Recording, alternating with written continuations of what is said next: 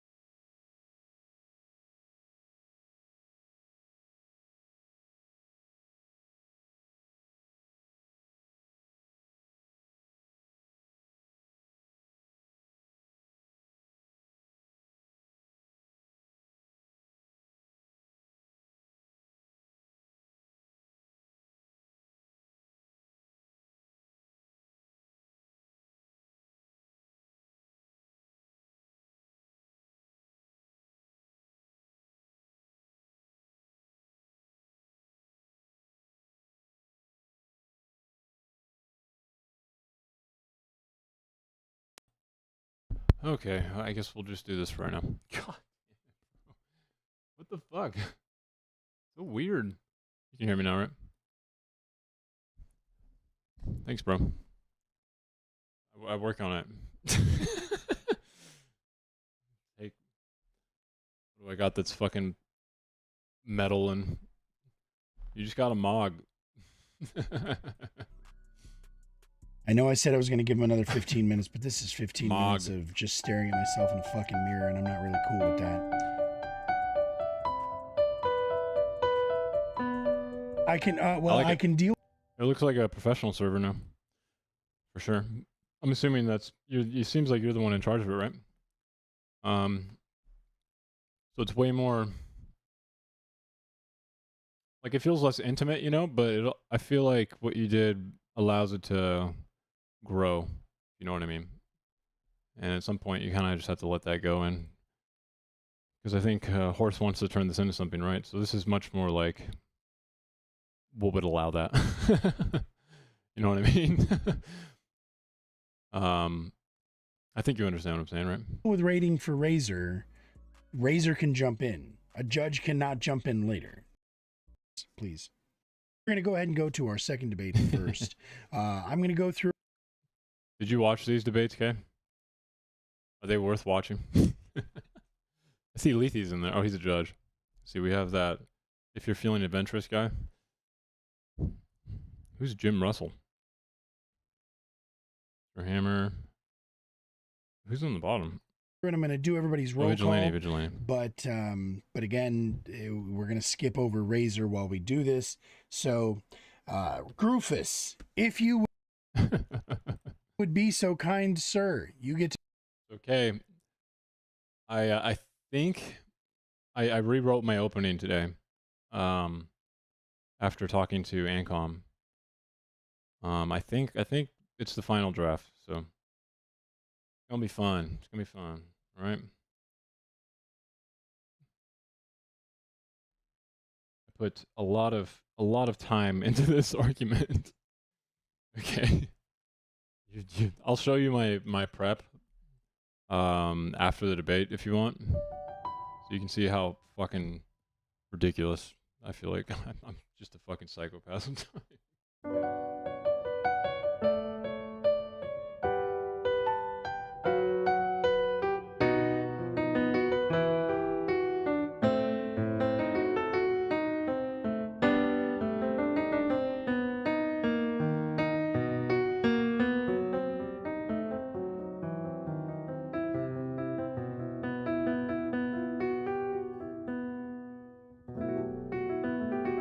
How do you get that to work?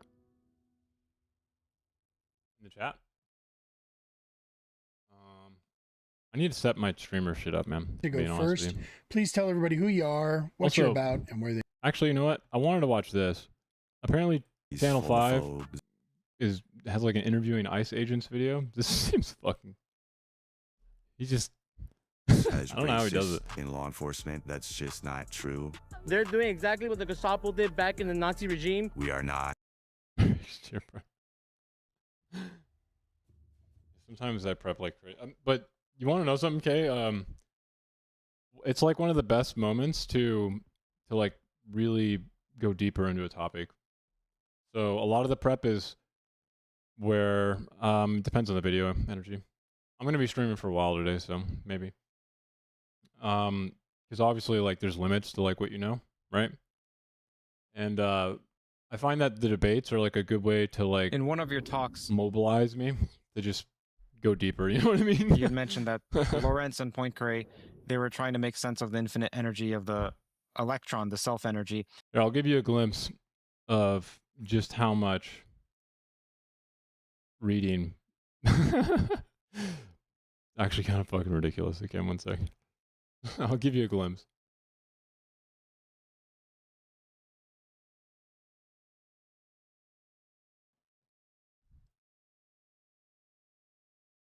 Holographic duality. This is the holographic principle, right? Based on it, maybe? I know I'm well aware of Susskind's holographic principle. It's really interesting.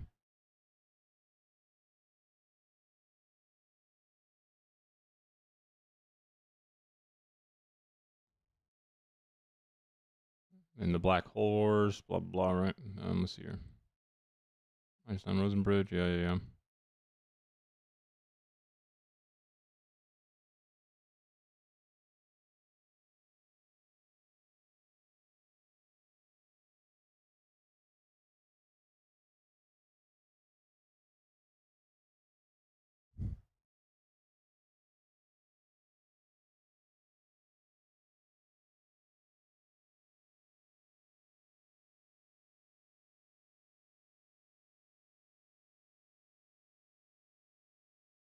Fucking ad. There's not much to talk about here, energy. Why do you want to watch this one? This is a highly specific section of a lecture, man. Like, it's extremely specific part of a lecture that there's not really much going on there, though. I don't know. Are you sure you don't? You have something like more conceptual? Oh, it's a podcast on this? I mean, that would make sense. It feels kind of not something to jump into. Maybe emergent space-time in general. Probably be a better place to start. Where is it?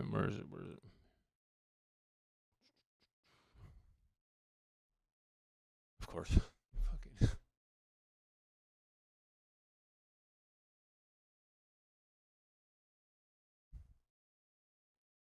All right, here's some of the reading. All right. Actually, where is it? Motherfucker. Is it in new? New folder? No. La la la la la.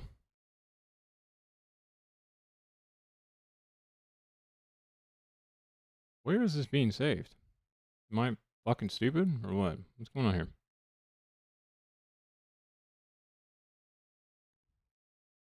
Yeah, I'm fucking stupid. What am I doing? What's going on? This one? No. This one? There's no way it's this one. It is this one. Okay.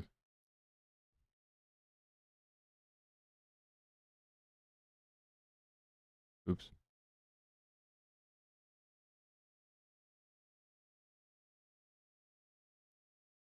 So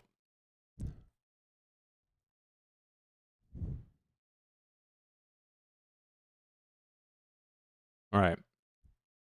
These are a bunch of the readings that okay. So a bunch of metaphysics, you know, that kind of stuff. Leibniz, articles. We have what's his name? Fucking starts has last name is an L. I don't know if I put his last name on here, but Peter Van Ingwen or Ingwen, I can never fucking say his name. And then where is Leox? Should have Leox here. And then this is the more current one. I added some more. Got Kripke, Saul here, and then I have stuff that you're probably aware of, right? This would be like philosophy encyclopedia.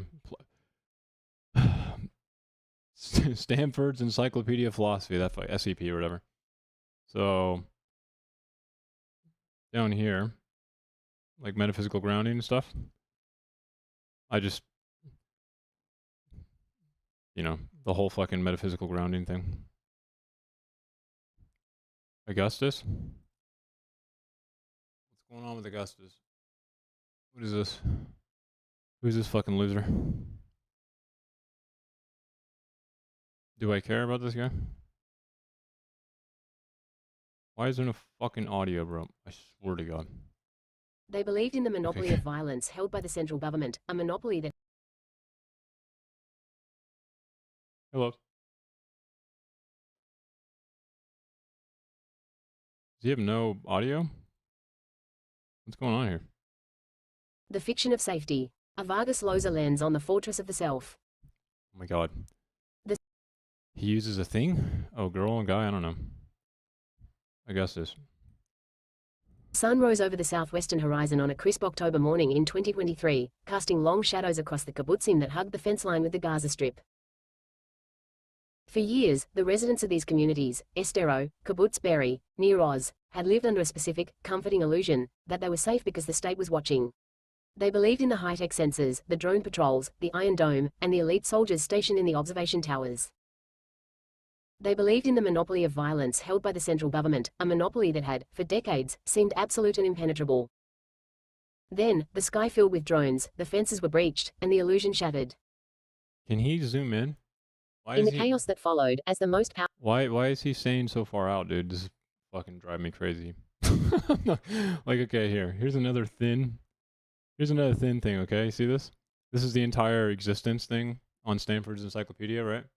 Oh, you can't even see it. Right? See this? And you zoom in, right? You can see. Can he zoom in? Powerful military in the Middle East scrambled to respond to a breach it had failed to predict. The inhabitants of those border towns realized a terrifying truth: they were soft targets. This is live? They had... Where's the live one? But you gave me a video? Oh my God. Kick stuff is mine? Wait. Gran, what am I doing? Deportation What do you want me officers, to do? and we are not people who go out and grab people, round them up, and then deport them. That is not what we do. Unnecessary violence has been happening since the metro surges began, and HS... You mean St. Thomas Aquinas' unmoved mover? That one? Yeah, I'm well aware of it. I was actually thinking about using that one, but because I was going to have a few different arguments. I was going to use like an argument for God from different arguments, and just try and argue them individually. But then once I started thinking more about the metaphysics that I'm going to use, I was like, oh, I think I can just focus on a certain one. But the unmoved mover is a really good one. Except energy, that one does have a flaw, just like every other one, okay? But the flaw for that one, I think, is really, really, really easy to do if you know it, okay? The flaw is there's really no reason to assume that everything must be in motion. Seriously. A lot of contemporary philosophers and, you know, people who at least think about this in a more broader sense, right? They reject the plurality of, you know, states of movement and stuff like that. And to be honest, I don't really see a big answer for that. So someone who knows that you can just outright reject the necessity of movement and motion, it's really hard to come back from. That's probably one of the reasons I didn't really choose it, even though I think it is like an A tier argument, S tier argument. I had to back up investigations of assaults against officers where there was no assault and they started it. So you think there's a critical misunderstanding on behalf of the public as to what ICE actually... Newton's laws of motion do not describe universal.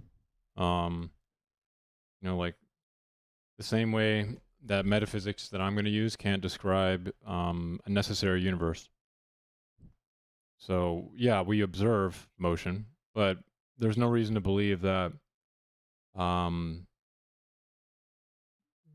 universe needs to have started with motion at all. Okay.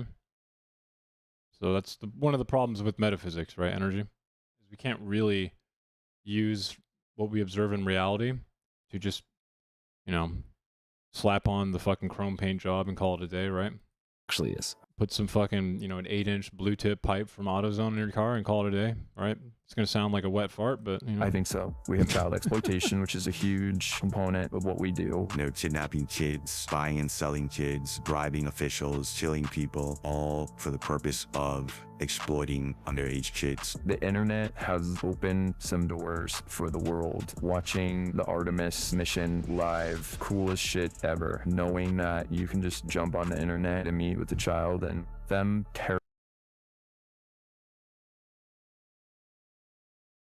I don't really want to listen to Energy because it's a little slow for me. The book that you were reading, do you mind just sharing me the title and everything, and I'll look at it? terrible. Since Trump got into office, there's Sorry, been Grant. 33% I mean, Grant. less federal agent hours spent pursuing child Yeah, not quite my tempo. predators than there was beforehand. Have there been child exploitation cases that have been basically thrown out as a result of moving HSI manpower over to places? Okay. Come on, man. Andrew, usually good questions, but like, obviously, I don't think being thrown out is the correct way, but lack of manpower probably would amount to some cases never being brought in the first place, but being thrown out, what? Like Minneapolis to Like, what are they, if they find evidence of someone being a child rapist or child trafficker, they're just gonna be like, sorry, brown person in Los Angeles, gotta go get him. enforce immigration. There have absolutely You're free to go. been leads that have been uninvestigated or That's what I said, but in a weird way, uninvestigated. closed out prematurely because we don't have the manpower or the priority to focus on that. Yeah, but some bald fucking Ashkenazi Jew who hates immigrants for some reason. Weird. I don't even know how you live in that duality. Fucking told you need to go get brown people in LA. People have been here 10 years. Who cares? Get rid of them. Immigration enforcement and now our criminal enforcement, that's all merged. It makes our job a lot more difficult. It definitely feels like my It's all merged.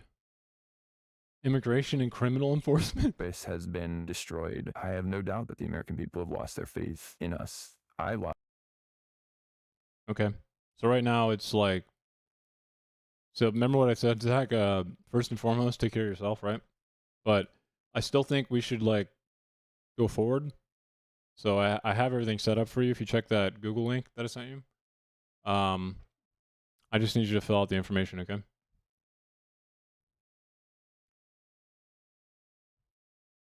Ethnic profiling is not illegal, Energy.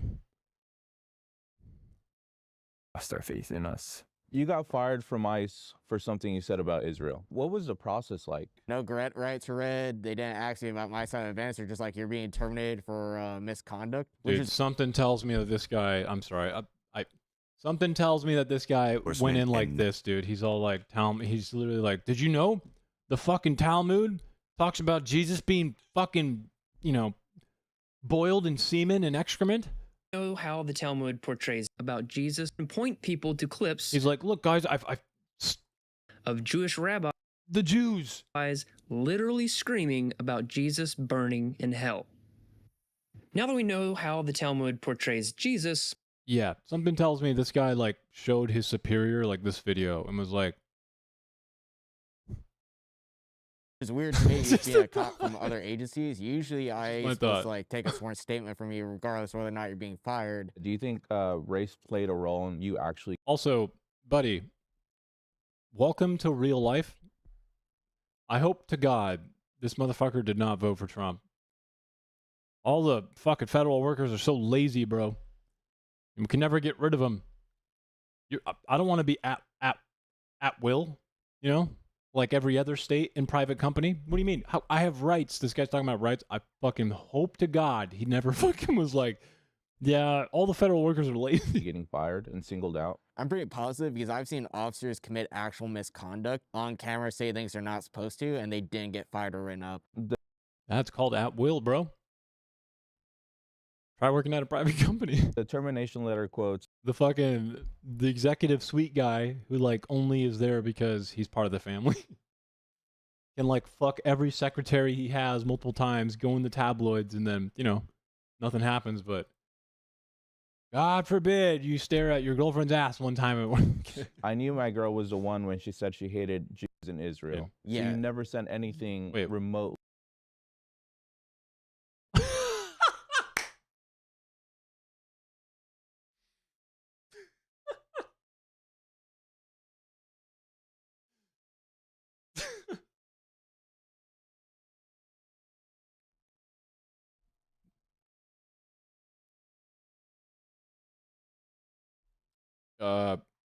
Your resume looks good.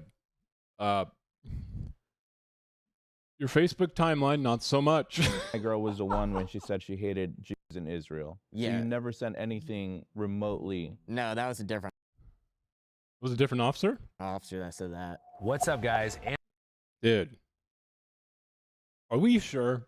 Are we sure? Andrew Callahan here, Channel 5 News. We got a pretty hot one coming down the pipeline today. What's up with Scarlett Johansson in there, dude? Wait, why is Scarlett Johansson in there? It's officially been about 4 months since Operation Metro Surge wrapped up in Minneapolis, Minnesota. During the operation, nearly 4,000 people were arrested and 2 people were killed by either DHS, Border Patrol, or... I know, but you have like all of these very well established, you know, philosophers, thinkers, physicists, you know, people who've contributed greatly to society, and then you're just like, and Scarlett Johansson, fucking Black Widow. ICE agents. Metro Surge was likely carried What? She's my favorite actor. out to make good on Trump's second-term campaign promise of mass Oh my deportations, God, bro. and likely to appease his campaign donors over at CoreCivic and Geo Group, who are yielding astronomical profits at... Okay, Graham, it doesn't matter if you think they didn't exist, okay? Do you think that mythical figures, if they are mythical, can't contribute to society?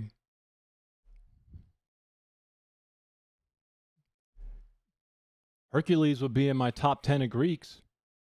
He's not fucking real. As we speak, from private detention contracts and have a vested interest in... Mythical ethnic? Did you ask him for ethnic?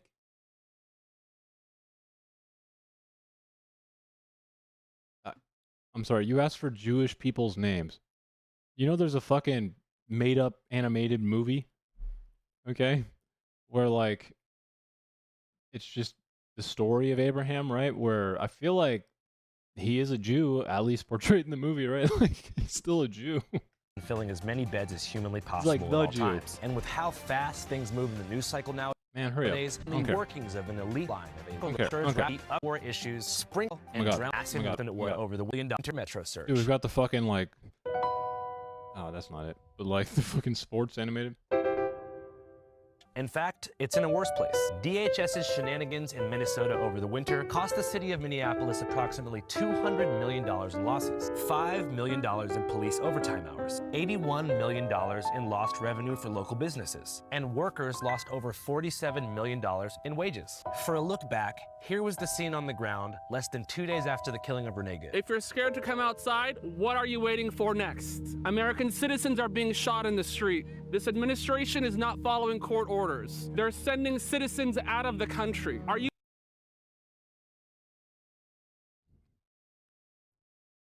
You just tell him to hit your best 10 fucking talking points right now.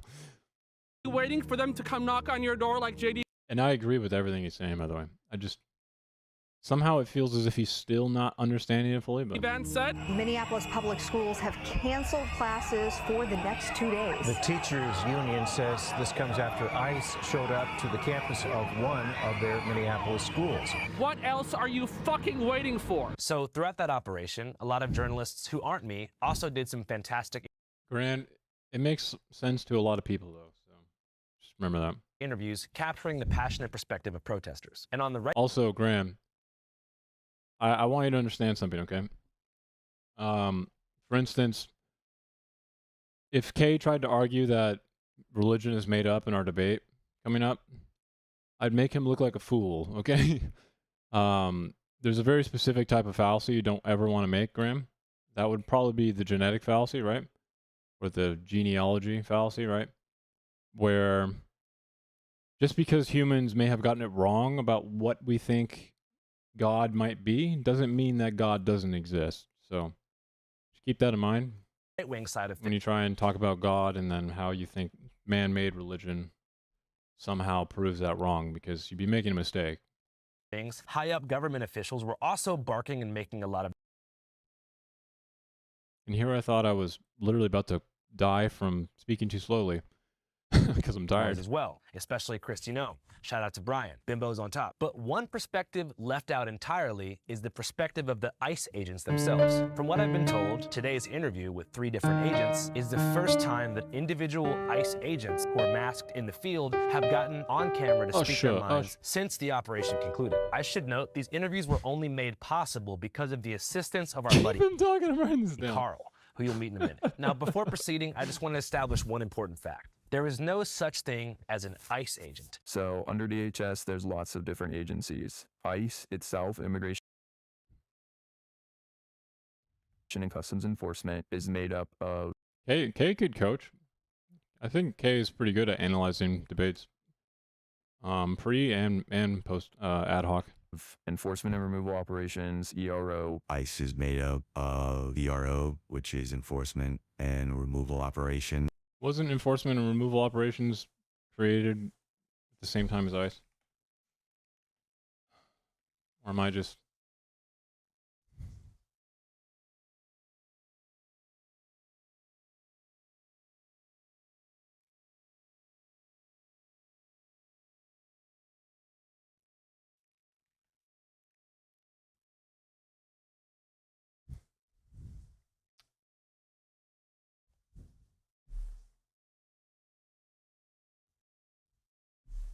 What? This is kind of semantical, isn't it? This is like real semantics. Pedantic. Like a definition of They pedantic. Like, handle what? the immigration and detention side of our agency, and then ICE is also made up of HS. Because we don't have any terrorism charges. So scary brown people, Muslims who flew planes into our buildings, we were like, fuck. We can't get rid of them because we don't have terrorism charges. And we didn't want to make terrorism charges because then a lot of hate groups in this country would probably be terrorist charged instantly. Which is, you know, like the Aryan Nation and Ku Klux Klan. Homeland The long history of terrorism in this country. So That's the reason we don't have terrorism charges in the U.S. investigations. So which department exactly are you employed? To put this into perspective, in case no one knows, the Oklahoma City bomber was not charged with terrorism, even though he killed 180 federal employees. Because we didn't have a Homeland charge. Security investigations. And what sort of work do you guys do? I mentioned we have a really broad scope of federal statutes that we investigate. We are the investigative arm under DHS. ERO To find scary Muslims. was responsible for enforcement and removal. They work a lot with Zach, don't do that. Number one. Number two, you said this guy was very overweight and drunk, correct? Did I misremember that? I think that's what you were alluding to, right? And if that's the case, I don't care if the guy is literally the manifestation of what a heavyweight is in jiu-jitsu. I'd be mad if you didn't take him down. I'd come kick your ass myself. How do you lose to a dude who can't move his body, quicker and more agile than like a 3-year-old? And then he's drunk too. Like, come on, bro. You're not going to get much praise from me on that one. if other countries when red notices are That's what I expect. issued and fugitives need to be found who don't have status, things like that. HSI has handled a lot of very famous cases in the last couple of years. The Sean Combs case, that was pretty famous. HSI has also been involved in the El Chapo and currently the President Maduro case out of Venezuela. I'm sorry. How is... Did I just mishear that? Why is Homeland Security investigations involved in the kidnapping of a sovereign nation's leader, even if he is a dictator?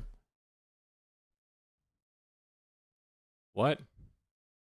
Are they even going to investigate? If they did, they'd find out the fucking vice president girl, the one who's still in charge that we say we have a great relationship with now, is literally the one who fucking handles everything. So how's that going to work? What was internal dialogue like at HSI after the... Just shoot me, bro. I have no idea what we're doing in this country. We are literally just a bunch of 5-year-olds in a Minecraft server, I feel like. Release of the redacted Epstein Like, files. what are we As doing? law enforcement officers, we want to Like, this looks good. believe that the people who were investigating those looked at that stuff and did what they could. If I don't believe that, I don't know what to do. This must be a weird feeling. Are you working for the government? Then you see the government release these files that they had been gatekeeping for years, which seem to implicate a lot of connected The government's pretty big, Andrew. powerful people to You could, like, work for a city as, like, a garbage dude and then never think that this would be something you should know. pedophilia, which is the exact thing that you were fighting against, among other things. Did you feel betrayed? A little bit. I'm not surprised. It's not the first time I've heard that people in Hollywood or the music industry are like,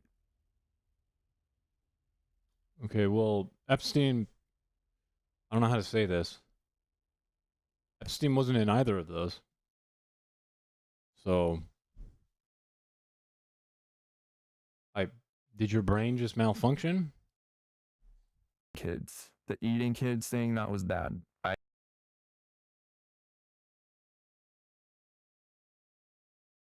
Where did we get this guy? I wanted to throw up at that one. Yeah. Okay. I feel betrayed. I feel like, Oh, you mean...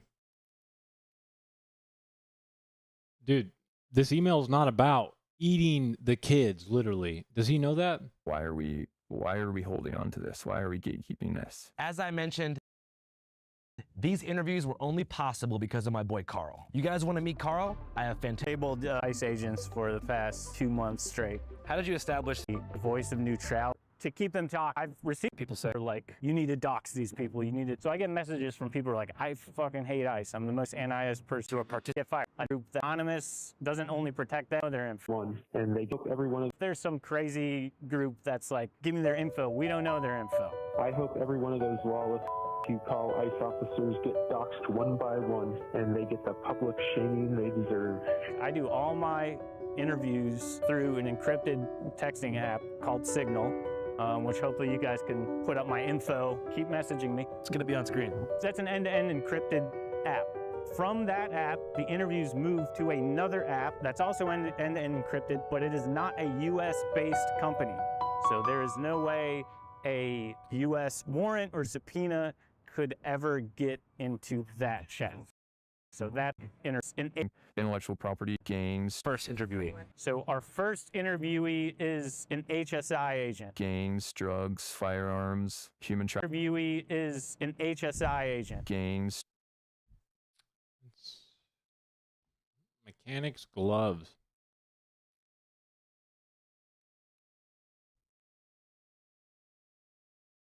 You can buy these anywhere, eh? Okay, that's good.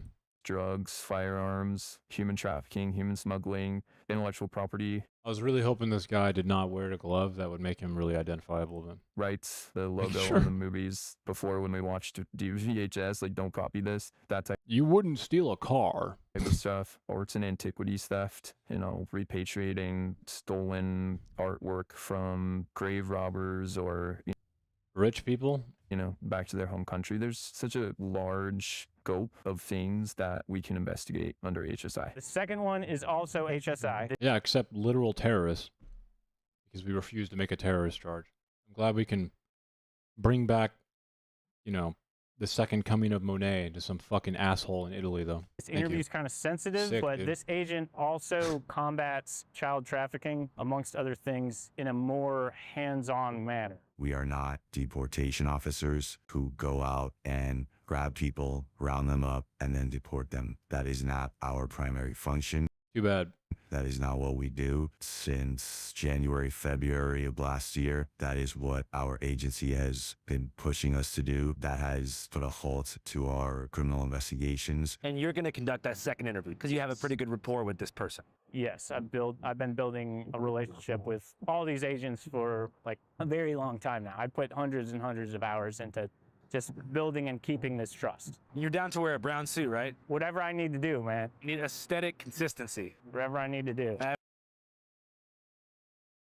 Adrenaline. That's how it works, Zach. If you got cut, you probably wouldn't even have stopped either, unless it was like deep enough and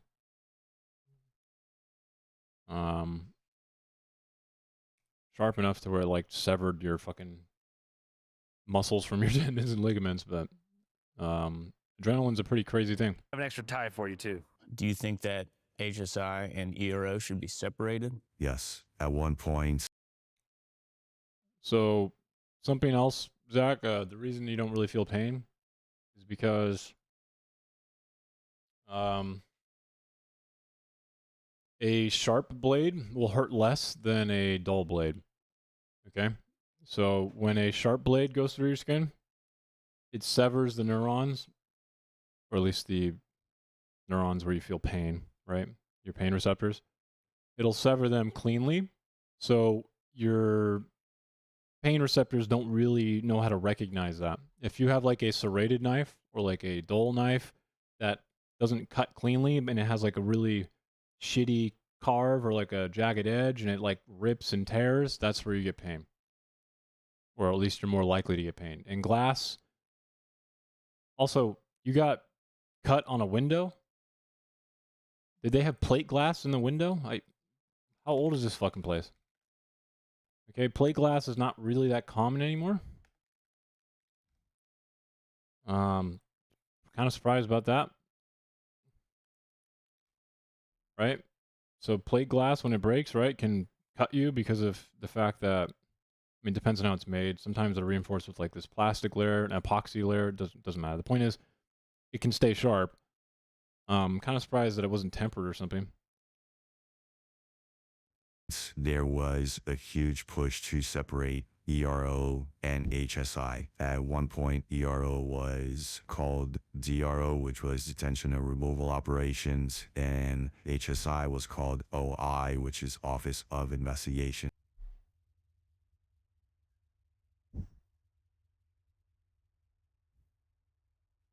That split up to what we know.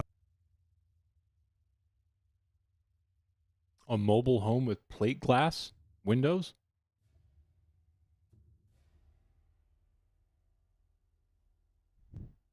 Huh? Now as ERO and HSI, a lot of managers and a lot of people in Washington, D.C. were pushing to have those two agencies completely separate. And there was great momentum in doing that. And then all of a sudden, that all fell apart when we, as HSI, were merged once again with ERO to go pick up illegal immigrants who were working as landscapers or Oh, man. Yeah, Jimmy, put that down. Child trafficking can wait. I'm going to need you to go with the team to the local Home Depot. We're going to have to find literally nothing relating to a child trafficker, just some dude who may have been born here or may have been brought here when he was young and wants to, like, landscape someone's yard. Far more important. Get off your ass. It's time to go. Come on. working at restaurants. That arrest went viral on We've got one dude in a fucking Chicago Bulls jersey. That's MS-13. Let's go. God damn it. social media. It shows the 48-year-old pinned to the ground and punched before being taken into custody. Child traffickers can wait. Authorities Home say Depot. Barranco assaulted federal agents with a weed whacker, but no such charge was ever. He's like, fuck, dude.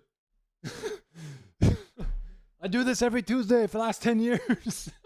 filed. So you feel like Operation Metro Surge was bad? Okay, beside all the laughs, what the ever-loving fuck are we doing, bro? What are we doing? Definitely bad optics. This dude literally looks like he's done this every Tuesday for the past 15 years, man. Assaulted federal agents with a weed whacker, but no such charge was ever filed. So you feel like Operation Metro Surge was bad optics? Definitely bad No, not just bad optics. How about stupid intrinsically? How about an endogenous level of stupid?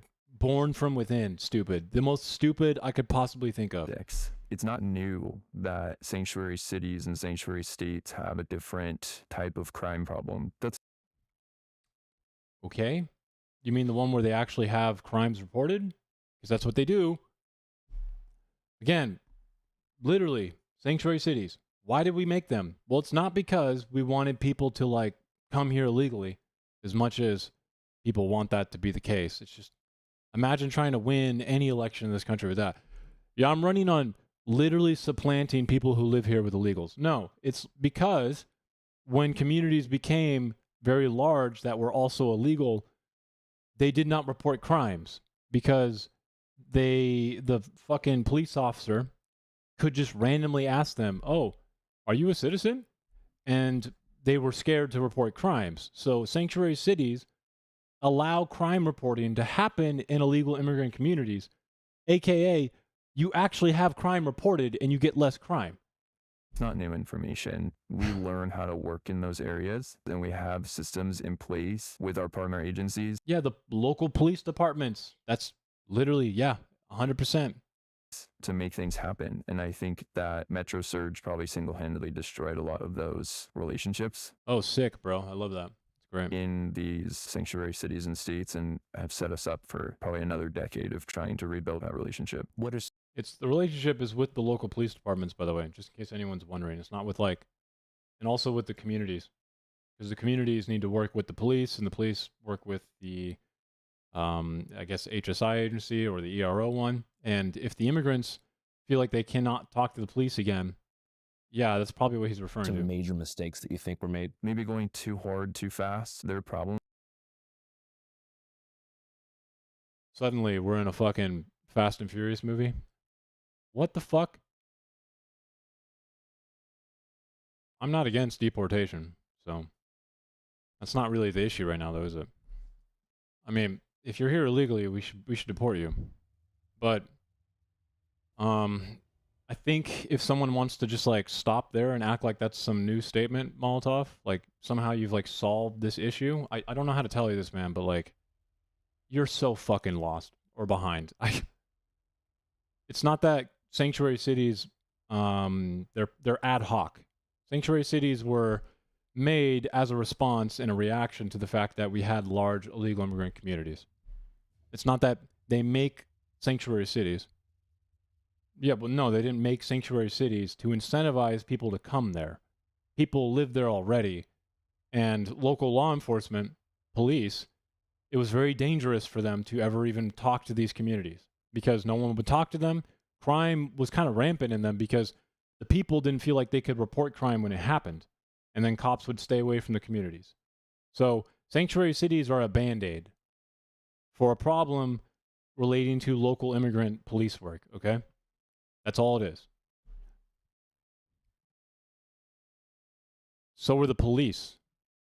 So were the police, Molotov. If you don't know exactly your community you're trying to police and they're not afraid to commit crimes, how would you feel as a police officer? Everywhere you go, you beat on edge, which is what happened. So we want to help the police officers and we want to help the communities because most of the people there, even if they came here illegally, and that's true, we need to fucking deport illegals, okay? The problem is that we have incentivized illegal immigrants to come here because yeah, it's bad government policy. But it's bad government policy not in the way you think. Right now, when it comes to illegal immigrants filling the demand for labor, right? Like they fill a demand that this country just doesn't seem to care about, and that's private companies can literally hire illegals and have no consequences. Like every now and then, like once a year, there'll be like one dude in like fucking Oklahoma who has like a pig farm who has been talked to 65,000 times about his illegal immigrant hiring, and they'll make an example of him, but it's like less than 900 fucking reports get filed on businesses hiring illegal immigrants a year. And that's kind of hilarious to me because the truth is people come here because they know they'll get a job. So if you want to punish someone, punish the people who are giving them a job. Like, then they won't come anymore. If they know they can't get a job, then they won't try and come. So the government needs to step up and make better fucking punishment on private companies so they just stop hiring them. Companies will naturally... No, it's not, bro. It is illegal, but like, come on. There's no way for someone to actually like verifiably check. You know what I mean? Do you understand what I'm saying? For a company to be punished, Molotov, they need to have willful intent that they hired someone illegally. Okay? That's really hard to do when there's no way to check, and they can just bring fake social security numbers to them. And the business does this. I mean, look real to me. But they know it's not real because they don't have to check it. So I wish more people would stay up to date. I'm sorry, I'm not getting mad at you. It's just there are 3 things that need to happen, okay? I actually have written my solution for this. A lot of people, I think it's the best way to solve this problem. I'll just bring that up, okay? It has 3 parts, okay? So this is my personal writing that I do on Obsidian, okay? Before I streamed, I used to write more. So I'm just going to bring this up.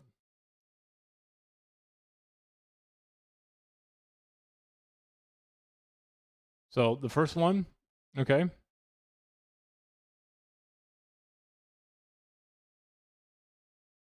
Yeah, I mean, here, you might not like my solution then, but someone who's been here 12 years, man, I mean, that's our problem. We got to take accountability for that.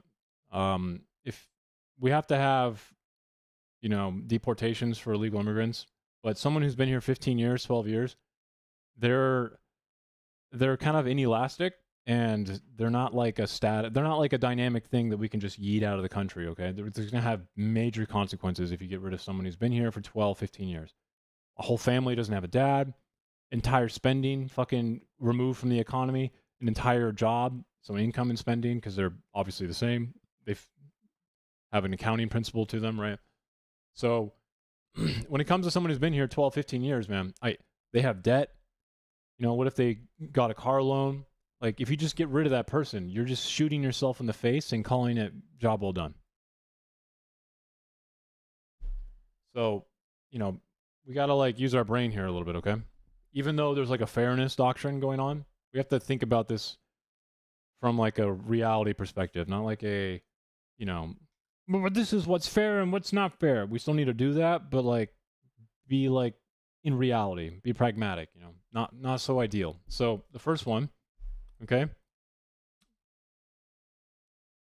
it would absolutely hurt GDP.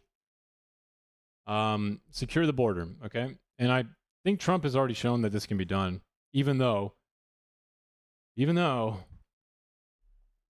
Trump is asking for an extra 175 billion fucking dollars to do something he's already done, which is secure the border, I guess. I don't fucking know. Okay? But this can be done. He needs to fix the asylum process. So right now it's not fully done, but it looks like we can legislate this properly. And then this is the one most people who are, I'd say, on the conservative end, who like care deeply about this issue, even though I think they're mainly fucking wrong and stupid sometimes, but nonetheless, their feelings are there. Okay? Pathways to citizenship. So for the person who's been here 12 years, we need to give them a pathway to citizenship. Okay?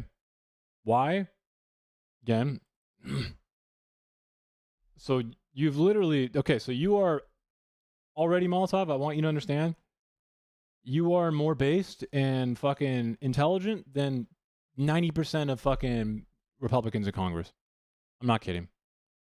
Because these three things, these are not new. I'm not like making up something new, okay? Like, both of these last two, point 2 and point 3, have been tried to be passed in Congress just on different parties. Republicans want to pass E-Verify every single year. I shit you not. You can probably look up, E-Verify bill in Congress. It'll be like 2023, 2024, okay? Every single fucking year. Yeah, here you go. Same fucking dude every time. Look, Ken Calvert. Mandate E-Verify. There we go. Wait, what?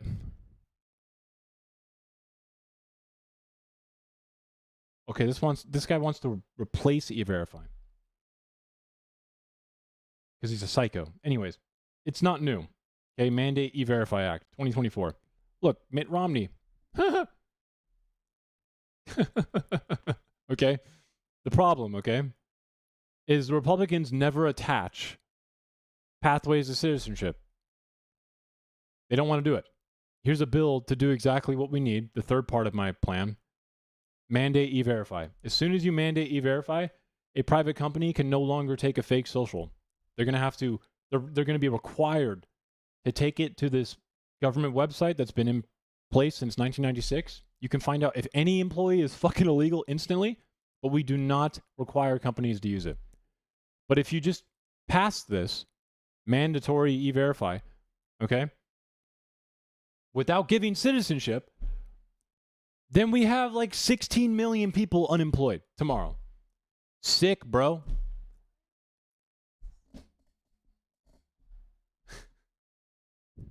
Cool. Great idea. Great idea.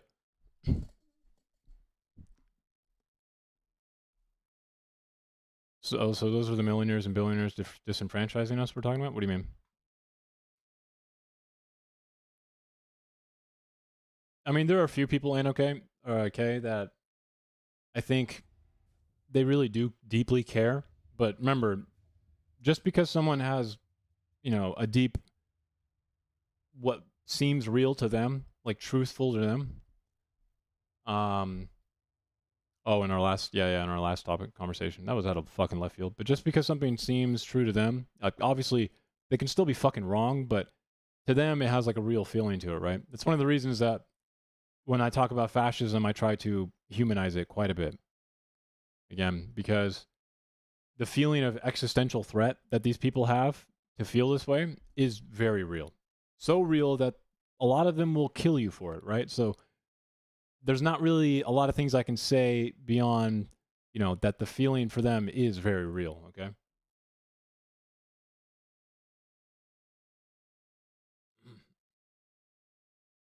That need to be correct, yeah. And I guess I can try and educate them on it, but the thing about existential threats, right, is they make people act irrationally. They make people think irrationally. They make people, like if someone, it's like when I say political liturgy with fascism, right? How it turns politics into an active process, like a church liturgy. How all of the rituals and things that you do in church become transposed into politics via fascist movements. So, to put it into perspective, it'd be like, right, if I stood outside of like a Catholic Sunday session or something like that, right? Or congregation, right? And then right when they walked out of doing the sacrament, I was like, why do you do that? What's wrong with you? And I'm like, am I going to expect like a real rational answer, you know? I mean, I know it's not really, you know, the Eucharist is not really the blood of Jesus, but like I participate because of ritual and belonging, right? It's just, they're not going to give me a rational answer, you know? But you just can't. I'd ask if you had time.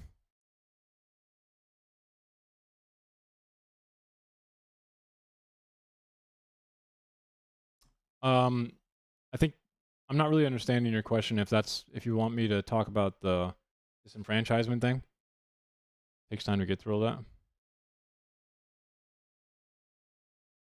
Takes time to get through all what?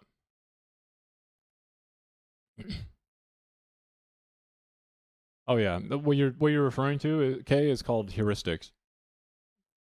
Most people, I'm not immune to this. Yeah, but it wouldn't be a rational one. There is no rational, like purely rational reason for why some Catholic rituals remain today, right? Like the Eucharist again, you know, or Eucharist, the central sacrament, right? I mean,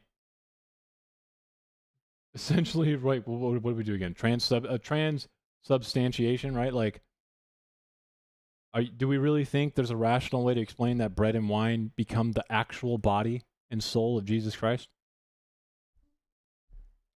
I mean, I just don't expect like a rational answer, you know, like scientifically. You know what I mean? But heuristics is what you're thinking of, Kay.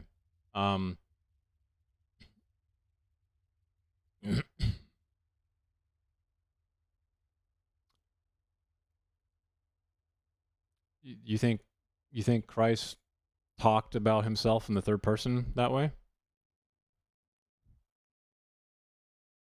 I'm pretty sure I know which book you're referring to, but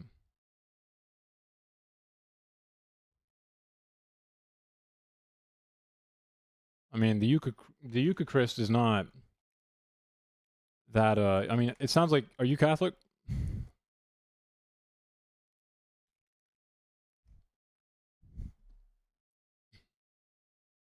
I mean Eucharist, yeah, I keep saying it wrong. I'm not Catholic, but you know what I'm talking about.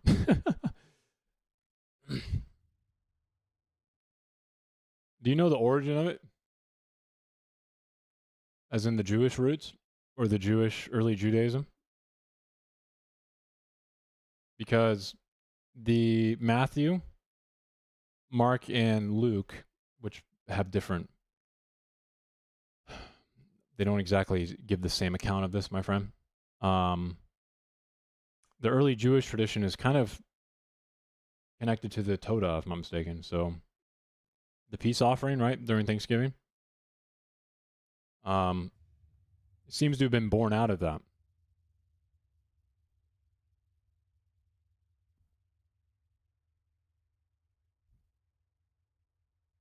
So the ritual itself has roots within early Judaism before it was fully realized within the letters of Paul, right? Even though the Gospels, the Synoptic Gospels, I think, took part with Matthew, Mark, and Luke, right? They all took part in the Eucharist in a way, right? Paul's the only one who talks about it.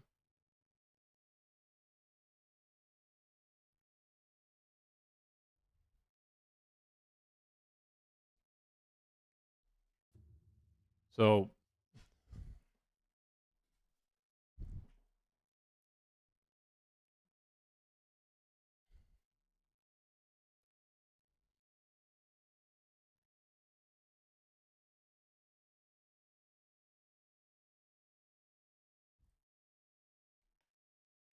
one sec.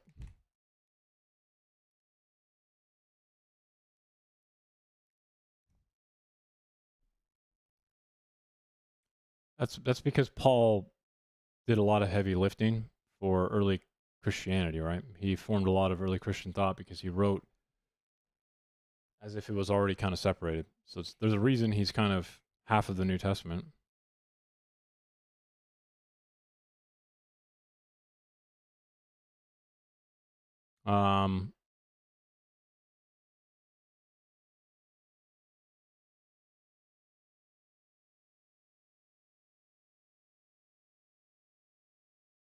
Here. This is where it comes from. Corinthians 1, if I'm mistaken, right? 1 Corinthians? Not 1:12, but... I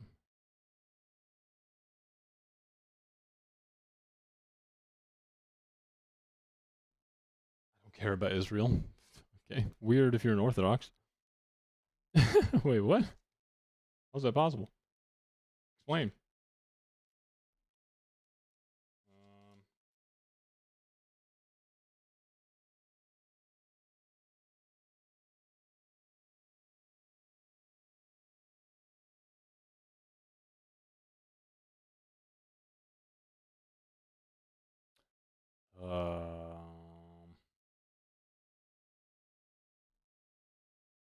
Where is it?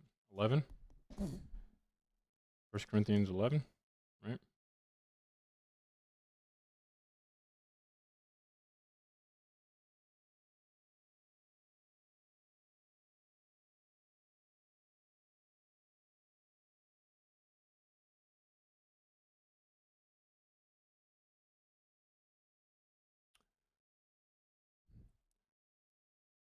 I'm going to start at 11:23, okay? For I received from the Lord what I also handed on to you, that the Lord Jesus on the night when he was betrayed took a loaf of bread. When he had given thanks, he broke it and said, "This is my body, that is for you. Do this in remembrance of me." In the same way he took the cup also after supper, saying, "This cup is the new covenant in my blood. Do this as often as you drink it in remembrance of me. For as often as you eat this bread and drink the cup, you proclaim the Lord's death until he comes. Whoever therefore eats the bread or drinks the cup of the Lord in an unworthy manner will be answerable for the body and blood of the Lord. Examine yourselves, and only then eat of the bread and drink of the cup. For all who eat and drink without discerning the body eat and drink judgment against themselves. For this reason many of you are weak and ill, and some have died. But if we judged ourselves, we would not be judged. But when we are judged by the Lord, we are disciplined, so that we may not be condemned along with the world." Now,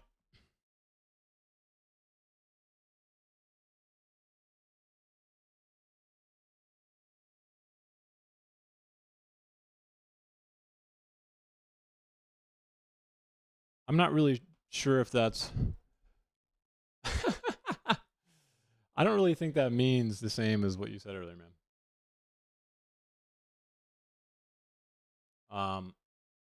With like the same level of yeah, no.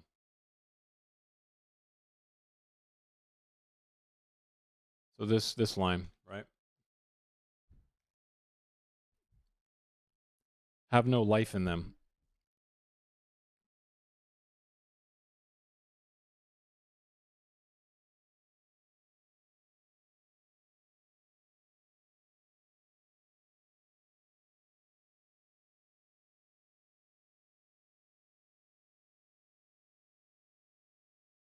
Life is not definitely something that's going to keep them out of heaven, right? Yeah, and primarily because, I mean, I know it's Paul writing on behalf of Jesus here, but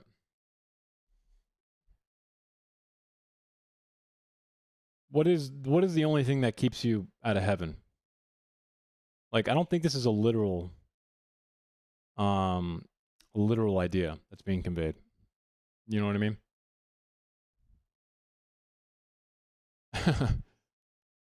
I think the practice and how the story kind of morphs from the beginning of how it's an early Jewish practice, right? What Jesus is talking about there is the salvation itself, right? I mean, there's only one thing that'll keep you from getting into heaven, which, I mean, depending on who you read, judgment is not exactly uniform across and univocal across the New Testament, so it depends. Matthew has that annihilationism, right? Corinthians itself does not, so keep that in mind. Corinthians gives a different account of what hell and heaven are, right? Where all of God's creation is inseparable from him, and given a certain amount of time will always come back to him, right? So within the same book itself, I just don't really see the literal idea of rejecting the cup or bread as being somehow literal. It's definitely something more along the lines of like, I mean, the first commandment again, right? Which is just rejection of Jesus Christ, committing adultery, idolatry. Come in like a wrecking ball. Essentially what that is. And change everything in a heartbeat. There Blasphemy. has to be some consensus among leadership and some consideration of the front line, the ones who are doing the work. How did you feel about the killing of Renee Good? Made me sick. I know that you guys have heard it before, that we sometimes feel like they're waiting for one of us to be shot and killed. As an example, again, another person who didn't deserve to die. So you feel like the agents that were involved in that situation did the wrong thing? In remembrance of him, yeah. Well, Paul says this. Which I'm not really going to be in the business of like denying the fact that it is accounts, right? But yeah. I don't think the practice, man, John, I don't think John mentions this, but Mark, Luke, and Matthew are where the actual Eucharist takes place. They don't talk about it, but they partake in the bread and cup, right? And then Paul supposedly writes about it. Even though Paul's the first, like he wrote the first book, so remember this kind of goes into the theory that there's a Q writer and Mark was the original and like they copied, and yeah, it doesn't matter. We are held to some case. No, I think it's just a ritual that, and ultimately doesn't actually tell you or decide whether or not you're going to get into heaven or hell. And the ritual itself, while traditional and can give you a place of belonging, I don't think it's necessary to be a Christian, unless you want to take a hyper literal viewpoint of it and squint your eyes and try and make out why the ritual has lasted for so long. But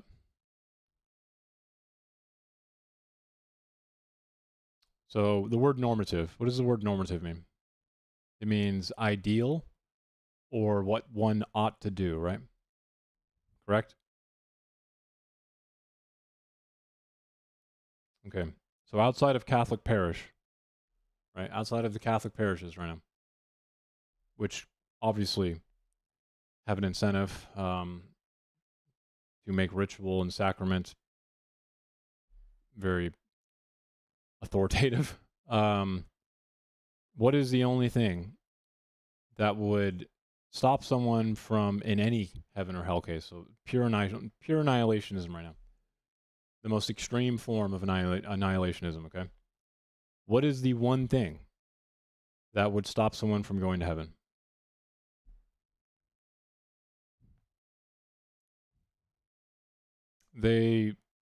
It's a false dichotomy, unfortunately. They both developed in an intertwined way.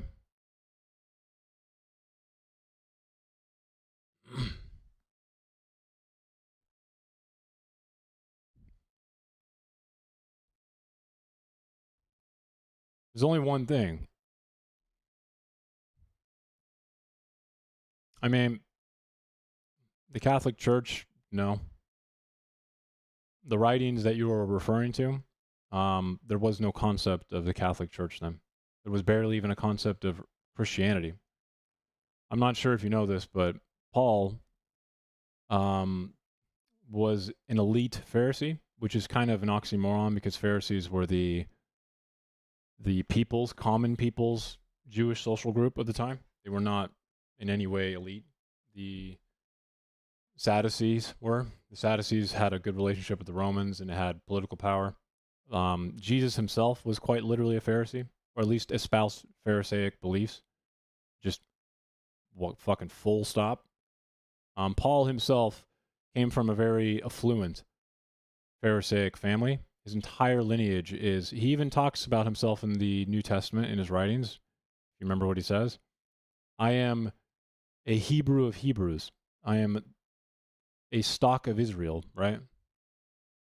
So I think it's a little jumping the gun there, trying to say the church came first. The truth is they both developed not independently, very certainly within some intertwined framework, but neither of them were established well enough to be called like the Bible or the church, right?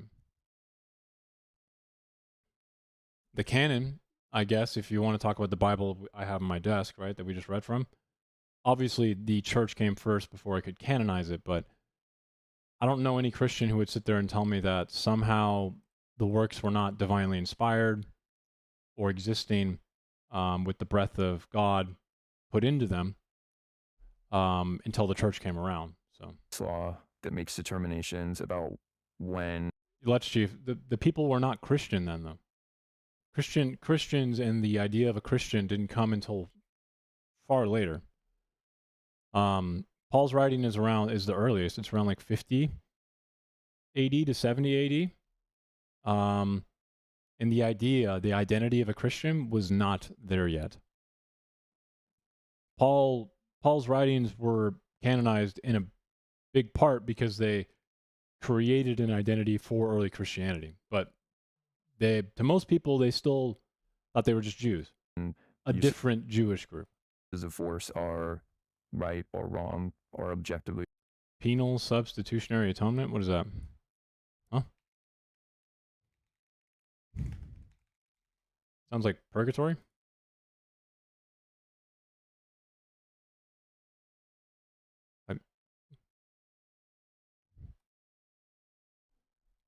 I've never heard someone call this the doctrine, but like this, kind of weird. But why did you type this? This is just the act itself of Jesus dying for the sins, right?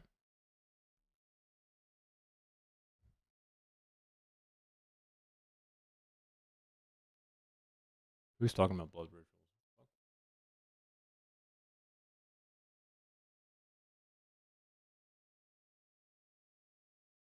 Fucking grand. Reasonable. While I am not in a place to make that determination for each of the agents involved, it definitely feels wrong to me. How did incidents like that? Yeah, and the only way you don't get into heaven, right, is so the only normative path to salvation is you ought to not blaspheme, Molotov. If you give yourself to Jesus Christ, sacrament or not, then you are in salvation. That is the normative path to salvation. What you ought to do, okay? So blasphemy within the first commandment is the rejection of Jesus Christ as the Lord and Savior, right? That would be what blasphemy means. Blasphemy doesn't mean, oh, shit, goddamn. It means a existential, like, self-rejection of God being, or Jesus being divinely, the divine spirit who sacrificed himself, which requires forgiveness, right? Or at least so we can get forgiveness. That's what that means. So rejecting Jesus Christ at the self level, right, is the only way you're not going to get into heaven. At least if we're taking a purely Matthew annihilationist perspective, okay? Impact morale. I actually think there's an argument to be made that the New Testament's not so clear on this, considering Corinthians in particular has passages that make it seem as if all of God's creation again is there's only a certain amount of time until they all come back to Christ. So eternal suffering is not in Corinthians, right? Within First Corinthians, at least. There's some division amongst law enforcement in general as well with those. You know, everybody has their opinions. That was right, it was wrong, he should have done this, he should have done that. We're human, you know, we have divisions amongst all of us. And I think both of those came at a time where we were already in such a low morale situation. There is some compassion amongst all of us. You know, we're all in a position where we were working 6-7 days a week, 12-hour shifts, didn't really have a say in how much we're working. And even people who are not law enforcement can understand that when you're being driven that hard, decision-making gets worse, emotions get heightened, things like that. So I think it just kind of illustrated and exacerbated the state we were already in. You mentioned a couple different times the political goals of the Trump administration in deploying all of these federal agents and employees to Minneapolis at the same time. Why do you think the Trump administration did that in particular? They weren't secretive in their platforms before election. The Republican platform promises to launch the largest deportation operation in the history of our country. When they were on the circuit, you know, he was very clear. So I think, you know, when people come in under asylum or trying to get asylum hearings, they're waiting 7 years for a hearing. So you feel like increase. Does he explicitly say that if you don't somehow break bread with him, that you are rejecting him? Or are you inventing this right now?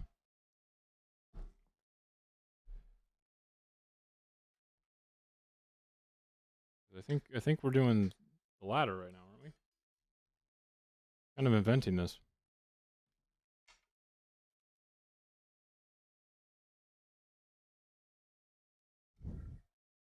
Increasing the amount of judges in the immigration courts. See, the thing about interpretations, okay, Molotov, is you got to be careful when you do them.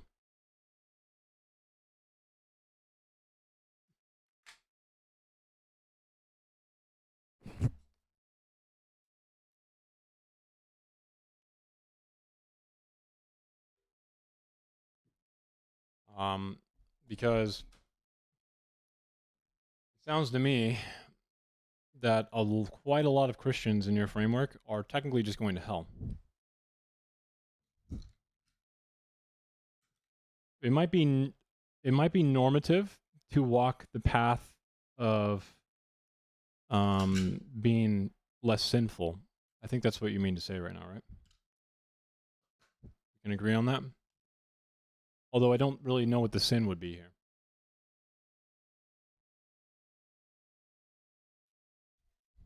I really don't know what it would be. It doesn't say you must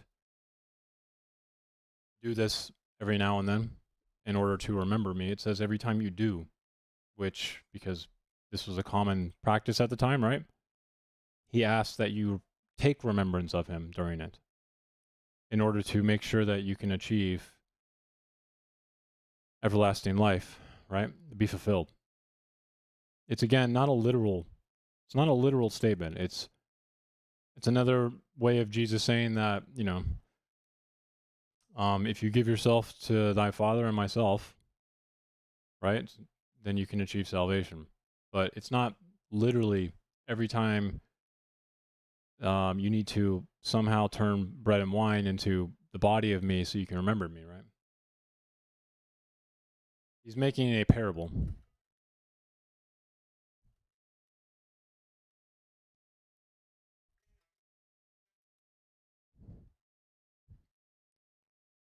Do you engage in the Eucharist every time you eat?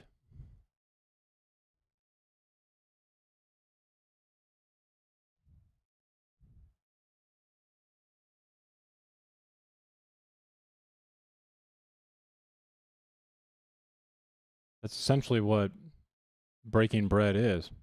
It's eating, it's a feast.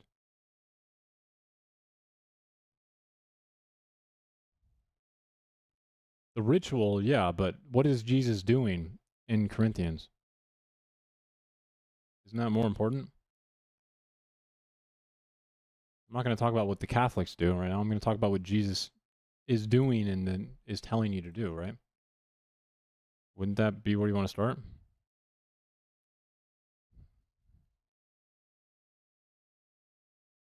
So, do you think that if people don't do that, are they going to go to hell and be refused salvation?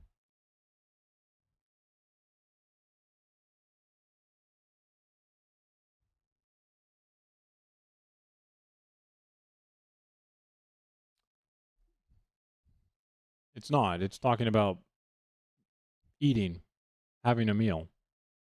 We think it's like something special because of the way it's presented, but this is just Jesus having a meal with Paul. So, correct? Before all of the Catholic ritualistic teachings, right?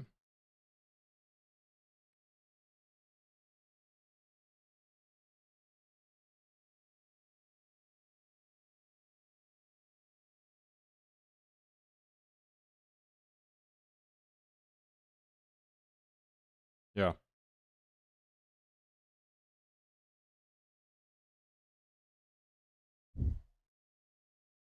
I'm not saying that you shouldn't do it. I'm contesting the idea that it is normative for salvation because it's not necessary for salvation. I think what you mean to say is that it's probably normative within the Catholic framework, to walk in the path of Christ, right? As in, commit sins less. What you ought to do to walk in the same path as Christ, correct?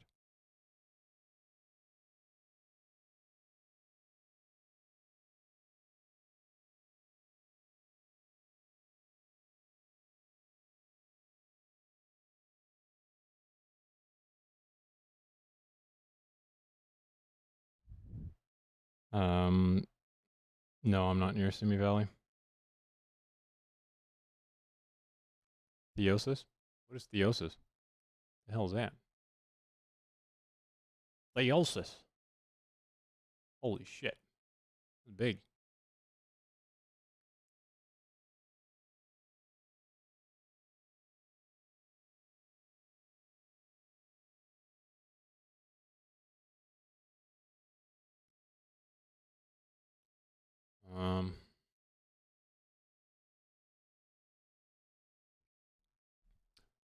So you're an Eastern Orthodox? Yeah.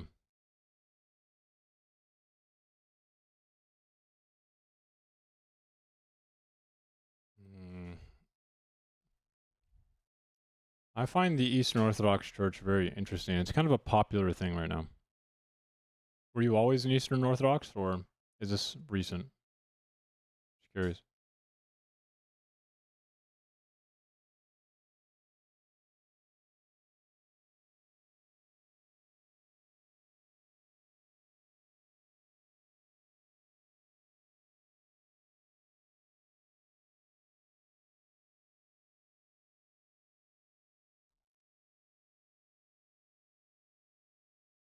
I mean, I know that in the Eastern Orthodox, the Eucharist is supremely important.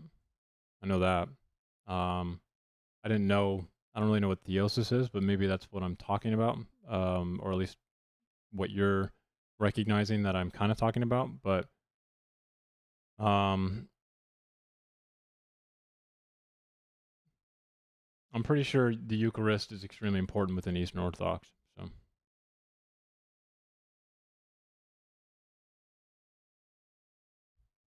Yeah, I know it's kind of a trend at the moment. I'm not going to say this guy's, trending, but it's definitely a recent thing that I've kind of noticed.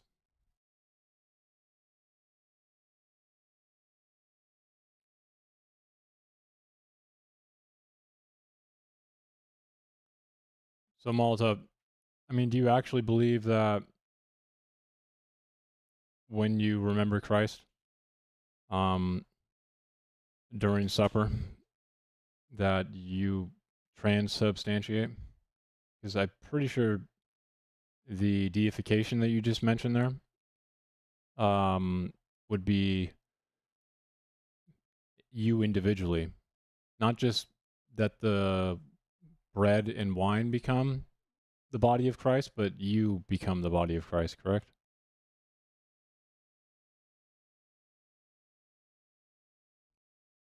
I mean, I do want to point out again that the conversation of where the Eucharist comes from is not some special, it is just a tradition of eating.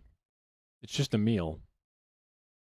The significant importance of it is given after the fact. But realistically, Jesus is talking about just a meal in general. Not talking about some specific, this moment in time when we break bread is now all of a sudden special. It's just a common courtesy, tradition. So, in that way, if we want to take Christ literally at his word like you were doing earlier, it should be every time you eat. He did, yeah, because he was figuratively expressing the salvation through him as he was literally breaking bread. But you don't believe that you transubstantiate, right? What the fuck is it called? Transubstantiate?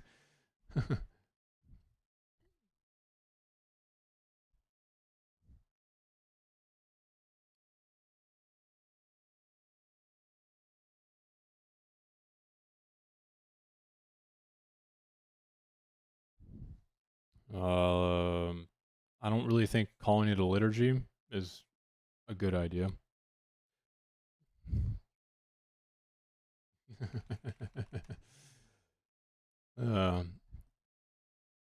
I mean, this entire thing is liturgical, isn't it?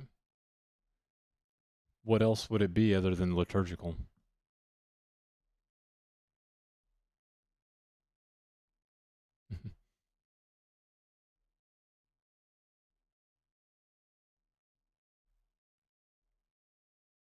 If you didn't have liturgy, by the way, you probably wouldn't have the Eucharist, but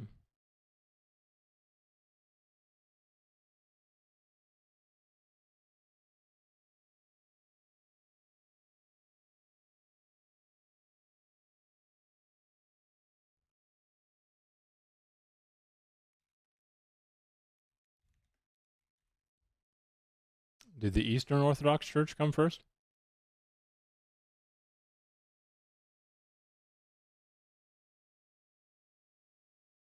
You sure? I mean, technically Eastern Orthodox, hey Xrox, technically the Eastern Orthodox claims that its lineage is directly related to apostolic succession, right? Which would be St. Peter, where I believe it's in John, right? Or in Matthew 25, where Jesus, gives him the rock or whatever, right?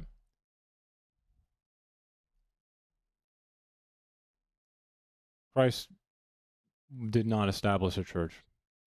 I'm sorry. It took a long time for that to establish. I mean, the schism occurs much later, but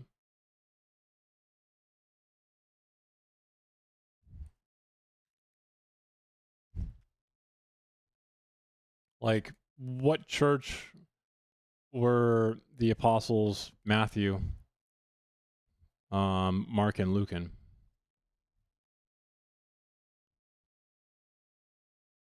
I don't think his goal was to establish a church. I think his goal was to give salvation to humanity. Now, I mean, semantically, you might think I'm being semantic here, but I don't think that's what his goal was. His goal was not to literally build a church, dude. His goal was to save humanity. Like, what do you mean?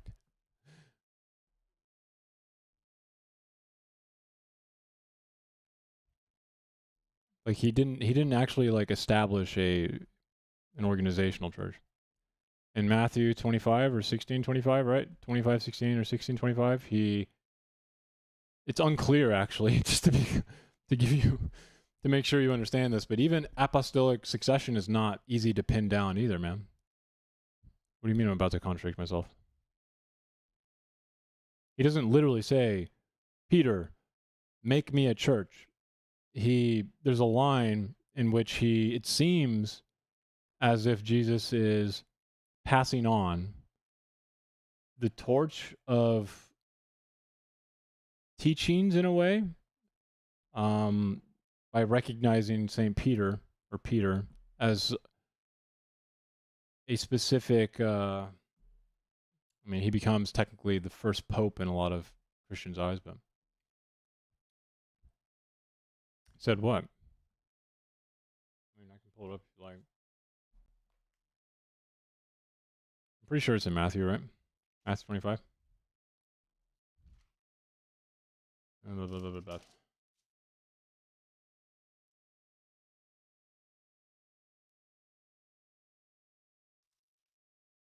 A lot of Christians disagree with this, by the way, right?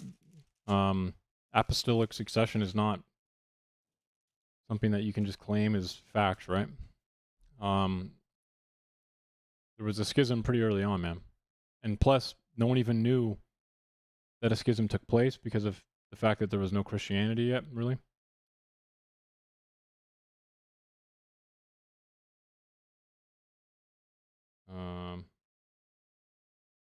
Where the fuck is it?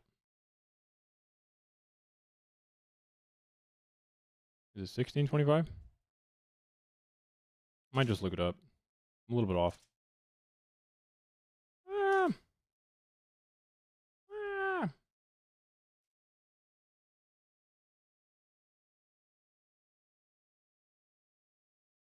It's 16,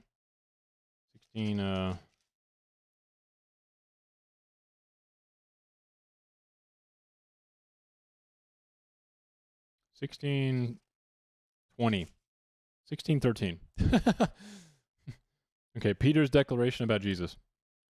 Now, when Jesus came into the district of Caesarea Philippi, he asked the disciples, "Who do people say that the Son of Man is?" And they said, "Some say John the Baptist, but others Elijah, and still others Jeremiah, or one of the prophets." He said to them, "But who do you say that I am?" Simon Peter answered, "You are the Messiah, the Son of the living God." And Jesus answered him, "Blessed are you, Simon, son of Jonah, for flesh and blood has not revealed this to you, but my Father in heaven. And I tell you, you are Peter, and on this rock I will build my church, and the gates of Hades will not prevail against it. I will give you the keys of the kingdom of heaven, and whatever you bind on earth will be bound in heaven, and whatever you loose on earth will be loosed in heaven." Then he sternly ordered the disciples not to tell anyone that he was the Messiah.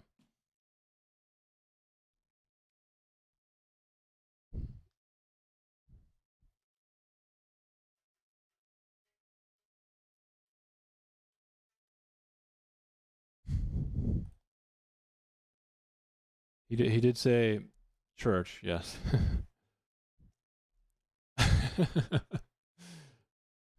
I'm actually curious if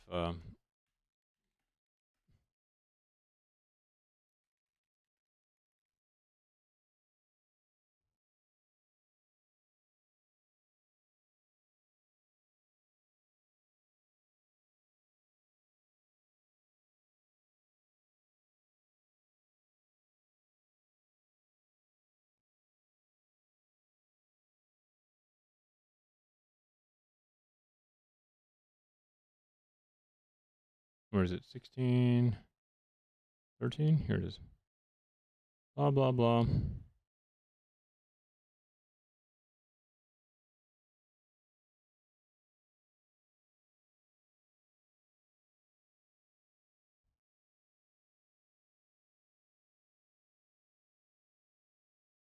Should be down here, right?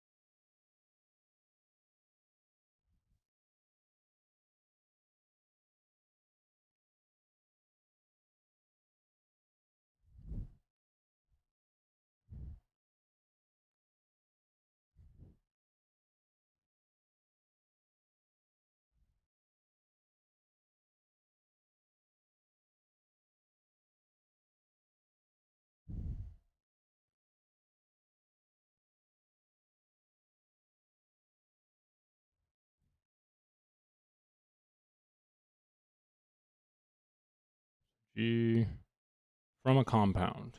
And a derivative of this. Feminine. U entry. Church.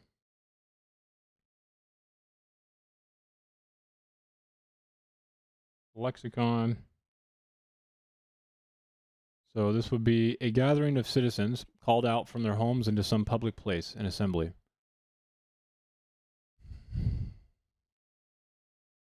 So, Molotov. Do you think Jesus was trying to make like the Catholic Church here, or do you think he was doing this? Don't bruh me.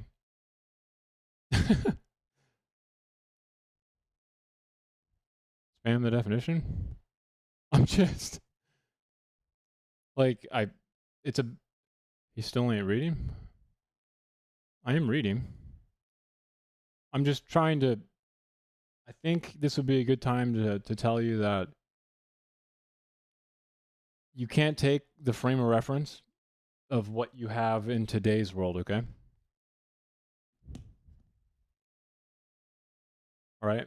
You can't take the Bible and what you know of today and then retroactively go like,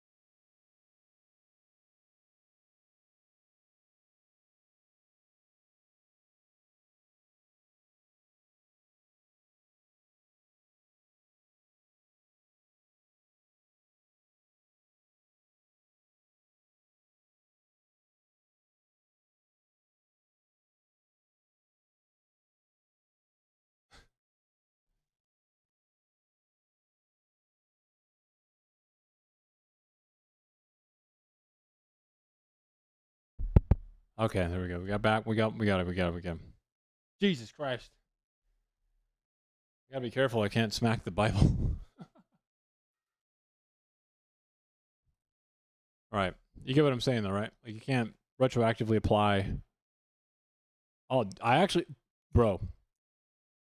Let's Chief. I think I put it on here. Yeah, I did Prophet Talker. Listen to this shit, dude. This shit's dank. It's funny you say that. Oh, no. Why are you not working?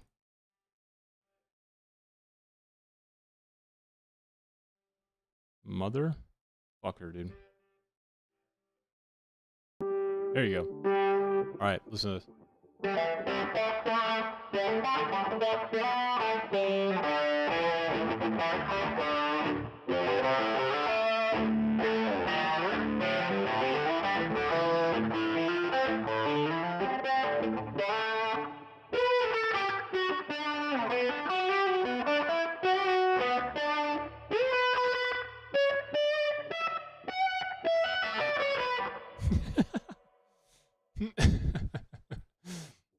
It definitely sounds like Peter Frampton.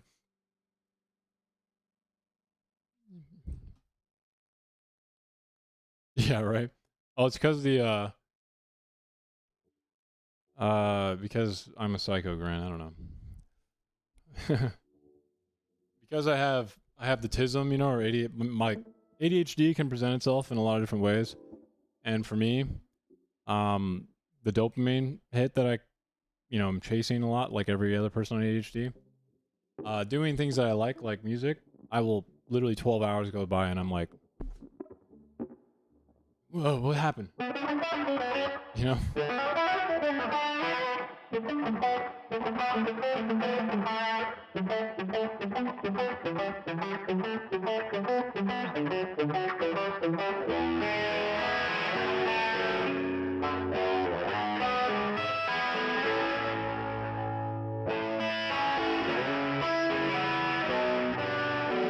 Oh, I fucked up.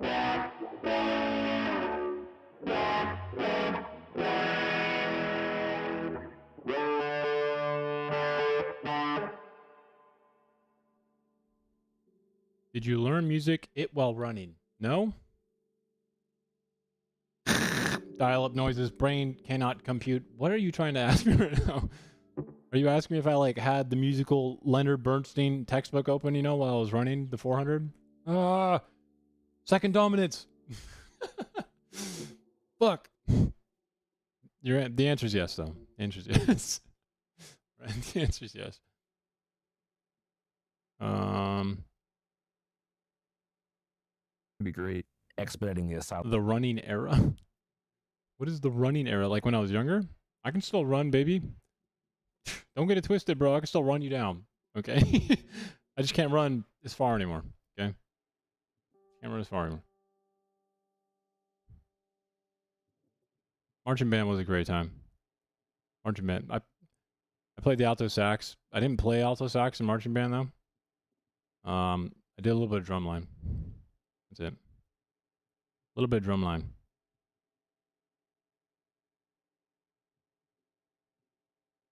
Yeah, sometimes, Graham, you know, like there's a lot of different types of intelligences, man. And you'd be surprised at the ways in which a lot of people can move their bodies. I would probably be one of those. You'd probably be like, what the fuck? How is he able to do that? And there's really no good rhyme or reason for it. It's kind of just like you wake up and you're like fucking LeBron, you know what I mean? So, just how it is. The primacy of beauty. Beauty used to be considered Dude, sacred. Jordan, you're giving these away for free? Man, I cannot wait. Let's go. Occurrence of truth. What have we replaced this ancient notion of beauty with? Appearances disclose what's real, reveal, help us to realize it, and we reduce the beautiful in some pretty productive ways. The aesthetics of the smooth. Everything is smooth. Your cell phones are smooth. But the smooth is not challenging. What did he just do? What did he just do? Smooth. The aesthetics of the smooth. Everything is smooth. Your cell phones are smooth. Thanks, Graham. Well, this If it makes you feel any better, I will never believe what you just said. So, you know, just know that I'll forever, like, never be able to accept what you just said. So, there's a light at the end of the tunnel for me, I guess. smooth is not challenging. It's all Play the flat. end of Small Sanctuary from Silent Hill? Okay. Fucking hell yeah, bro. Let's do it. Small Sanctuary. A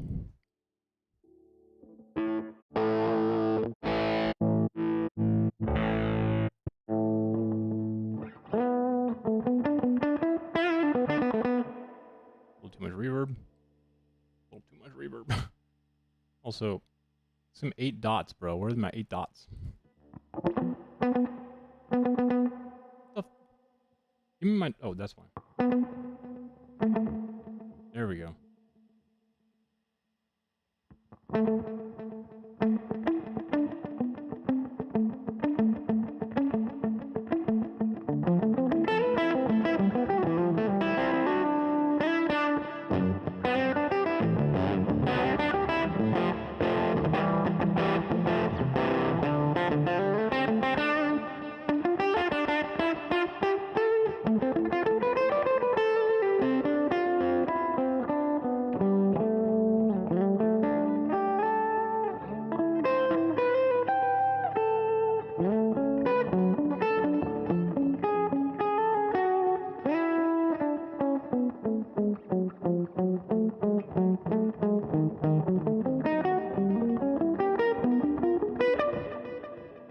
Intellectually lazy. Don't think you problem. Okay, where is it? Sanctuary, end of Sanctuary, Small Sanctuary.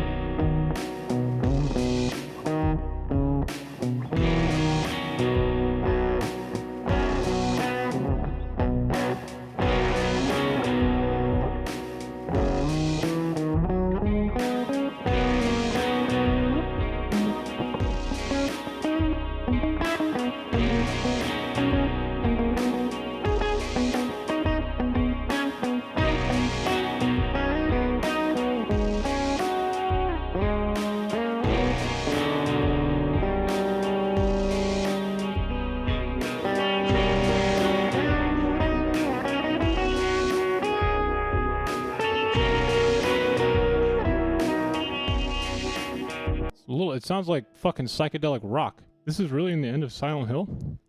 What the hell? It's like literally psychedelic rock. You know, like where everyone's on acid and they're just like...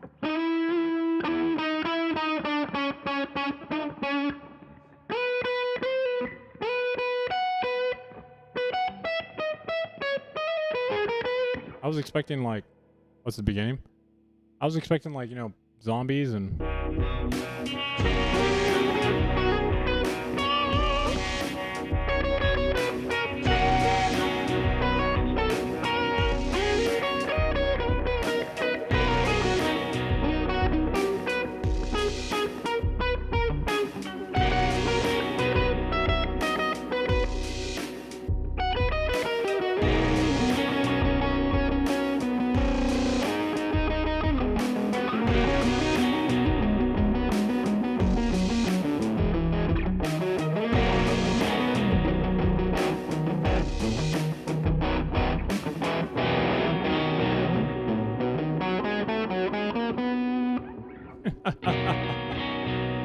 Forever Young? Which one? You talking about Michael Bolton one or fucking Michael Bolton? It's gotta be the Michael Bolton one. You said you're a little older, so. Forever Young.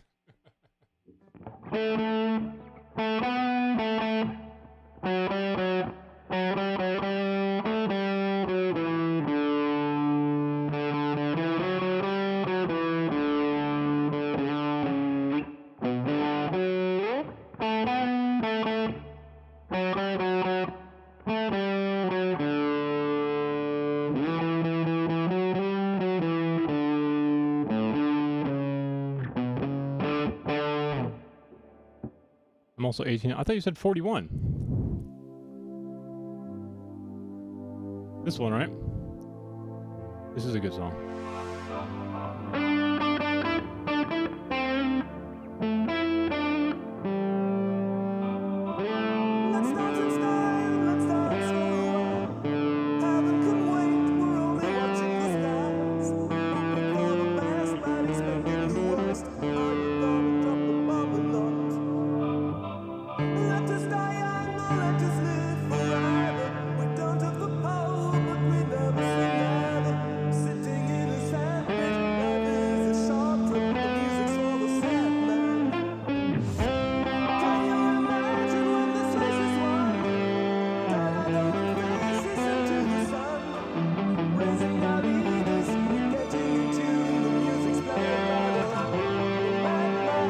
Yeah, if I was in tune.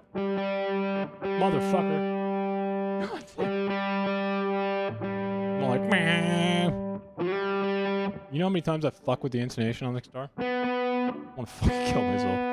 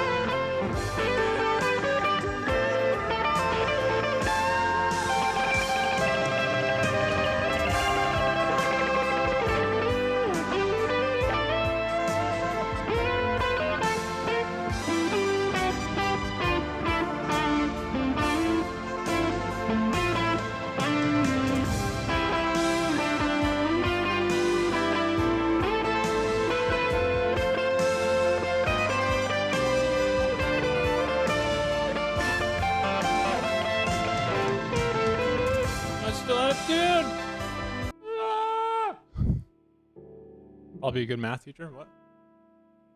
Do you think that Sirka would be a good tutor? Gran, I'll have you know, I was an excellent tutor. It's because it was one of the best ways to meet women. You kidding me?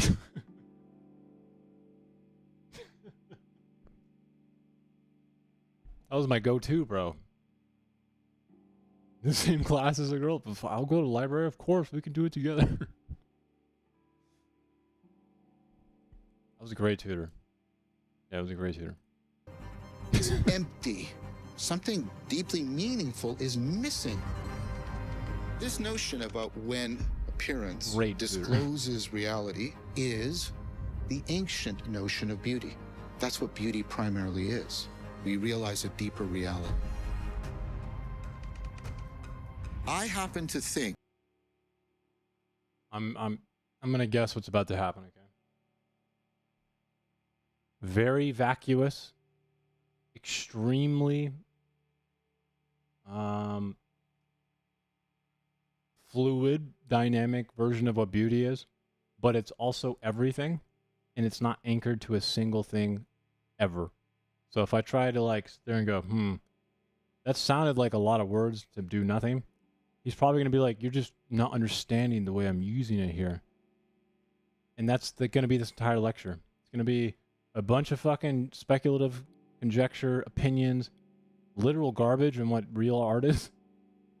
And then he's going to be like, and it's everything. It's going to be like that college kid in Good Will Hunting. And he's like, tell me what life is. You know, Robin Williams, the one kid, and he goes, life?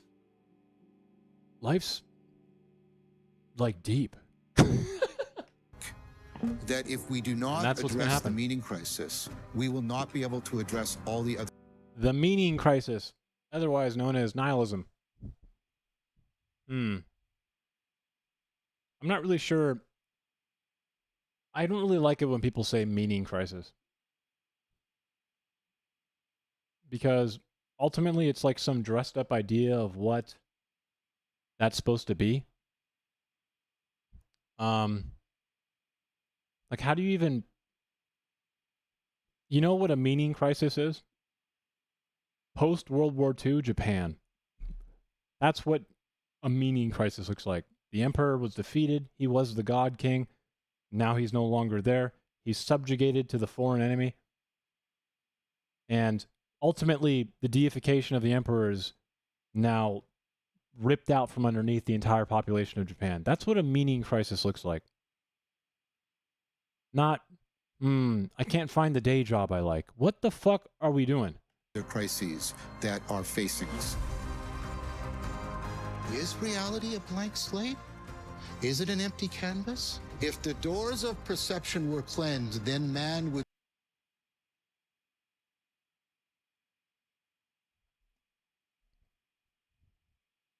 Rand, again, do not make the genealogy or genetic fallacy.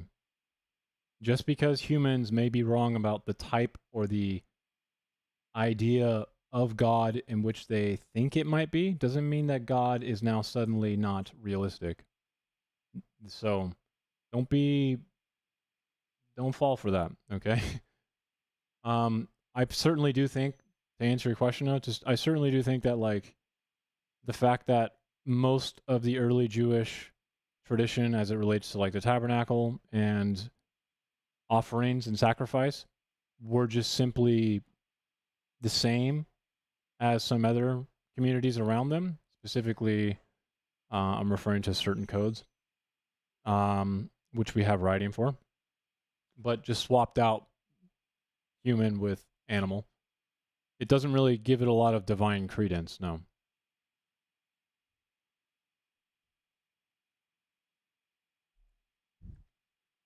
Well, you can't really say that, but...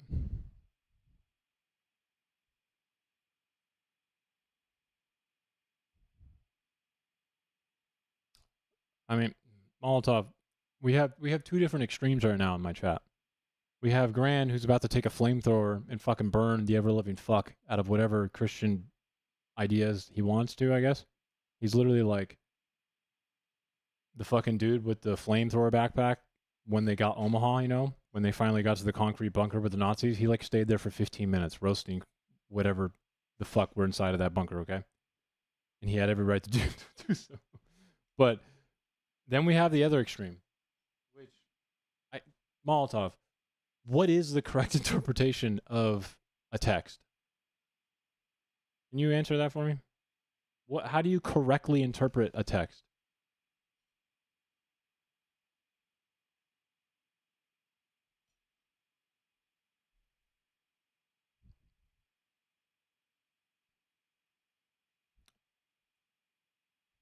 So X-Rocks, are you able to know what Hume was thinking when he wrote down, you know, essays on human understanding?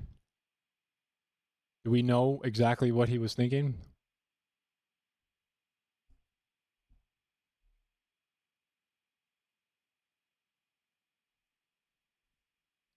Whoa.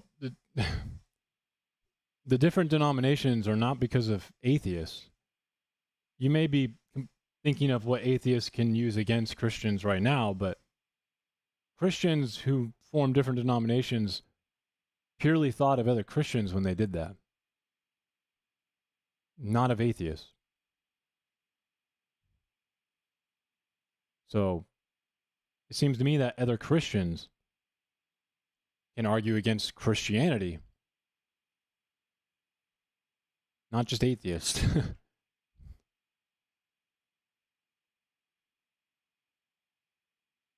So,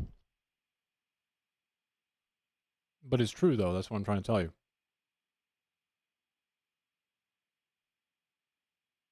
It's not an appeal for atheists. It's literally an appeal for other Christians.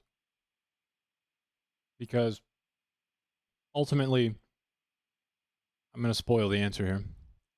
There is different Orthodox denominations. Yes, there is. What do you mean? You can look up the Eastern Orthodox Church right now, and you're not pre-denominational. That's that would be like literally Paul himself.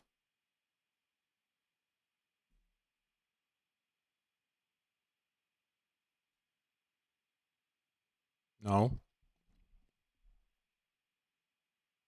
The Eastern Orthodox Christian is not the same as Eastern Orthodox Church.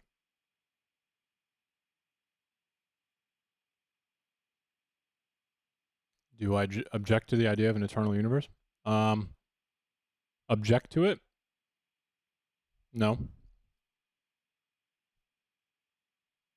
In fact, my debate on Friday is going to be...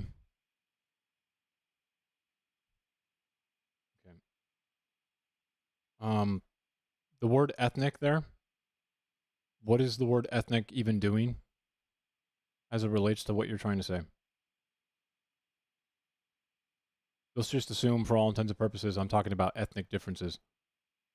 Now, let's continue the logic here.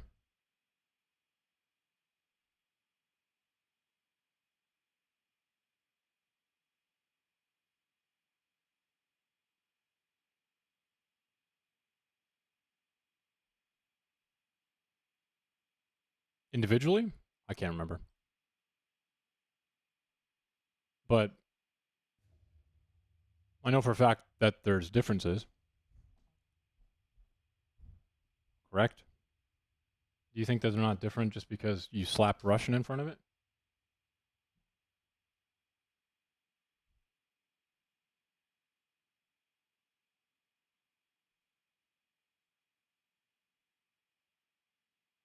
I don't object to the idea of an eternal universe. But I'm not confident in either answers.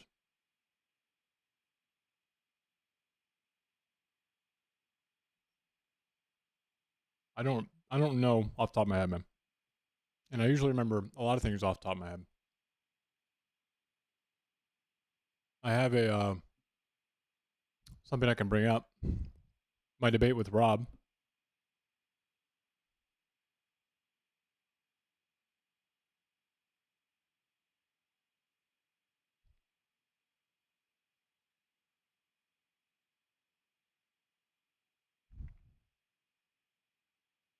Um,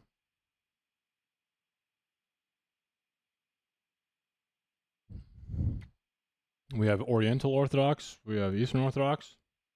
These are obviously autocephalous churches, but between them, I can't really remember off the top of my head. So, um, so, yeah, there is.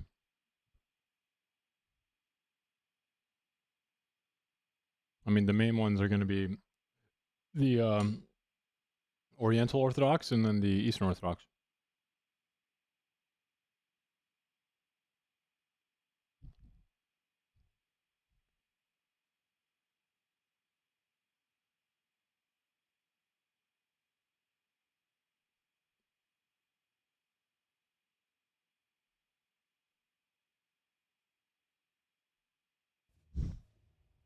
Is that not a difference?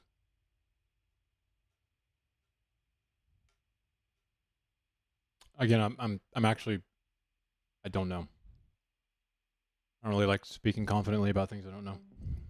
I could look it up, but I don't really know if this is gonna help you right now, right? Because obviously there are differences. So,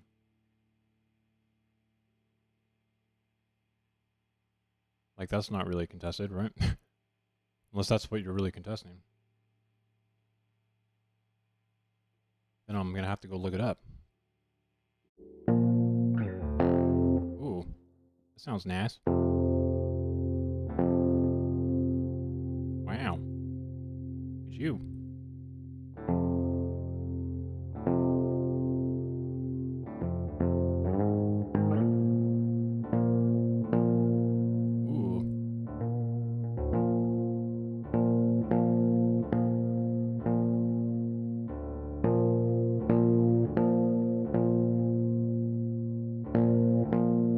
There we go. A little more gain. Doubler. Ooh, the doubler is fucking sick. Yeah.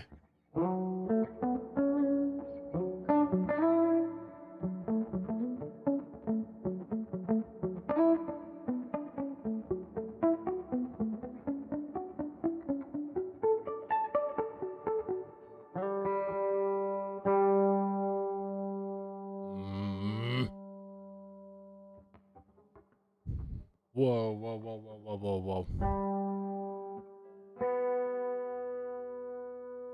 I'm not really sure that would be accurate. Oh. Well, that orc warding, Jesus Christ, I could not fucking read your name. This Friday I'm debating a prompt. I'm the affirmative. God is the best explanation for the universe. And I use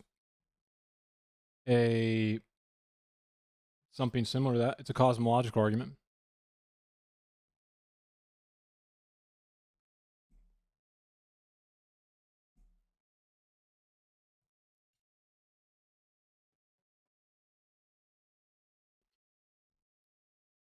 What? Malthusianism?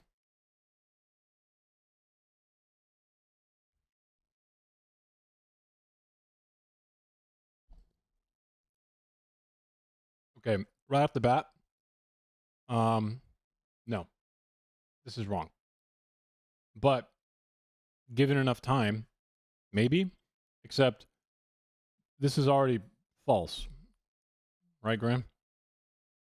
And maybe at 1798 it looked like that before we learned how to genetically modify food, but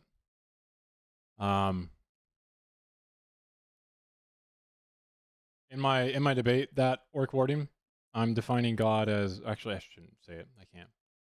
One of you might take it to K. It's supposed to be, it's a novel argument, okay?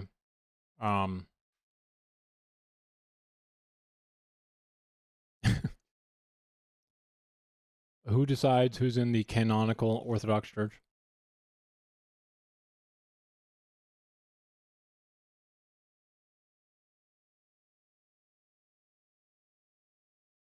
Who gets to decide?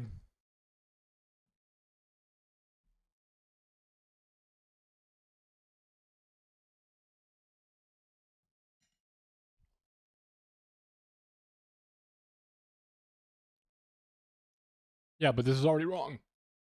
You can think of in World War II, we kind of owe our lives to a special group of Russian scientists that I think is based in Leningrad or Stalingrad, and it was a seed academic research center. It was like a seed repository, okay? And bishops.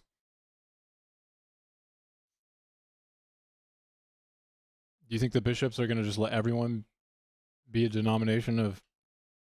Or do you think the bishops would be a little bit exclusive here?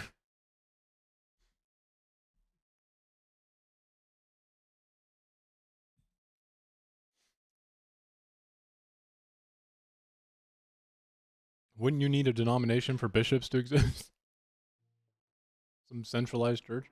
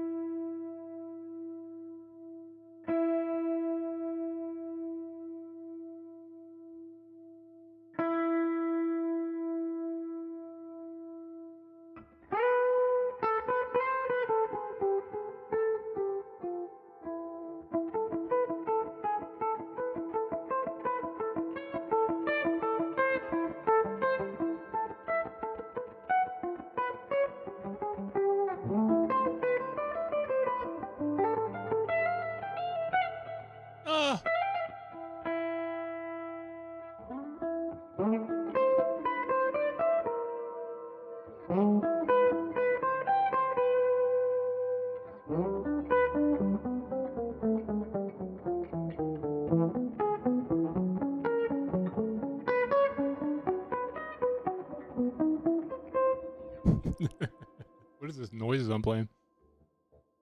Sound kind of cool.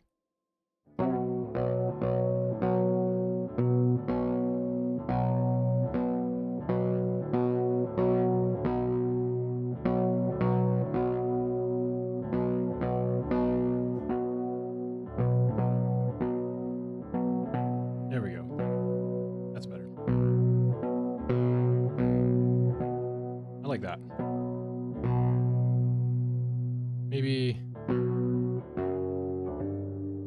little less bass. Some bass noise is really high.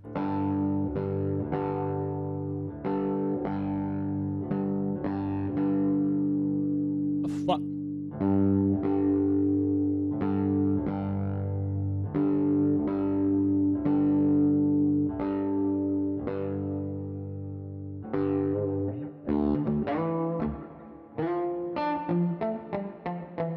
Okay, that sounds all right. We'll do more of 1/8 dots because that's, you gotta have 1/8 dots. You know what I mean? Like that's a given. A given.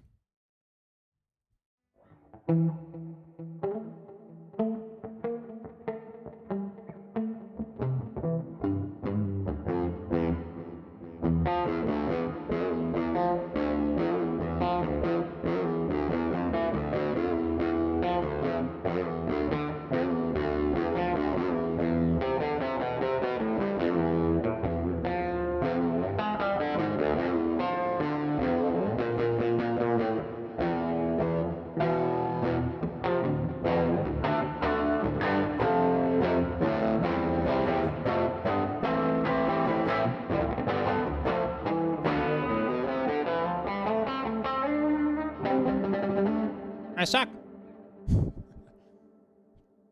Yeah, I'll be recording and streaming. I'd talk about it right now, but Kay is in my chat, and this fucking dastardly devil is gonna hear my argument. And Kay is good enough to where if he heard bits and pieces of my argument, he would fucking make me look really bad, and I can't have that happen.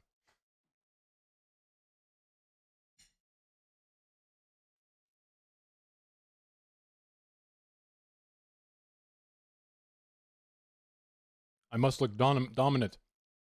Alpha male. Ooh, ooh. So fuck you, Kay.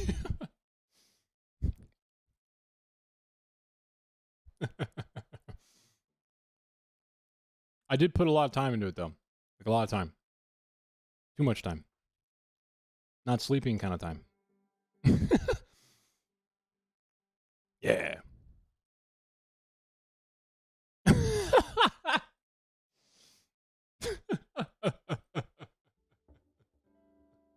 Would see things as they truly are.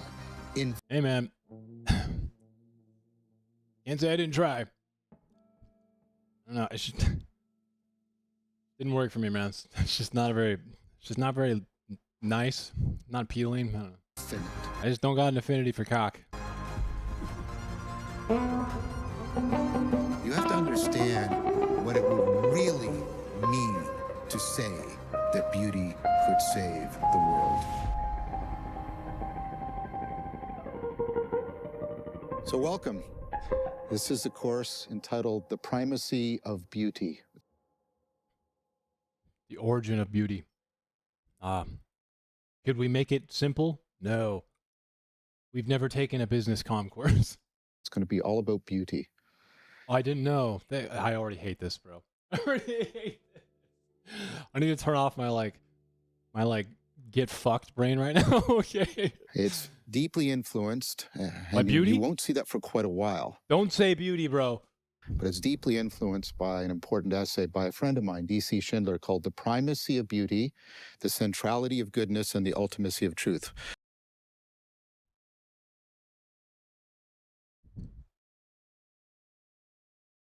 What a title. What a title.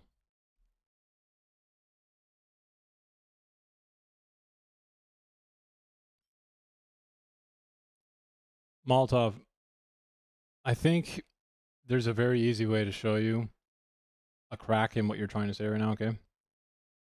Do you agree 100% with other Eastern Orthodox Christian that you know? Do you think that you all just have the same interpretation? Or do you differ on like marriage a little? Do you differ on anything?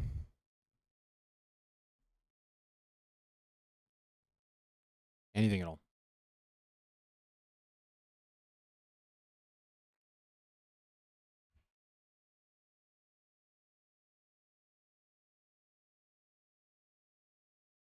I hope someday to do a course on all three, but today we're working. You hope to do a course on all three? Man, I can't wait for these fortune cookie fucking vapid fucking classes. The centrality of goodness. Are you fucking kidding me right now? The ultimacy of truth? If that were true, this class wouldn't exist, buddy. Truth. I hope someday to do a course on all three, but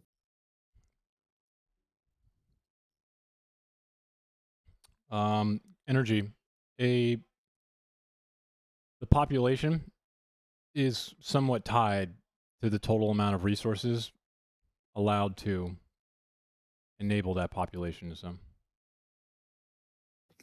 Today we're working. I'm asking you on a personal level, Molotov. Just think in your personal experience right now. When you talk to Eastern Orthodox Christians, do you believe that the other person agrees with you 100%? On beauty. When you're interpreting the Bible, No, or just that's a very odd thing how to you say. normative The primacy of beauty. the How normative ways in which you should walk in the path of Christ? is beauty primary? And I want to talk about the status of beauty for us now today. I want to talk about what I call the fall of beauty. And I want to make use of some ideas from Byung-Chul Han, philosopher, in a recent book from 2018 called Saving Beauty. Bro, you're in the intro. You brought up another book, and now we have a different book called Saving Beauty. Can we talk about the one book the class is on? Listen to the title. It's day one, motherfucker. Why are you giving me a reading list that's fucking, 16 weeks in? beauty. We're at a risk of losing beauty. That's I know what you're saying, and I know that it's pleasing to say, but like, I want you to answer me truthfully.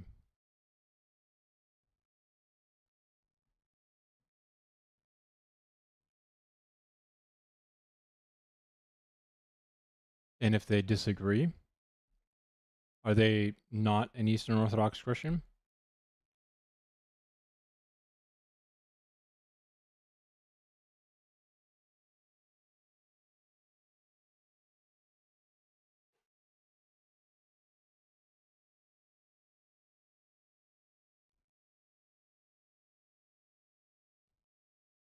Yeah, especially when it comes to like population or economics.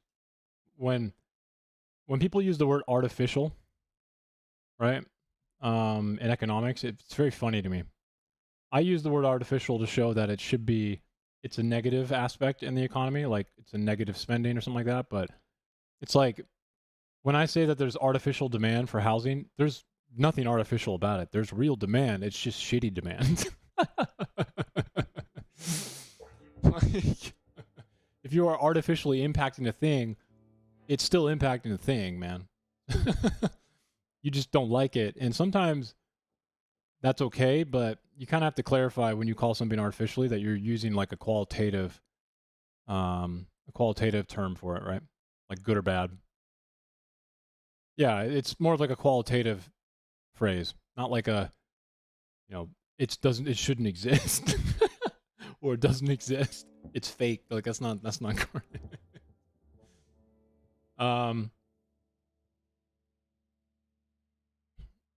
Here, Molotov. Let's say in the United States, there's no First Amendment to block church and religion, okay? Or the government and church. Let's say a community finally has enough Eastern Orthodox Christians to build a church that has the type of communion that you would want.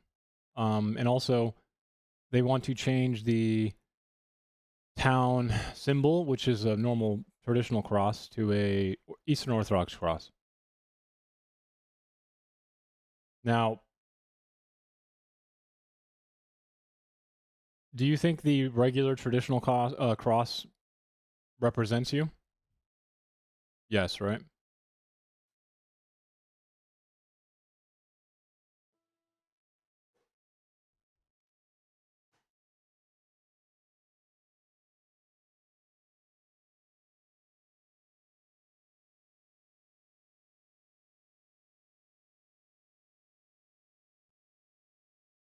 Dude.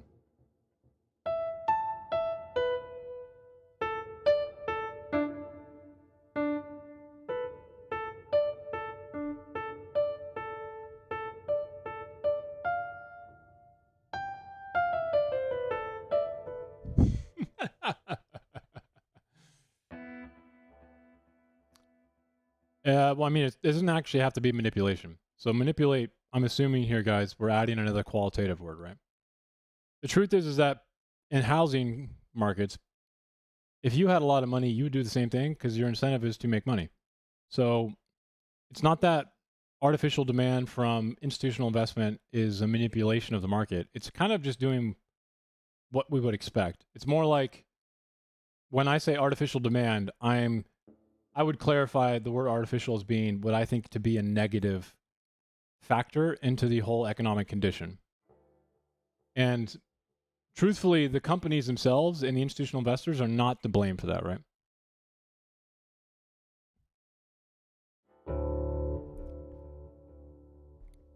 Why would you assume that population levels are artificially here, actually, just going to increase unsustainably? I mean, the truth is that life works with the resources that it has. If we can't sustain the amount of life that that we require, or we run out of the resources in which we would need to survive, then life and population would definitely catch up pretty fast, right? Like,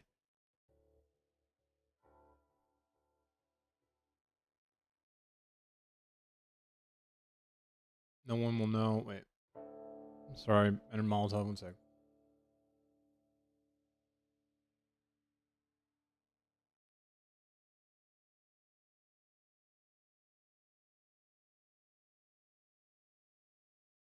You do have a preference? Okay. So, let's say you're okay with the regular cross being on the church, but a good portion of your church wants the Eastern Orthodox cross to be on there, as well as because the church in your town doesn't actually participate in the full communion that you would want, you advocate for a more pure Eastern Orthodox normative way to live, right? Necessary for salvation.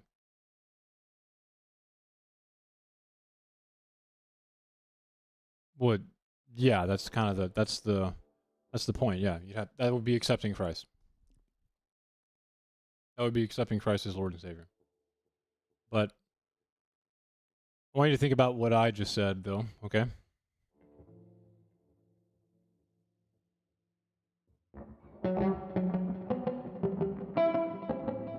Dude, how far am I? Dude, 2 minutes, 30 seconds. Let's fucking go.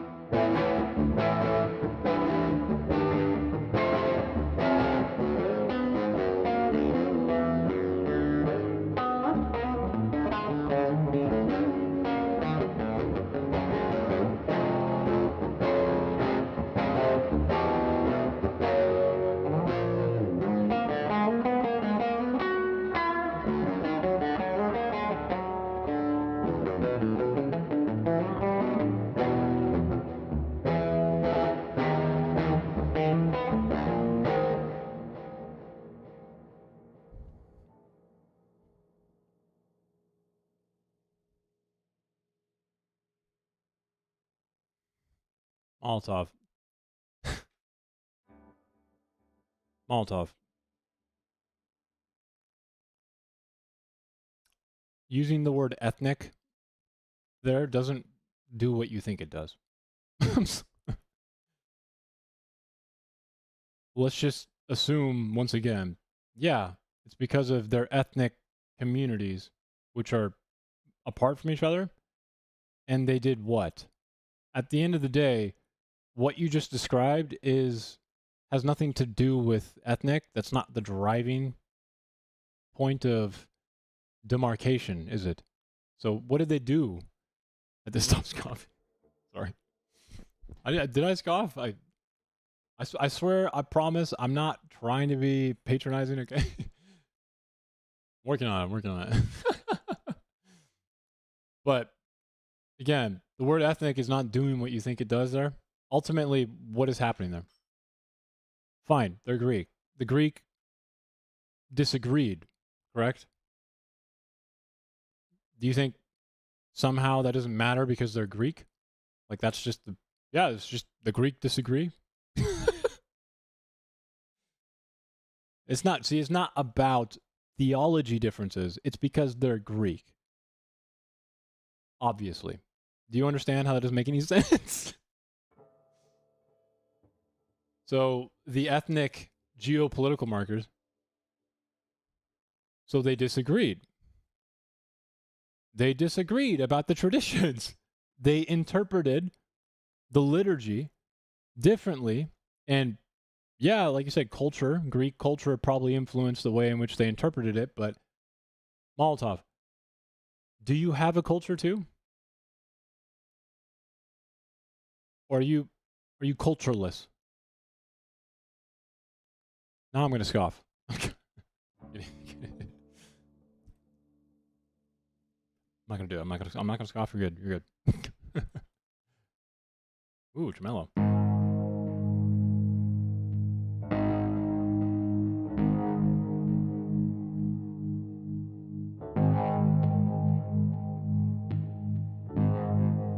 Oh, wow. This is fucking... No, you're putting into a discussion. It didn't involve.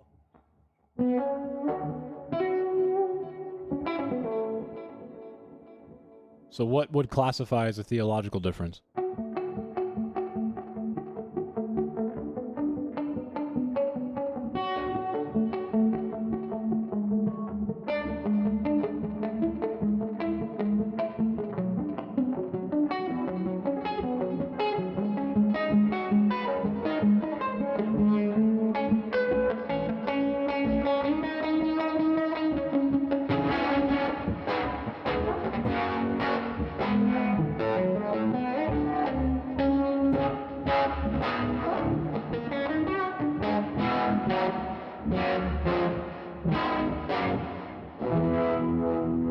Oh, that sounds nice. Oh my god, bro. Sounds fucking doodly. I think I kind of ruined the, maybe a little bit of OD. Plus gain. Oh. Oh my god, that's meaty.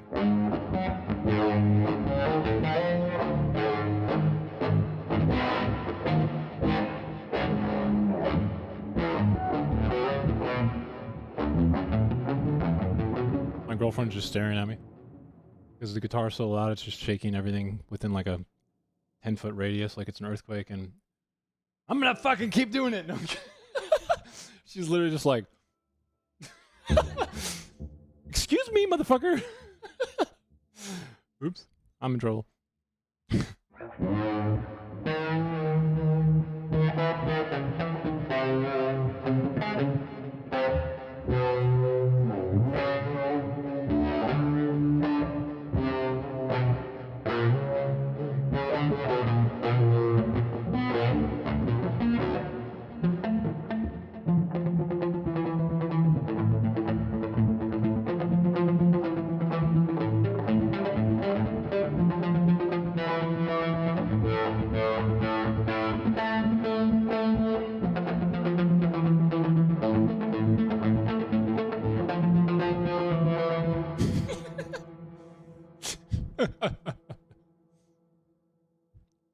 Ooh. Ooh. Inappropriate innuendo. Stop it. No. Pandora's box. It's been opened. Perspective on the... Dude, I swear to God, bro, do you, like, hit, like, a random topic generator whenever you fucking... What is that? You asked me the most literally, like, you know, left field, the term, whenever you describe something that honestly is just the very, like, fucking definition of random. I swear to God. Random topic generator. Are you, like, just hitting this thing? You're just like, I'm gonna test Shirka's fucking knowledge. But, like, I don't know. I don't... Or you're just like, surprise me. Generate. What kind of interior do you like a restaurant to... Fuck. Dude, debate club. Dude, what is the cost of freedom? This thing sucks. What is this website? Can we get some better ones, dude? 5 topics. No. Capitalize my title. Did. Generate. You suck. Sorry. Nope. Random topic generator. Maximum topified. Topicified. Do that. Eru Birdie. What is this? I need to type keywords. Oh my god. How to test my streamers' knowledge so they can look stupid finally. Eh? What the? Dude, that's not a...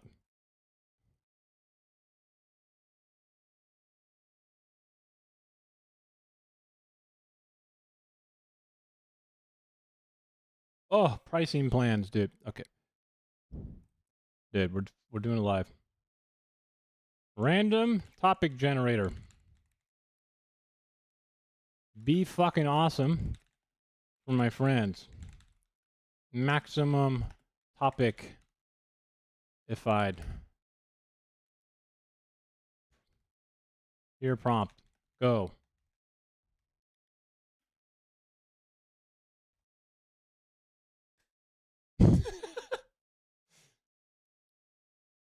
Dude, what's going on? Dun, dun, dun, dun, dun, dun.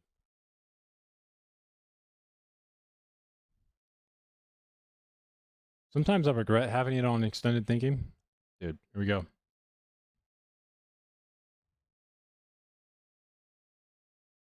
What is this? Custom instructions?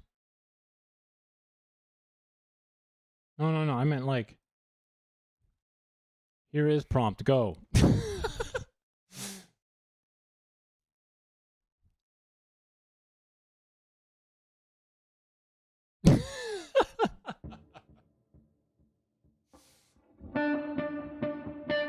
This is my head right now.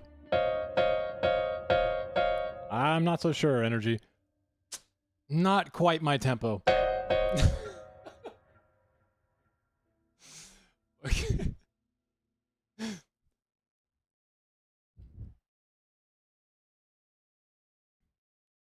Energy. Dude. No, like, give me questions so I can, you know, do this live.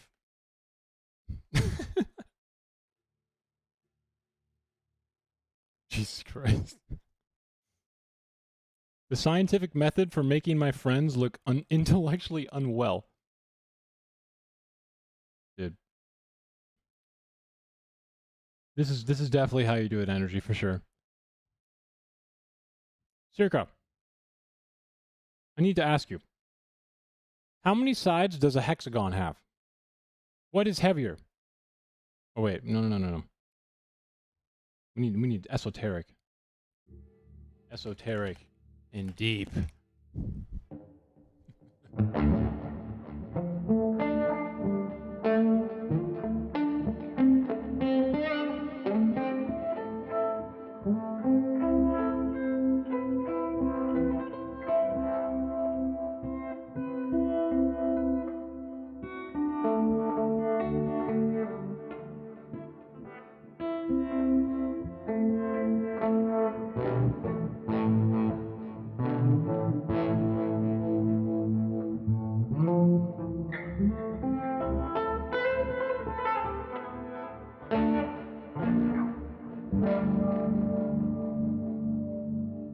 What is...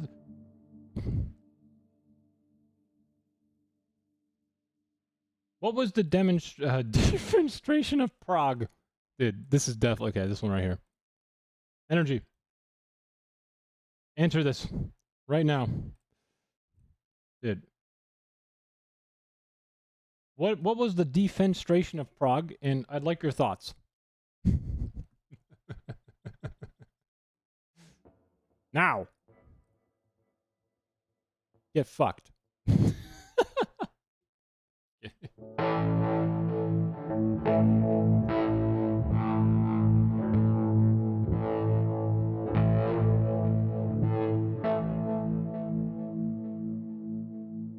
Sounds so cool. What the fuck?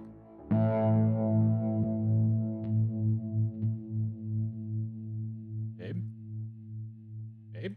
I'm busy making noise.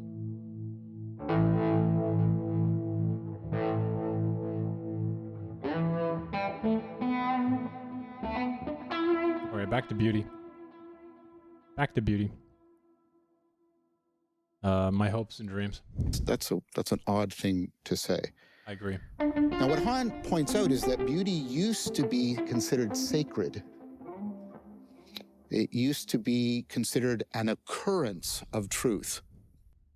It was also, at some point, considered to be kind of fake, or something that needed to be physically attained through surgical elimination of people considered degenerate. Wow, this is full of wisdom. Beauty used to be something important. When you look at a building, which he's going to talk about a building, I'm sure, at some point. We used to build really cool buildings. Yeah, we also used to have like thousands of people fucking die because they were slaves. And it was really cost efficient to make slaves die in the, pursuit of building these crazy fucking wonders to like one man's dick. A little bit hard to do that now and justify the money. Most buildings of that magnitude are going to be like publicly funded in a lot of ways, or let's just say if they weren't publicly funded and you had to work next door, you'd probably be like, yo, why the fuck did these people get the fucking pagoda? You know, like, why did we let them build a massive pagoda here, dude? Like, I just want to walk to work. You know, a parking structure would have been nice. No, we have to deal with the fucking pagoda. Got 25 miles of fucking, you know, demon spirit rings, you know. These are odd. Dude, so odd. So odd. Things. Occurrence of truth. How does the truth occur? This is going to be, I'm just going to doodle guitar for a second, guys. This is going to be a tough How one. can beauty be sacred? Augustine, who wrote maybe the first autobiography.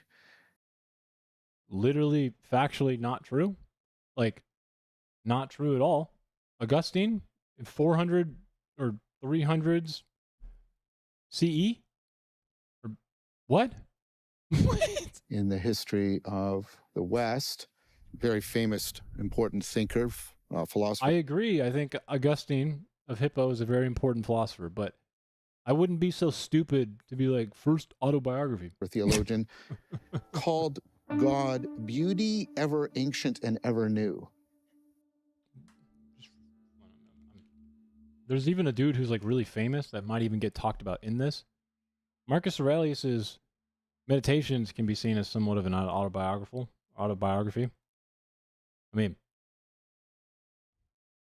think, right?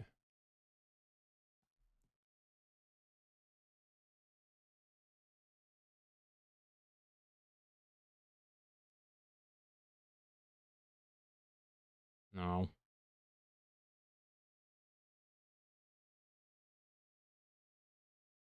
I mean, they rely on meditations. In a way, meditations could be seen as one, if I'm not mistaken, but...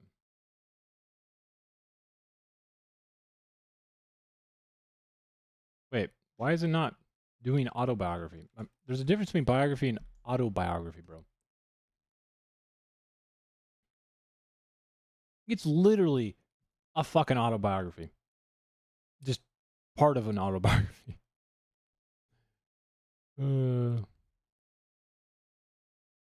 He also has other books. I don't. This did not take very long to prove wrong, did it?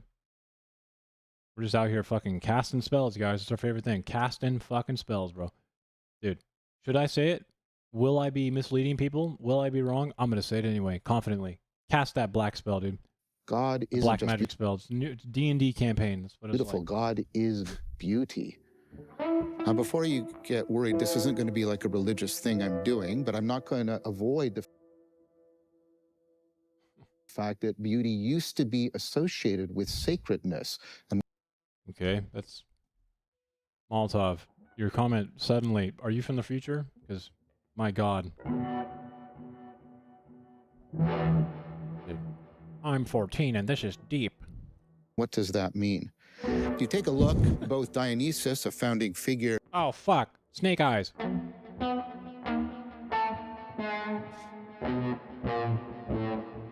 I'm dead. The weird, massive glasses guy who doesn't know how to comb his head fucked me up. For guy talks a lot about beauty for not knowing how to fucking dress. That's for sure. What is this? A blazer with a... What the fuck am I looking at? Why is this gold? Then you have... Eastern... Does he have silver rings? It better be gold rings, bro. Those better be if you gold take rings. a look, both Dionysus, a founding figure for Eastern theology. Dionysus? Eastern theology? Huh? In philosophy, and Thomas Aquinas, an important... Not the one I'm thinking of, right? We're thinking of the other one. He's saying Eastern Orthodox, right?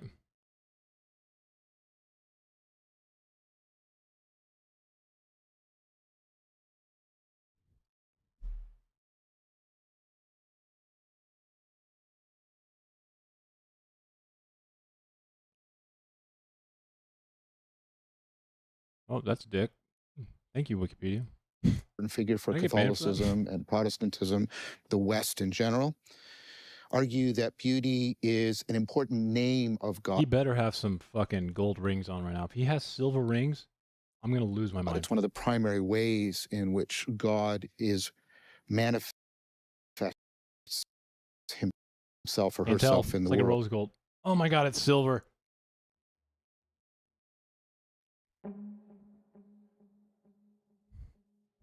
We used to care about beauty in matching colors. So, yo, dog, I heard you like degeneracy. So I put a gold zipper that looks like it came right out of the Gap fucking donation bin in my blazer that's a different color with a blue shirt underneath. A polo, not a real button-up. Blue glasses to somehow match whatever fucking manifestation of blue and purple is going on there. Not only is my zipper gold, but I'm going to not match it with a silver ring. End my life. Can we have the primacy of beauty here? Can we make it a thing? In fact, what are those boots, bro? Brown? There's a living tradition from Plato all the way through to Aquinas of He treating literally looks like he's about to go muckraking, bro. It just came out from the catfish hunt. beauty in this really exalted fashion.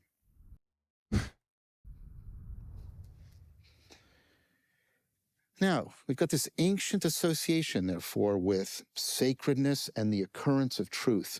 Now, I'm trying to say these things to you, but I hope, and it looks like it, these are kind of strange things. Yeah, they're even stranger when you present them like they're fucking, you know, literal manifestations of your inner machinations. Like your Ed, and Eddie. You know, when they go into Ed's mind, and it's just like a fucking caveman smacking a rock, bro. That's what it feels Don't think of beauty that way. What is meant by sacredness? For many of us, that's not a clear idea anymore. Really?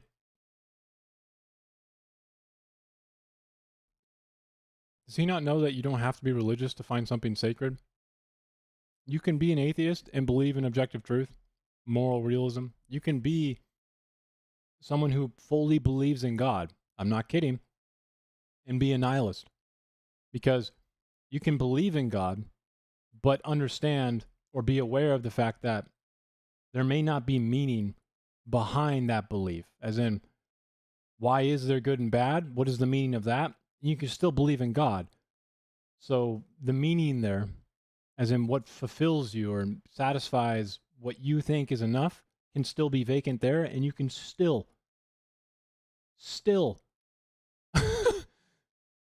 have a clearer idea than whatever the fuck you just presented, bro. I'm losing my mind. The occurrence of truth? What does that mean? Is truth an event? Dude, sometimes it goes, sometimes it leaves.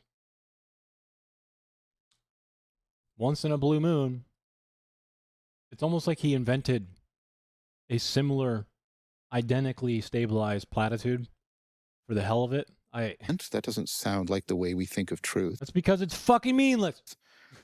And how could God be beauty? What the heck does that mean? See, all of these questions sound very strange to modern ears. And yet, they used to be the most prominent ways people spoke of and experienced beauty. Source? Like what? Bro, maybe we need to stop talking about how God is beautiful and try and up your game, dude.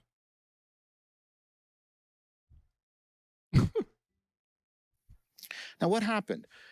Well, I think one of the things that happened is modernity is dominated by what Paul Ricoeur, famous philosopher.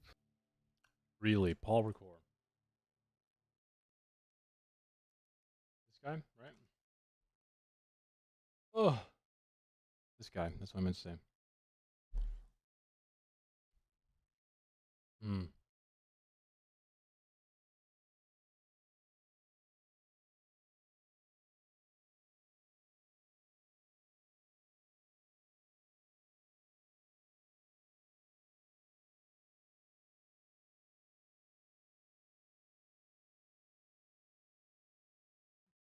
Yes. People used to study the interpretive structure of experience very deeply. In fact, we should go back to the phenomenology of hermeneutic. Called a Let's go, Paul. The long lost, forgettable, definitely forgotten philosopher of the tradition surrounded by Martin Heidegger. May you never, because you're dead, write a book that people actually care about. hermeneutics of suspicion. So first of all, what's hermeneutics?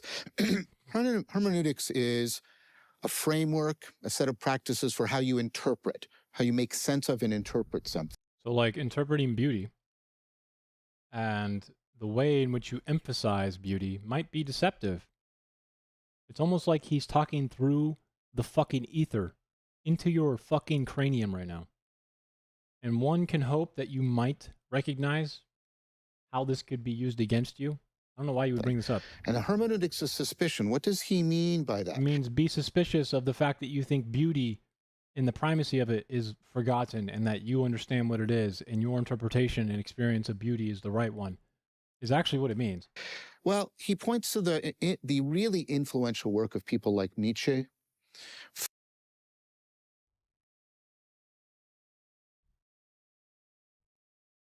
The guy studying interpretive structures of experience from a same basket as Heidegger, who's very religious, is the same as Nietzsche? Freud, Marx, and others.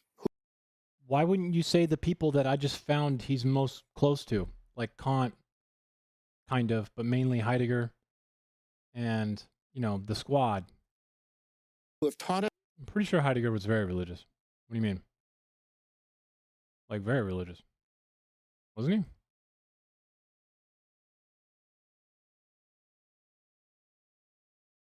He was in a Nazi party. I didn't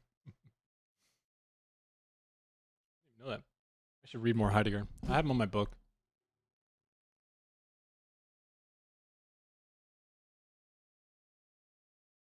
Blah, blah, blah, blah, blah.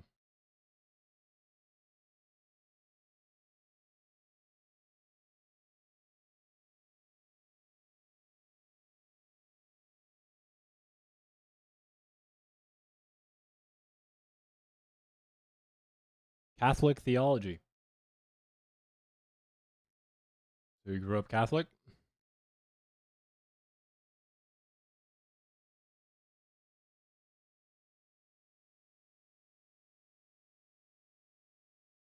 I know a little bit about his work, but I'm going to be honest, I haven't gotten around to reading most of his work yet, but I guess if Nietzsche is a big influence though on Heidegger, which I didn't know, then by extension, this guy would be influenced by Nietzsche, but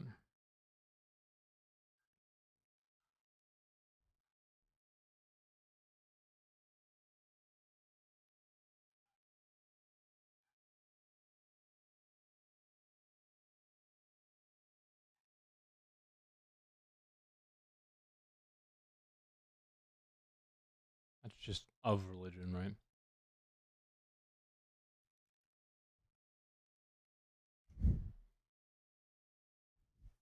He was raised a strict Catholic. He later broke with the church.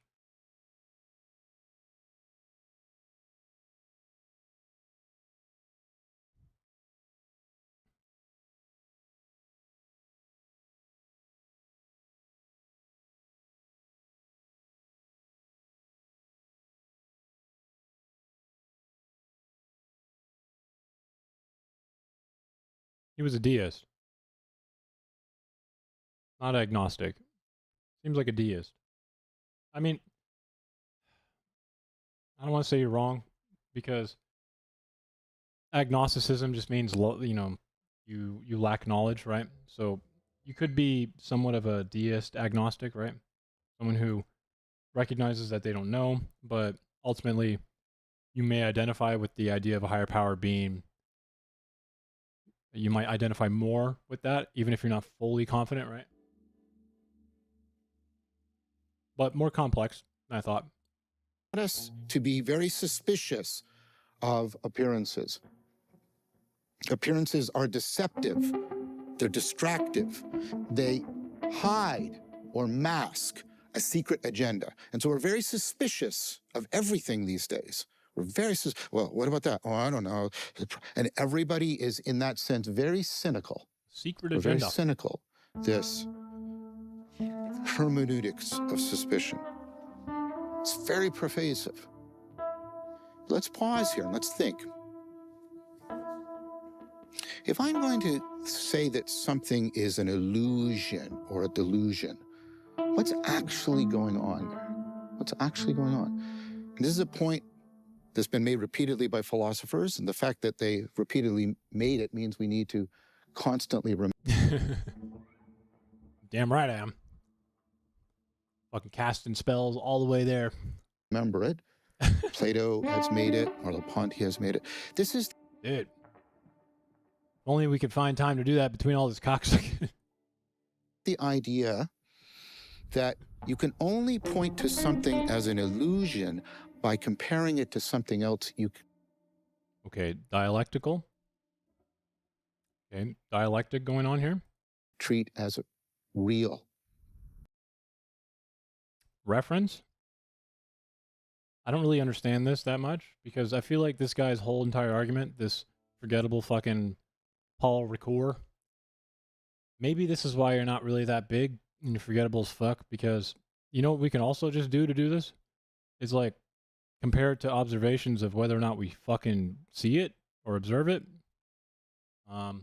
Why would we have to compare a ghost to like my guitar that's real when we can go, guitar's measurable, ghost not so much. Why do we have to bring in a dialectic? Real and how does this fucking relate to beauty? Illusion are comparative terms. When I say something is illusory, I say in comparison to this, it's not real. So a different type of observation, scientific rigor. Wow. Hey, you think you could get the rent? Sorry, rent's illusory. Huh? Yeah, I'm just comparing what rent is to the fact that dollars exist, and truthfully, I mean, you may never really be able to say that it's not real, but as at the moment, it's just illusory. It's great, dude. Can you give me cash so I can? Love it. the shadow is only the illusion or appearance of a stick. Except it projects the shadow, and the shadow is an observable phenomenon based on light. So it's not even fake in your own definition right now. The stick is actually the real thing. So is the shadow. The reflection in the water of my face is not really a face. My Oh, but the shadow is not real. Got it. face is the real thing. Is that making sense? Not really. No, light and the way we see things are kind of intertwined. Okay. So real is a comparative. It's like tall. You can say that's tall, and you should ask, well, in comparison to what? Other people, other tall people, or other shorter people. I don't know. I mean, according to Tinder, we're all 6 foot or higher, so who knows? In comparison to the... Okay, now what does that mean then? Just if we slow down and we zero in on this. It means we measure the fucking literal height of people, and then we say, wow, you're a little bit above average. I did? The hermeneutics is... It went horrible? Who is Augustus? Who is this person? Who are you talking about?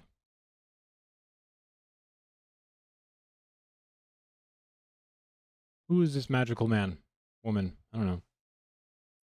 Suspicion, the accusing of appearances as being deceptive and distractive, is actually dependent on the person casting the The pejorative? Another. Well, I'm wondering who the another is here. Relationship to appearances. Not where appearances are distractive or deceptive. That's the hermeneutics of suspicion. But where appearances appearance. What's funny is I have no idea how this even relates to beauty. You know what? Also, what's kind of funny in an ironic, deeper way? I feel like someone could find beauty in this illusory principle that he's describing right now.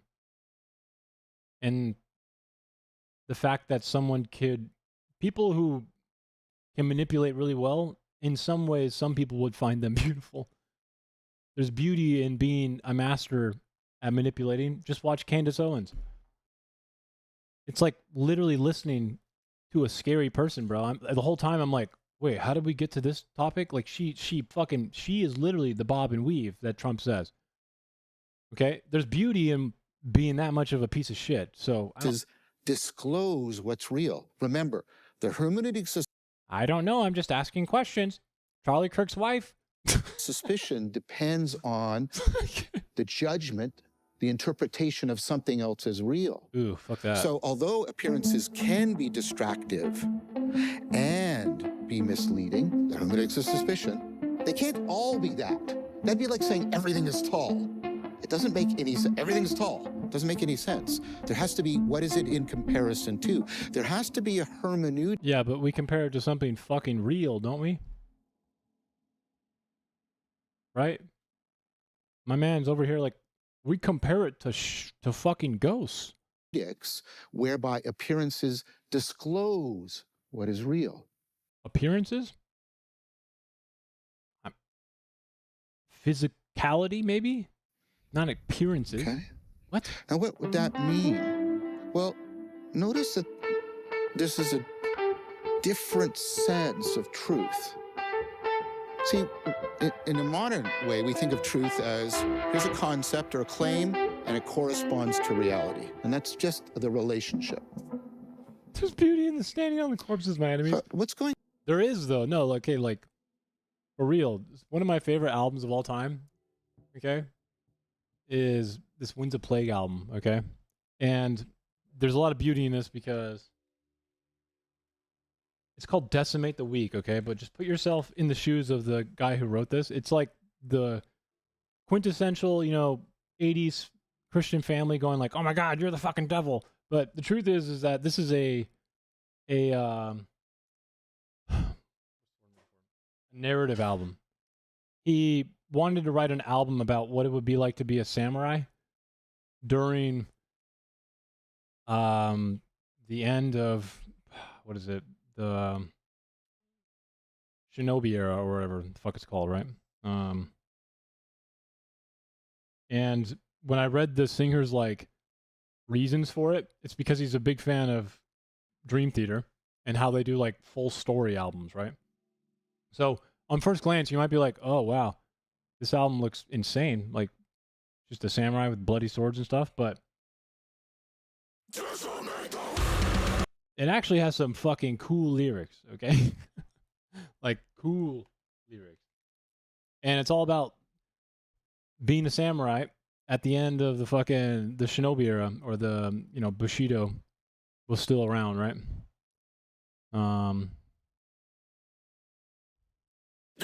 Actually, play this again.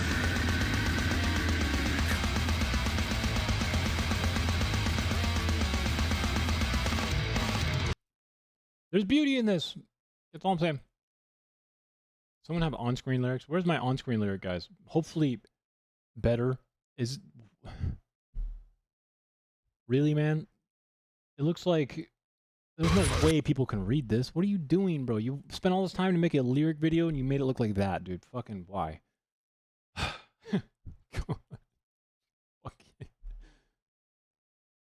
Alright, you know what? We're doing it this way.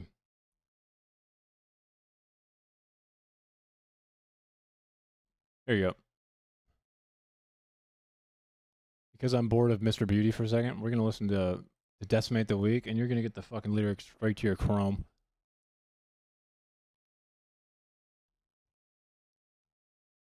take advantage. Yeah.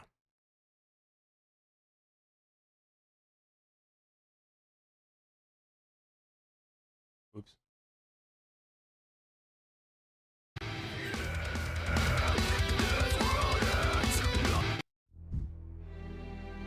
Right to the chrome.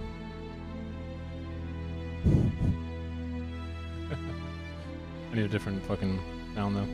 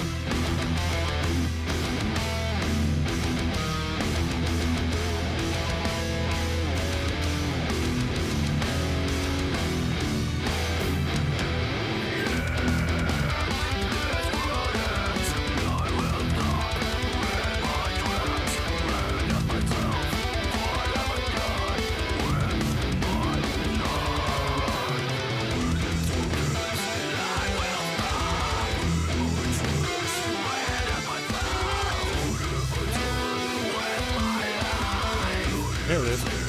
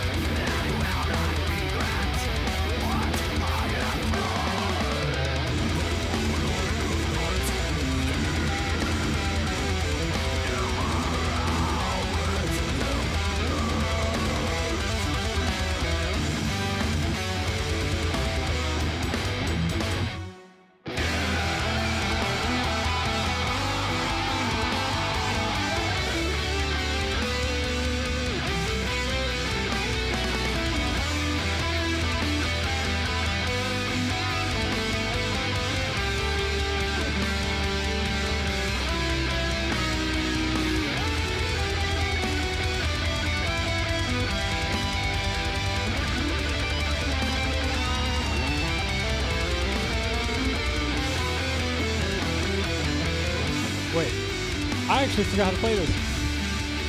Oh, it's a different song. This is the song we want to listen to.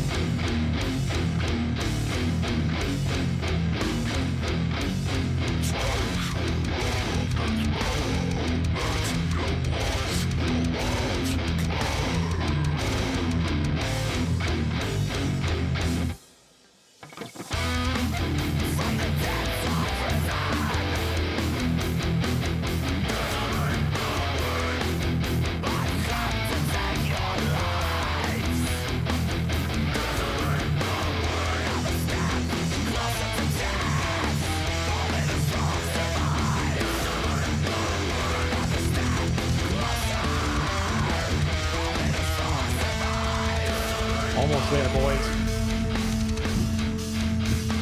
Take this beauty. All right?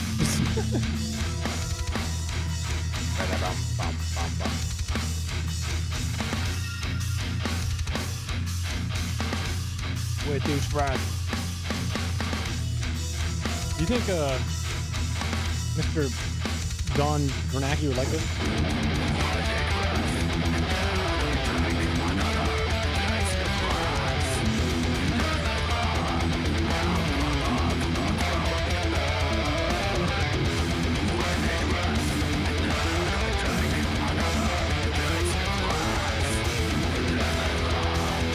Here we go.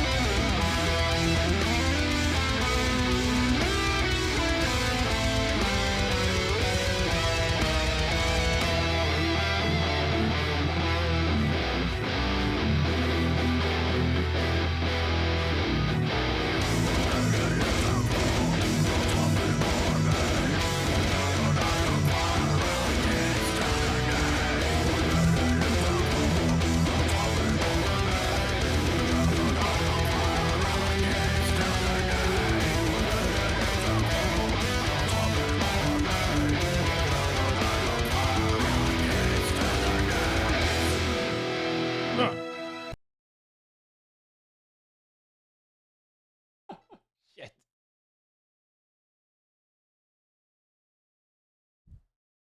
Live?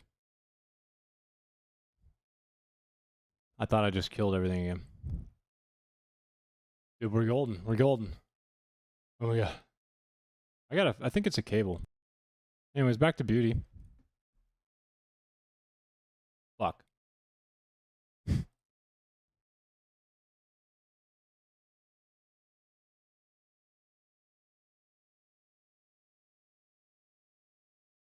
Work? Hello?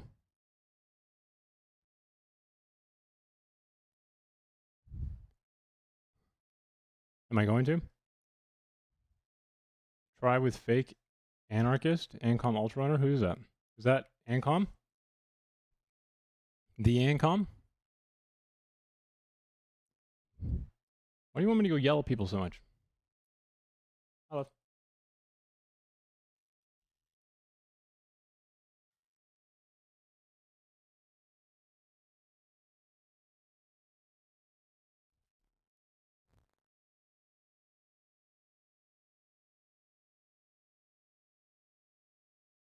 No.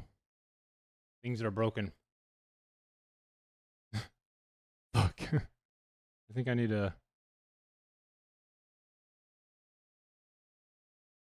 Something's broken.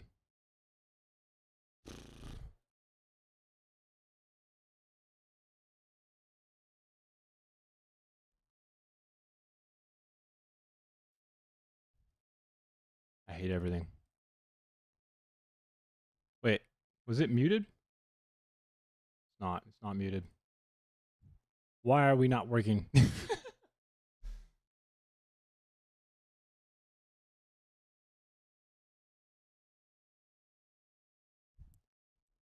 You are okay? Well, half of it's okay, I think. Problem is now I have to... We're just gonna risk it.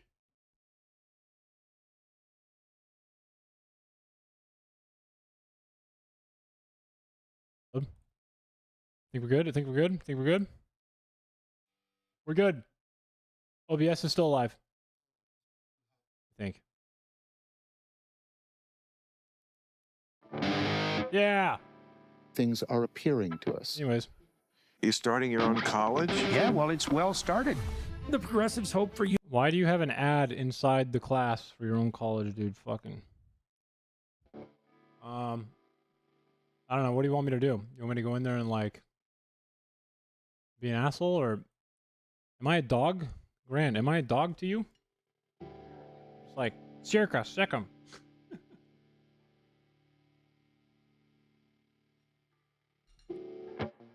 Circum. I just like get in the call and just go.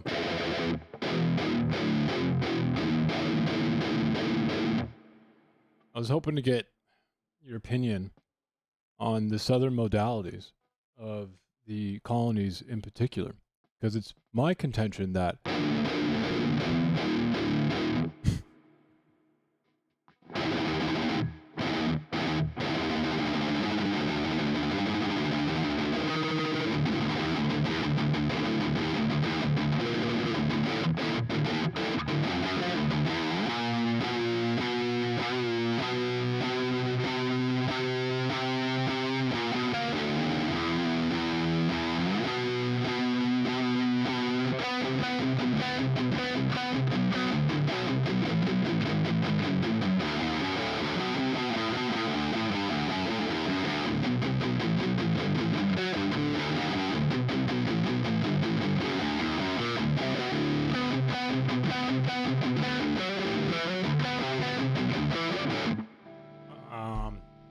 whitewashing North Korea. Okay, let me give a link for him. I'll do it just for you, Graham. Just this one time, I will be the attack dog. All right, because it's not like this isn't really holding my attention, as you can tell. Universal education. What? Then don't. No, you can't take it back now. Give me the link. Give me the link. At something approximating zero. Nothing but positive. Word means you make sense. Another way of saying this is we realize. I want you to remember that word, realize, because it's a great word. It means. Is it adjacent to the word that actually means something, like actualize? You make sense of, but it also to become real. No, that would be actualize. Realize through, and I'm using both.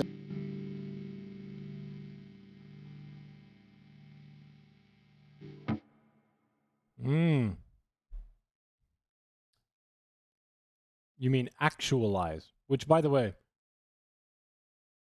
I know I said synonymous with realize, but that's from dictionary.com, guys. No. Especially in the philosophical context of what he's talking about. He's talking about actualize. Word through. Famously, St. Thomas Aquinas has, I'm actually using part of his argument here as it relates to essence existence in my debate coming up to further deepen the question I'm going to bring up, but by means of beyond, like the way I'm looking through my glasses.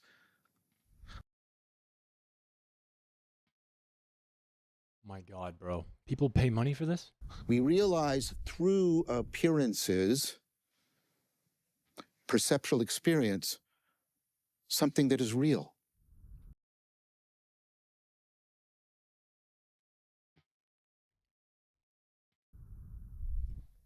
Okay. Now notice we're already starting to get a little bit about what the moment of truth would be. That's that moment of real. Yeah, mine has different colors on the screen. I don't know why. Ancom Ultra Runner. When I introduce price control into the moneyless society, it is the. There's supposed to be the abolition of the commodity form and the wage system, my man. It's like global mode of production too. It doesn't exist in countries. Dude, the libertarian that the libertarian that I responded to the most recent video, he was getting mad that I didn't like go over all his points. I was unironically so fucking charitable to him. I didn't go for like the low-hanging fruit. Like when he compared Stalin to Hitler as an example of why socialism and fascism are the same thing. This kid adopted a lot of Hassan language so far, I'm noticing. That's not by accident, guys. That's literally the point. Stalin probably watched a lot of Hassan when he was growing up. Fascist, or at the very least, very He close. uses the same language as him. But same delivery, idiosyncratic nature of it. Oh man. Anyway, once again, Rapid Gum, join the Discord if you wanna chat about this. If not, get out of my chat because we're doing something interesting here. Okay. We're having fun. We're having fun here, okay? Something We don't need to. know. It's not our responsibility to explain, like to debunk like years worth of Red Scare propaganda. True. Stalin took over the actual communist movement. Yeah. Is he? Not I in mean, terms of, part of it's not just Red Scare, right? Like, Stalin was not a good dude. Supposed to be having a little bit of fun. Yes, actually, I shouldn't say it's not our job. there are That is other essentially what I'm streams trying to do is debunk Red Scare propaganda. But what I mean is, yeah, this current segment. But again, I'd love to have you on after stream. All right. How much Adderall has the man on top consumed? At a time. Yeah. Oh, that too. Yeah. All right. Let's get back to it. Yeah, I think you left. I think you left. Oh, okay. I think you realized that. I think you realized that his understanding of economics is. Oh no, still here. That joke misunderstands GDP. Okay. Oh yeah, he's still here. Wow. Oh, he said he'll join the Discord tomorrow. Wonderful. I mean, you can join it today, and then don't run away, man. I have so many people that say they want to debate me, and then they'll block me right before the debate starts. That happened. That happened twice. Does he study economics? Well, hey, man, just take that as a. Ah, he has Hassan in his tags. It's just not fun, I wish I could be wrong about stuff, because then. Yeah. I wish people develop their own style of. I mean, obviously, take certain parts of what you like when people talk, but. I'm pretty attuned and aware of when someone is capturing or utilizing a means of someone else's language or linguistical delivery or idiosyncratic nature in the way they do it, or all of the above, ideas even. Because I consume a lot of content and information, pretty much just psychotic amount of hours involved, right? But I'm pretty attuned beyond that. He's copied the delivery down to specific phrases. I mean, I don't know. To me, it seems unoriginal. Adam Smith formulated that shit whenever mercantilism was kind of just starting to become capitalism. Mm-hmm. And Adam Smith was actually kind of more woke than the right will give him credit for, and then a lot of lefties will give him credit for. The dude hated landlords. He described landlords as all classical economists knew very well that the idea of a landlord and the way in which they accumulated capital off of simply renting land was a, how do I say this? A future concern for all of them. He did not hate landlords, though. Neither did Ricardo. They just understood them. Economic order. Yeah. And, to a certain extent it was liberatory in comparison to feudalism. Yes, so it was. I think you could make an argument for base normie. Does this guy know that Adam Smith is a Scottish dude? Just curious. Normie, because if you're still a classical liberal today, I mean, you're basically just a libertarian, except you don't want to look like the stupid Midwest workers that call themselves that. You're probably a little bit richer and you can afford caviar, so you want to have the same politics, but you don't want to have the same aesthetic. Exactly. Yeah. So I would for now. I think we can keep it in fuck ass normie, but maybe if that tier starts to become really saturated, we can maybe move it to base normie. Grant, I'm gonna be honest with you, man. I don't really see the point of even talking to these guys. I know I can be an asshole and I can dunk on people, whatever, but when I started streaming, I was I kind of want to be a positive streamer, right? And that's why I kind of let everyone be in my chat, and I kind of will talk shit, right? But mainly I'm trying to be a positive. I have a binary in my head. That's not a binary in how it gets there, but you get the point. And I just don't really see anything here. It's just dunk material. And there's just not a lot of thought in it. You know what I mean? Unstable and will eventually lead to either, fascism or, oh my god, my light fell. I'm gonna have to keep readjusting this, dude. For some reason it Is won't. he talking about libertarianism? It won't like stay. Will lead to fascism. But yeah, I think I'll leave it there. But you know, when we look at the tier list, we can always reorganize. But I totally Yeah. I mean, sometimes your private messages can be a little fucking relax, Graham. In real life, I'd fucking kill you. Based normie. The Ferdinand LaSalle stuff. Control. Yes. Namaste. I think we're putting based in normie because again, we're normies. We don't understand. We're not, revolution pilled. We don't understand. We think we can, vote away fascism, vote away capitalism. So here's the thing: class is different from modern day social democracy in the sense that they referred to themselves as reformist Marxists. And so they weren't necessarily anti-revolution, but they thought that the early Italians, who Mussolini promised labor bargaining to, who ended up co-opting into the fascist movement, but then ended up regretting it, were reformist Marxists. One of the reasons that Mussolini even got to power is because he promised Marxist labor bargaining in his fascist corporatism at its early stages. And, well, yeah, a lot of them did not want to do revolution if they didn't have to. I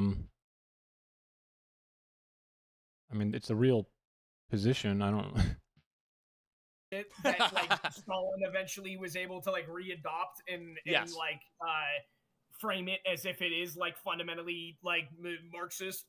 But I mean, like on its I would say fundamentally like the average person that would describe themselves as like a classical social democrat or like a reformist Marxist, about most things, they just You guys want to know something interesting? They need to do a little more reading to like really get During it. So like I think Rosa Luxemburg was pretty much a leader, a thought leader within the Marxist Party that Lenin was a part of, and the Vanguard, right? That's a lot of people. That's a lot of people's like general.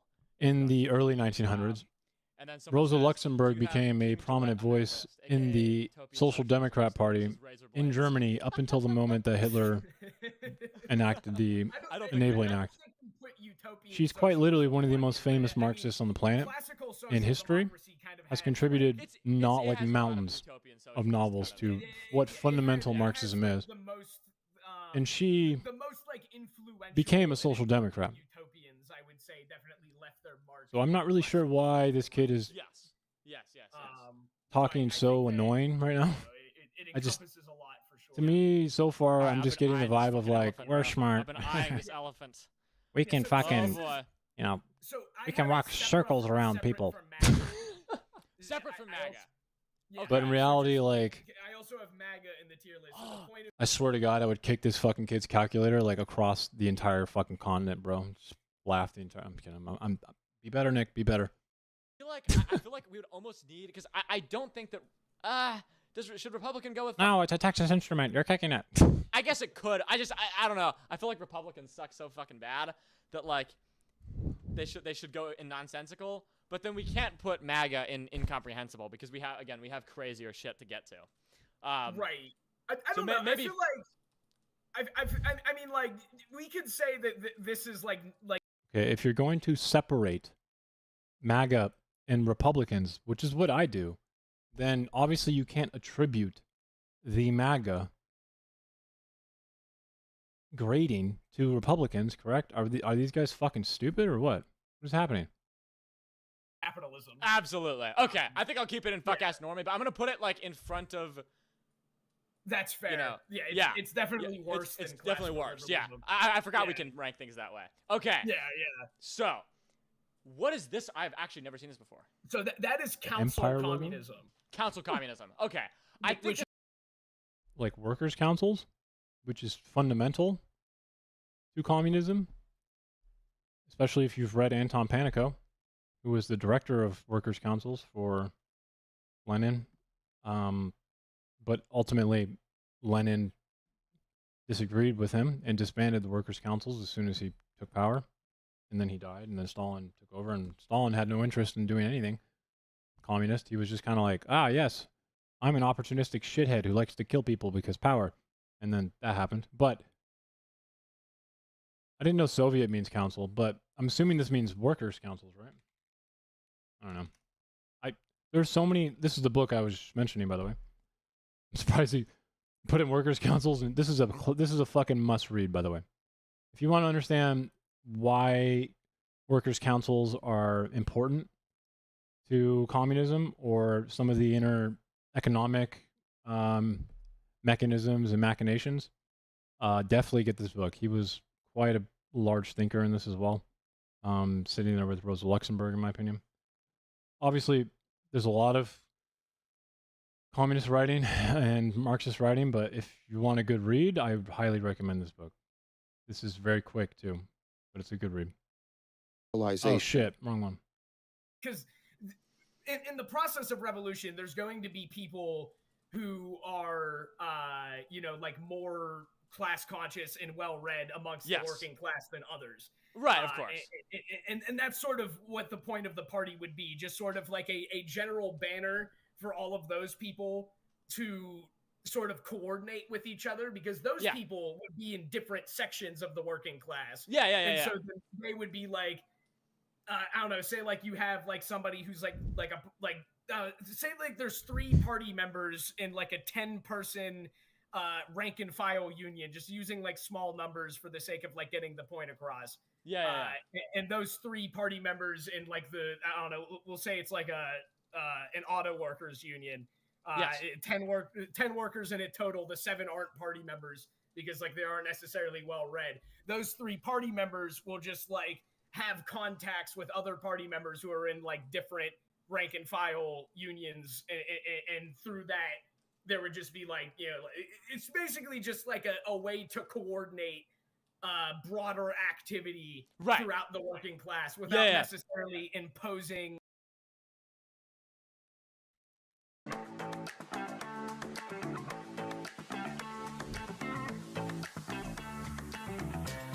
I've made my move.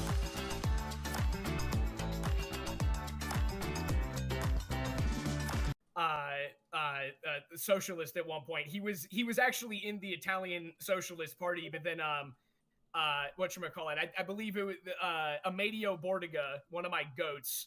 And, who's the other guy I think he was the guy that wrote Black Shirts and Reds. I can't remember his name. Or maybe it wasn't him. There was another member of the Italian Communist Party. It's like another one that like MLs like a lot. But the Bordiga and that guy were like kind of a big part of the reason why Mussolini ended up getting kicked out of the Italian Socialist Party, because they're like, bro, you're a fucking opportunist. Get your ass out of here. Oh yeah. But yeah, like Mussolini, I probably had like a fairly good understanding of like maybe like a vulgar Marxism, I would say. But he ultimately chose opportunism. Thanks for the follow. Yes. Okay. So I think the guy wants to debate, and I would honestly, if it's okay with you, if we could even pause the tier list, because I feel like people would like to see a debate, and you can be like a moderator or something, if that's okay with you. Sorry to derail, but we can totally just, because I can, in the YouTube segment, I'll just I'll just splice it. Okay. But if you wanna join, if this person wants to join, we can do it. We can debate. I'll debate you right now.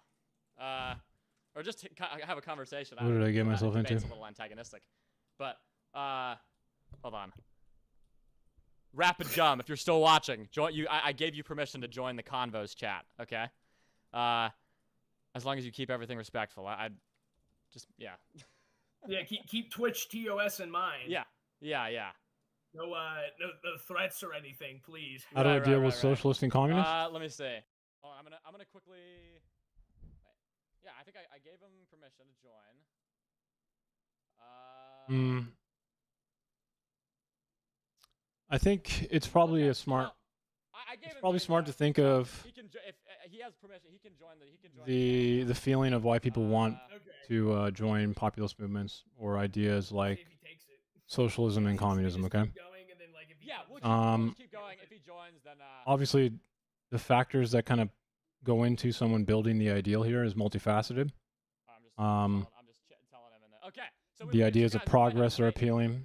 But ultimately, I'm not going to call fascism or communism reactionary.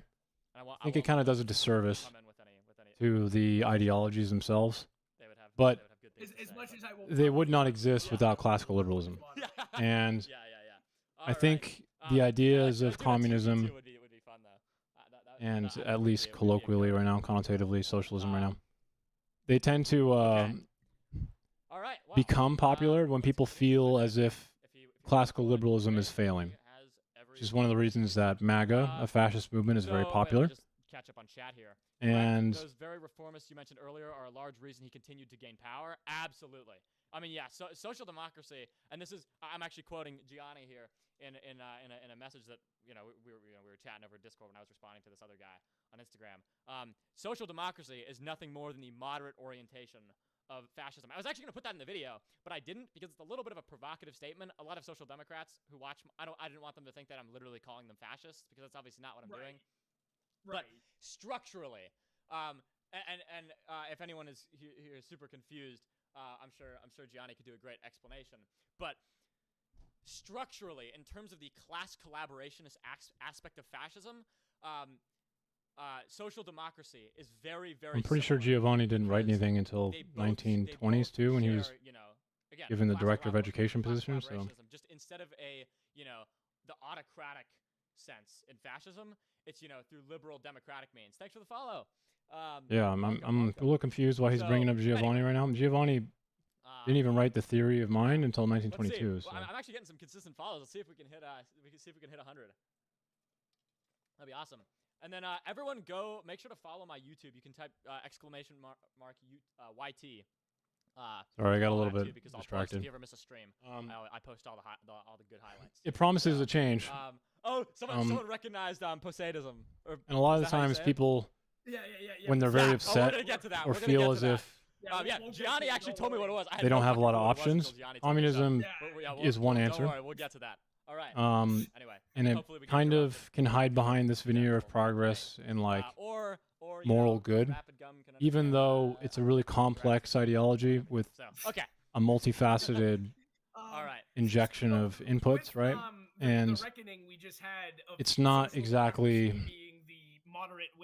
an easy thing to do. The idea is great. Even Rosa Luxemburg's perpetual revolution of the individual against the state is great. But ideals aren't everything. I think ideals are important. That way you can learn how to think about things beyond the pragmatic. So in order to actually achieve something that is new and maybe morally better or just more effective or effectuant, whatever, you need to be able to think beyond what you have or what you are currently in, right? But you do also need to remember that ideals are dangerous on their own. They need a pragmatic layer to them. The ideal of wanting capitalism in its most pure form to solve child labor, for instance, because of competition, is just an ideal at the end of the day, right? So a lot of the ideas in communism and Marxism, they're strong morally and ideologically, right?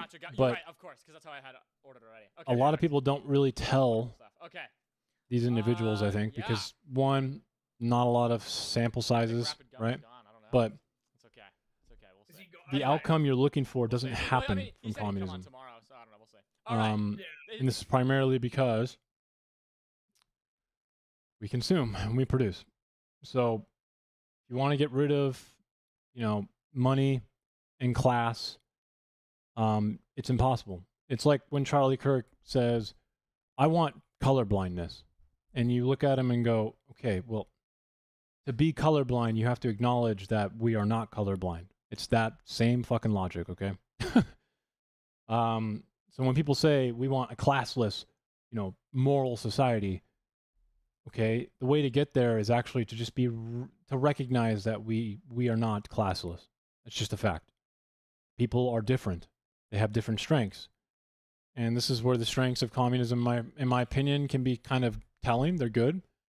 On local levels, underneath a pluralist system, co-ops can be more effective and the right thing, as well as what level of optimal government injection, or, you know, it's a continuum, okay?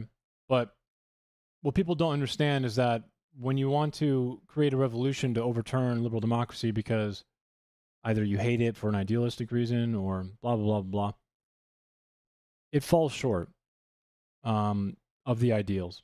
And the way in which a lot of these people represent is purely idealistic. It's not pragmatic in any way, in my opinion. Like Rosa Luxemburg, I have 3 really massive books on my shelf from her, okay? And I'd be lying if I said I read all of them, okay? I obviously have read quite a bit of them, and I think she's brilliant. She's a good writer. She has these political writings and economic writings, and these books, I'm not kidding you, are like this fucking big. In fact, I'll just show you on Amazon. They're massive, bro, okay? She has multiples of them. This woman is probably smarter than I will ever be in my life, okay? But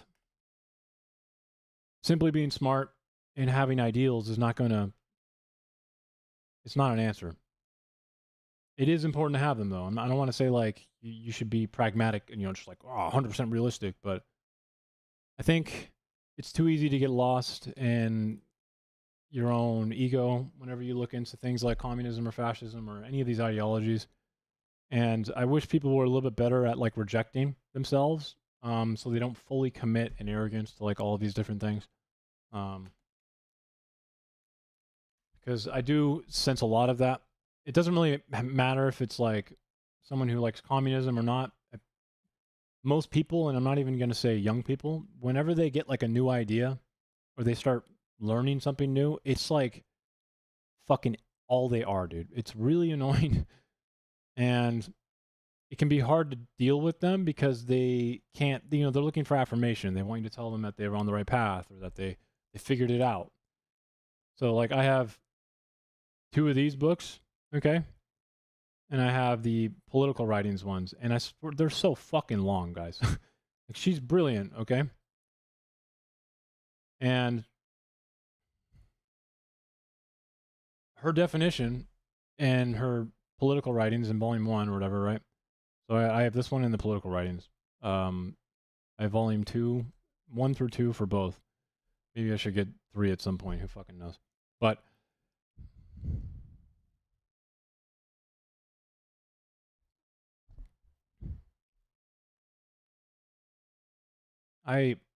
look, man, I know you can find someone who's going to sit there and be like, the right is racist or something like that, right?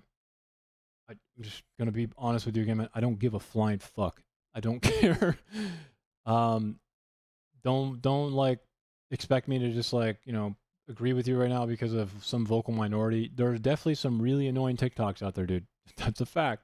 Okay? Wow. But historically and analytically, okay? I'm not even going to say the right here. I'm just going to say that this country has a very peculiar history with racism and how it was institutionally instilled into a lot of the types of systems that we still enjoy today. And it's not because they're inherently racist, man. Racism in the United States was a product of economic fortune. And then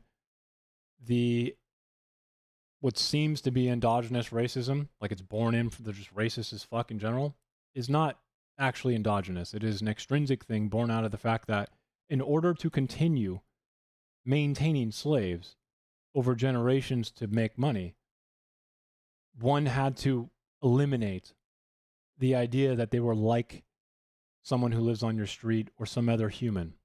So racism in the United States is a problem. I'm not going to say it's left or right. I'm just... okay, don't give me the Matt Walsh video right now. Fucking... I don't really feel like telling you how wrong you are.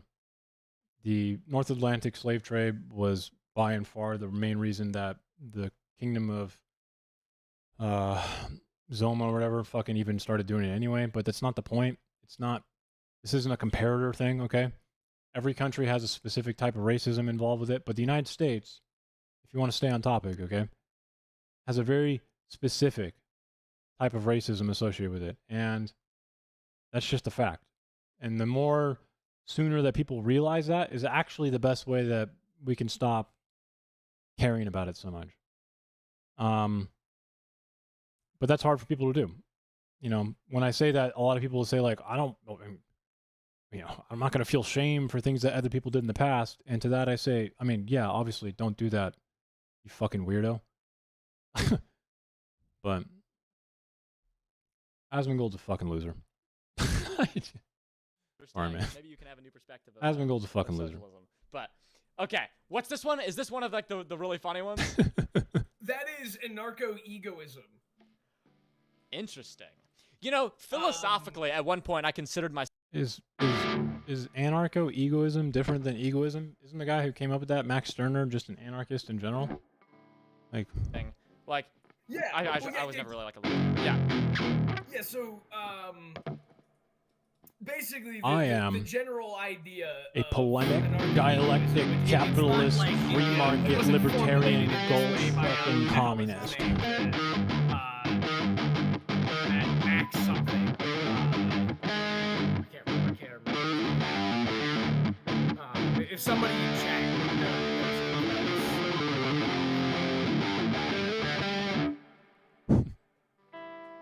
Max Stirner. Okay, Max. I already name dropped Max Stirner quite a while ago. My Adderall friend who needs sleep. I can. He built off of his work called The Ego in Its Own, and basically he was an anarchist, right? Yeah. The idea is that every human is on a psychological level inherently selfish. Yes. So even if you do even if you do a selfless act, the reason you're doing the selfless act is because it's rewarding for your brain to do. I would actually still totally agree with this, by the way. I agree with psychological egoism for sure. And it's you kind of can't you can't not. It's just a basic the basic material fact of how the brain works. Right. But, exactly. He went on to say then that the sort of ideal social. No. Okay, so my politics have been something that I think is not an easy path, man. I kind of take the route of Christopher Hitchens. I'm not talking about his personal politics and stuff, I idolize him or something. I'm talking about his book, okay? Which is this one. This is also a very good book, okay? Letters to a Young Contrarian, okay?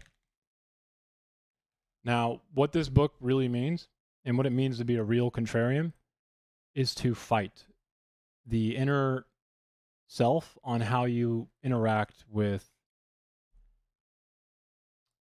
people around you politically. So I do not seek affirmation. I think I would probably be, if you ask close friends of mine how it would feel talking to me politically, they probably would not tell you that I'm friendly. They probably would not even say it was enjoyable.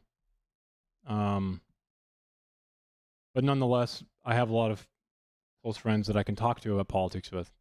So what it really means to be like this, if I was hypothetically, I mean, those people wouldn't really be friends to begin with then, more of acquaintances, but I'm not disrespectful about it. It's just, it's not really an easy road when people come to you and they expect a team, or they expect affirmation, or they expect you to provide this space of agreement, and I've never been one to ever care about that.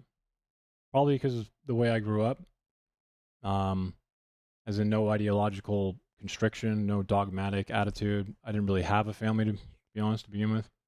So I kind of always felt that it was easy to reject myself.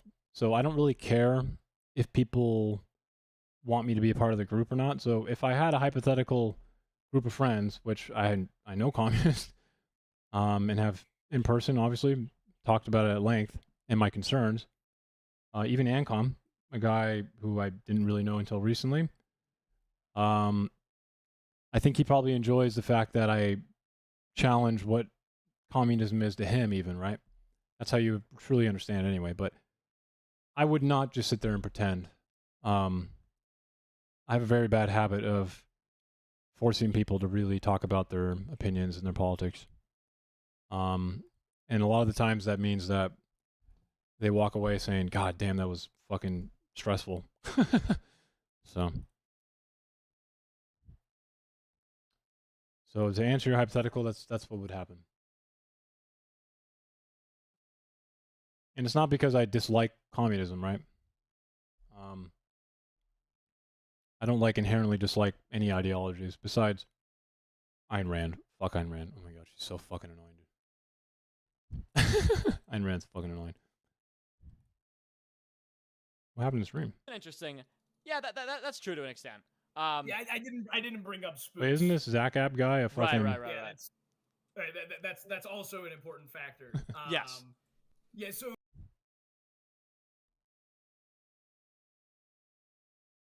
I mean, this guy clearly is like a Hasanabi fan, so... Again, I'm pretty attuned with, I think, the way people present their, like, little idiosyncratic, like, ways they deliver information, right?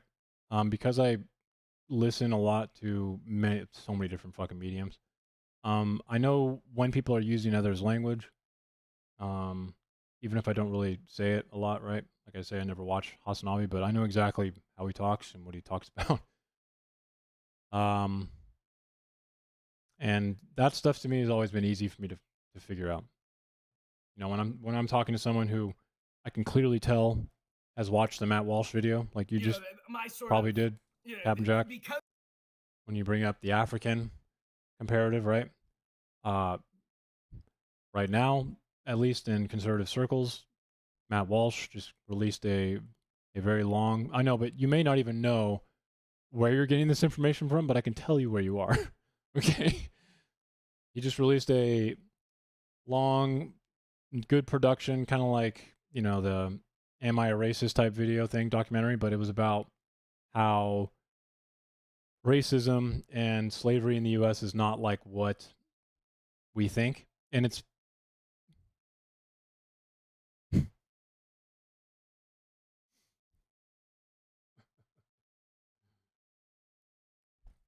Yeah, so there was an empire, okay? In conservative spaces right now, okay? There was an empire in Africa called the, start with a Z, Zomo or something like that. Dahomey, there it is, Dahomey. That's what it is. But it's not even that important. It's a red herring for one, but that's what I meant by earlier. There's a very specific style of slavery involved with the U.S.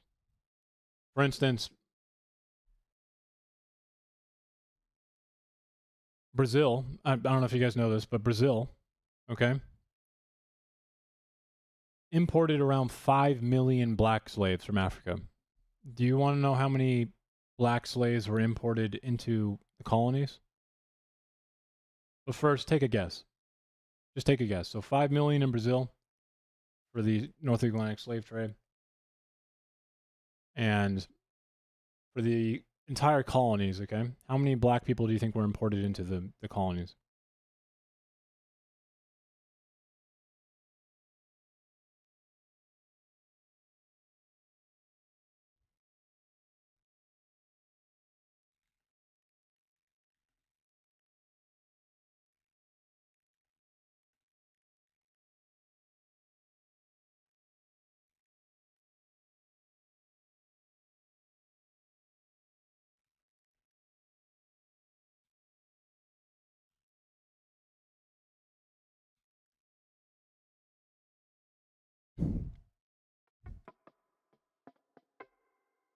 You're pretty off, Gran.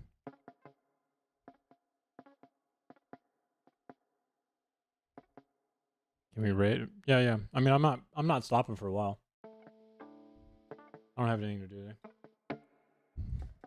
I'm gonna be here screaming at my TV or listening to Hasanabe communist. I believe there's still people that think. Oh, like that. totally. I know, it's insane. So Yeah. someone just asked me, this is an unrelated question, but is becoming vegan a straight cutoff thing? Whatever's going on there. So somewhere between, let's just do the high end, 500,000 black slaves from Africa, right? Brazil imported 5 million. Okay, Brazil, 5 million. Brazil doesn't have, funny enough, doesn't actually have a racism problem, even similar to what the colonies had. And again, there's a very specific reason for this, okay? And it's mainly because of institutional growth and institutionally built, or sorry, institutions that were built and prospered off of the fact that African slaves economically benefited white landowning, early colony Americans. They were not like racist to begin with, right? The reason that racism became a necessity, again, is simply because of a very simple moral question, guys. In order, again, to continue enslaving generation of black person or literal people after people, okay? In order to continue this in the way that the U.S. was doing, one had to dehumanize someone, okay? There's no way anyone in the South could have done chattel slavery if when they looked at a black person, they thought to themselves, wow, they're just like Jenny, the girl I like down the street, okay? So this institution and internal culture of necessary racism was something that was developed in order to maintain economic stability and growth. People might think that is like, that's just not true. Now, what you're saying isn't true in a lot of ways, but then let me ask you. I mean, you think that the teachings of the church, okay, just say Catholic Church for Christians, do you feel like that has nothing to do with what's happening today? No, Jumbo, just fucking stop typing and engage with what I'm saying. Not interested in this fucking shit. The reason that, like, you've probably heard the word systemic racism, okay? And systemic racism is actually, in my opinion, the best way to describe it, because individual racists are actually not that common anymore. Correct, but the rituals and the liturgy and everything they learned from Catholicism is essentially things that have been built upon institutionally in the church. How many years ago? How many years ago do you think Catholicism instilled the liturgy to perform sacrament? You can't vote out. No, you can't. You can't vote out churches, actually. Secular means that you do not favor one religion over another, and you do not ban a religion. You do not eliminate one. Well, they don't have political power, because if they did, they would be an arm of the state. Fucking obviously. That's just what would happen. And then we'd have problems because, someone in here earlier was an Eastern Orthodox, and a lot of people I know are not, but they still believe in God. However, they would not be real Christians, and the state would make everyone suffer on behalf of a single one. So there's really no need to mix them anyway, but secularism does not favor Muslims. High energy. Secularism looks like it's favoring Muslims to the white Christian who lives here. Okay? And that's because any minutia of acceptance towards Muslims in general looks like a zero-sum game to you. But the truth is that secularism doesn't favor any religion. In fact, its biggest flaw is that it mutes the strongest parts of a country culturally. So a lot of Christians in this country probably identify with like Christian nationalism, and what classical liberalism does horribly is the only way classical liberalism can kind of function in society is muting things. It is taking the volume slider. Okay, I'll just show you in Ableton. Okay, we'll just have some fun really fast. We'll do it in musical form. Okay, I'm just gonna play a song really fast. Okay, I'll demonstrate it for you at the same time though. All right. So if I went and played like, let's just do some random piece. How about Keaton Henson? Okay, that way you can get a feel of it. We'll do Keaton Henson and then do this song. Actually, Hell in a Dance. Now, what liberal democracy does, and just, I'm getting somewhere, I promise, is when you're listening, like, think of a country as like a song, kind of like what you're listening to right now. And in this song, we'll call it America, US, we have a really powerful violin cello section, okay? You're going to hear it in a second, but the piece is driven by this solo violin, okay?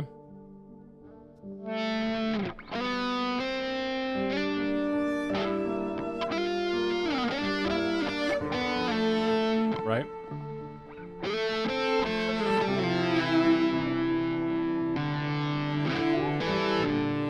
Right?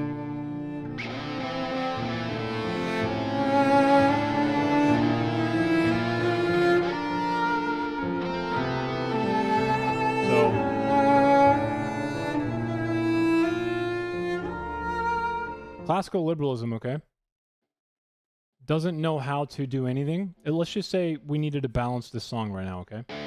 Right? We needed to balance this song.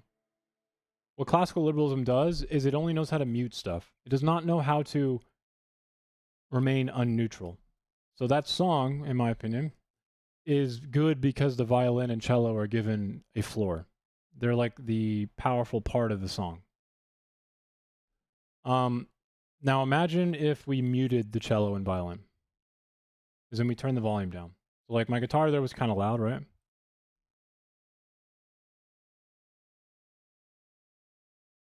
And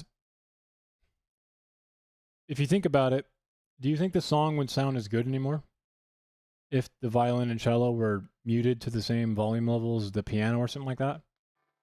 Like, imagine my guitar is the lead now, okay? I'm going to change the volume while we're playing it.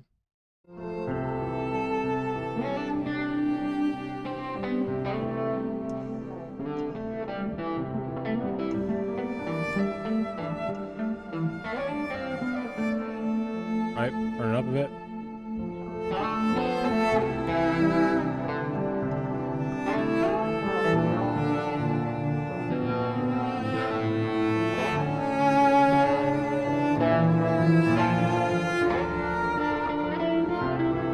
And then what if I just turn the volume down to the same level?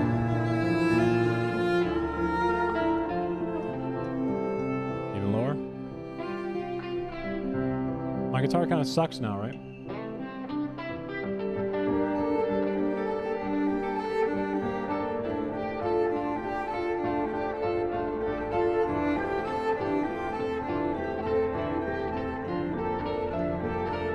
Right?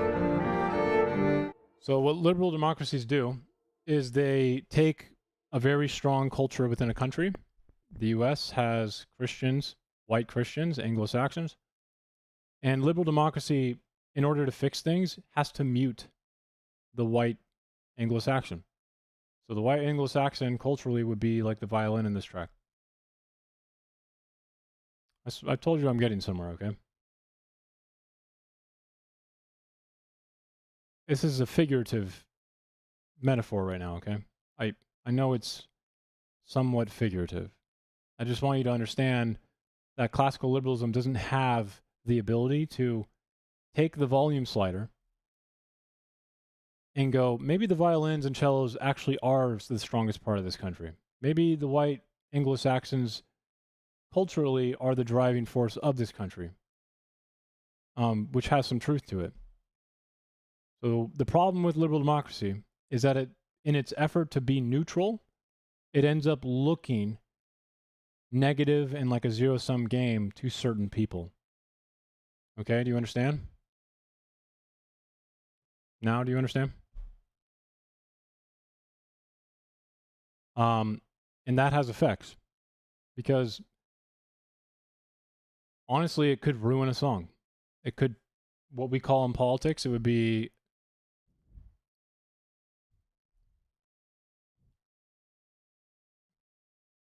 it doesn't look neutral to you, but it is, in a way, neutralizing the political landscape. Except, no, there's no right to protect culture. Culture is a continuum. Cultures change over time.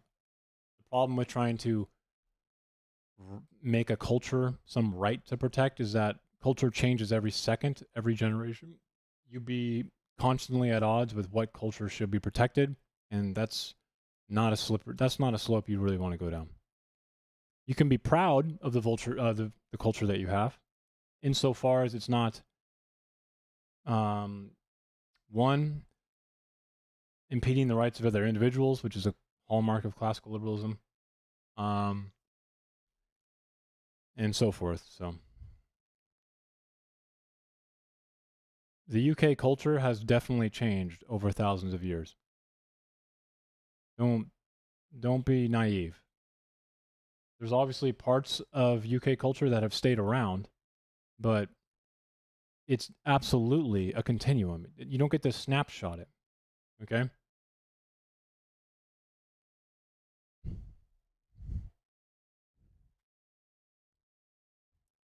Okay, so Jumbo,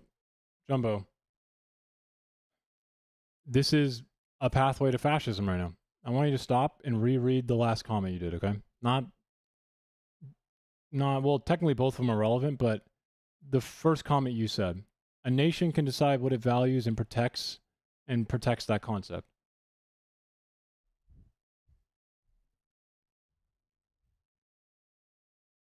I've always told you, if you paid attention, that fascism correctly diagnoses literal, real problems with liberal democracy.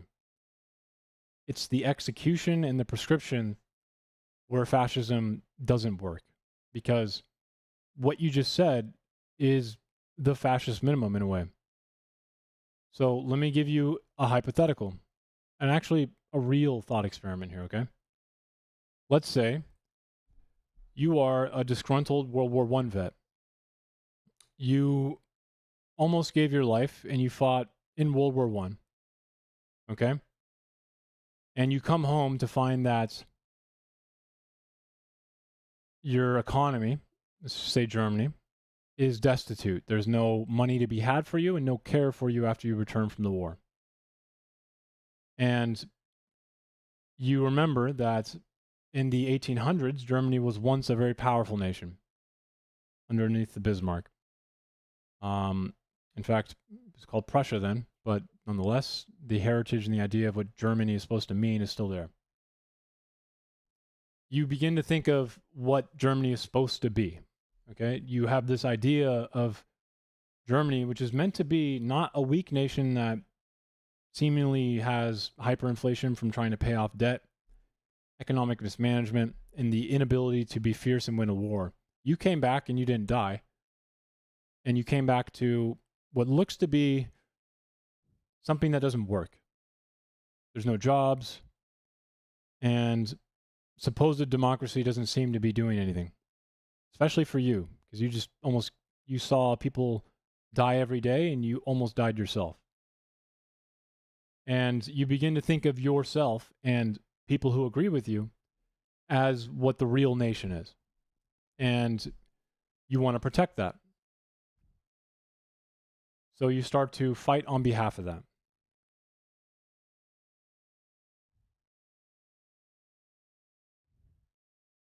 Because anti-theism is just as stupid as a fundamentalist. They make the same mistake in the inverse. Someone who says God can exist is making the same mistake as God absolutely exists. It's just that simple. But Bogos, you have to remember that the German soldier I'm talking about, Okay, the German soldier I'm talking about didn't wage the war. He was forced to. So he's even more angry. Because his government failed him, right?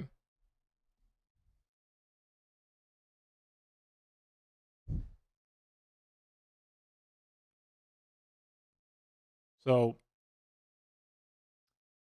this is kind of the main problem with the fascist minimum, though, okay? I'm going to ask you a very simple question, and I want you to give me the answer in a single sentence, okay? Actually, I'm going to ask you two questions, and I'll tell you when I want to do the single sentence thing, okay? You're from the UK, right? Is that correct? I did not say that you're a fascist, by the way. Are you from the US? I never told you confidently what you are. I'm just saying that what you described is something that can lead to fascism. They're two different things. Oh, that's right. You're from Sweden? It wasn't Sweden, right? Both of you is fine. Both of you is fine. Okay. Well, nonetheless, whatever country you're in, I want you to tell me what exactly the nation is, that the culture and the nation that you want to protect in one sentence.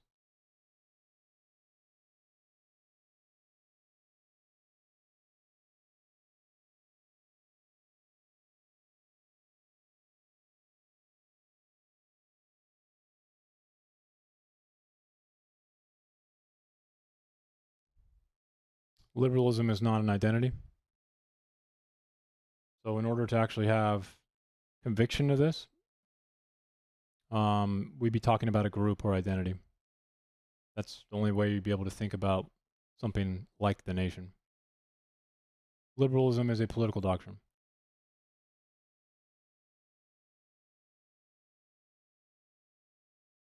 I mean, the actual answer here, Captain Jack, I need a sentence. Because there's a lot of different types of liberalism. But if the culture and thing you want to protect is liberalism, then give me your sentence of it.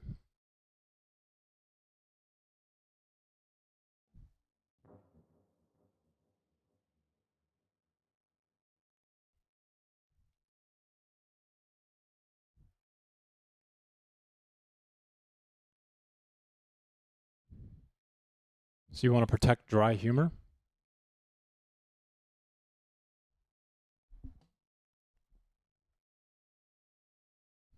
Well, Jumbo, I need you to try. I need you to give me the answer to that in one sentence. Historic traditions change over time, don't they? How far back do you want to go? Is it after England had its last successful land invasion from William the Orange in the Glorious Revolution, when the switch from denominational leadership of the historic Church of England changed, or before that?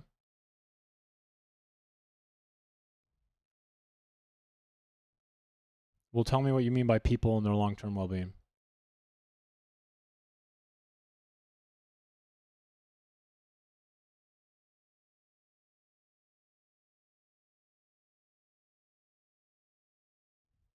So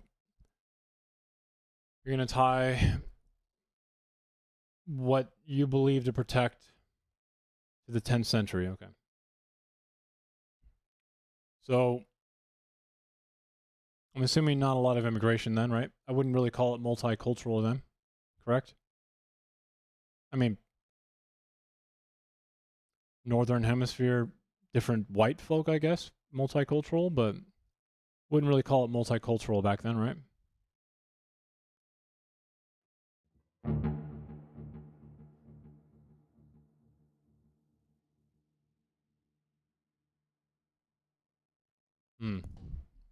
So how exactly are you going to protect against that?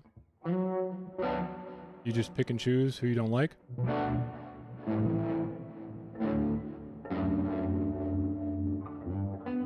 Is respect a objective thing or is respect a subjective thing?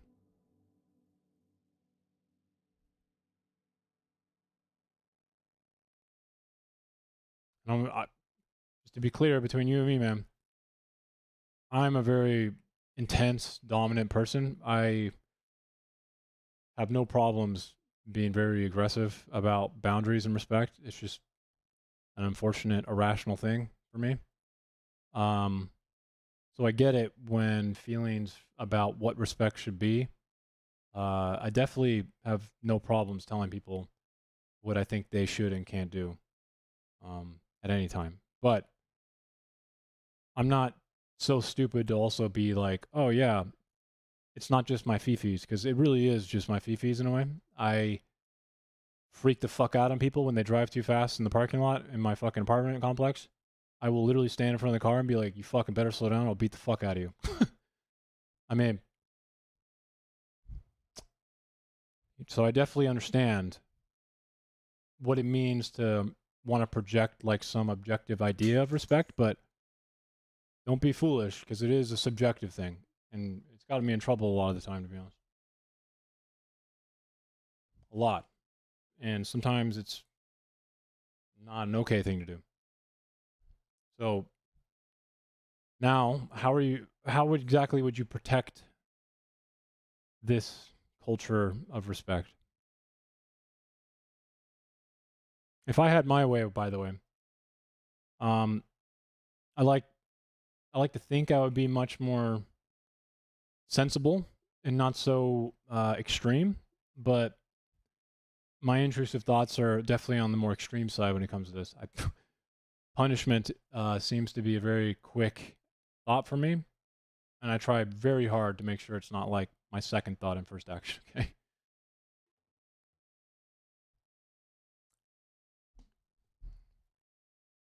Okay. What I'm trying to describe to you now is you've noticed that this is something that's not answerable anymore, right? I mean, what is the adequate amount of immigrants? I can tell you the economic number, but the truth is that they're all going to be bringing different culture. And part of UK culture is going to be different culture. I mean, Indians have very much helped shape British culture because of the economic relationship they have between them. Would you just get rid of the Indian culture now, even though it looked hard at first?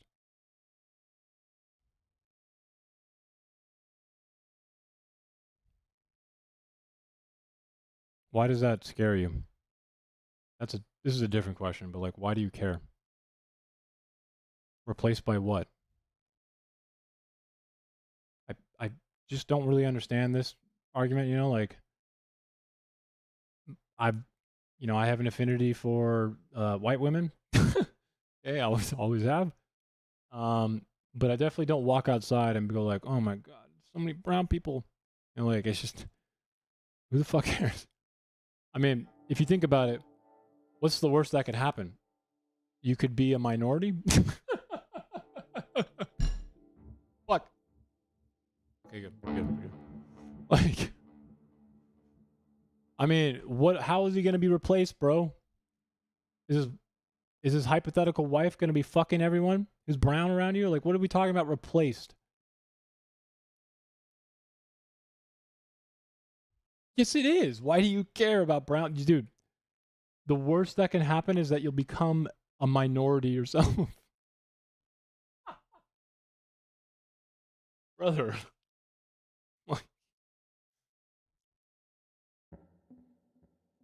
Okay, why does that bother you, Jack? Does it bother you that you might become a minority? You don't own land, dude. You don't own the land. Let's fucking yeet that out of here, dude. What do you mean, in my own land? What are you talking about? That's a load of bullshit, bro. Come on now. My own land. How about your own house, bro? You can choose your white wife if you'd like I did. Who's very demure, very traditional relationship I'm in. I'm happy. She's happy with it. Fucking all is good.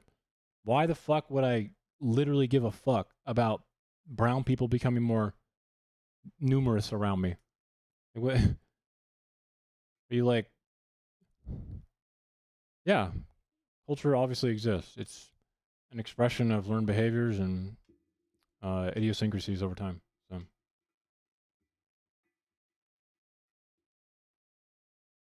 I don't think culture is something so shallow that it's like, how white is your skin, bro?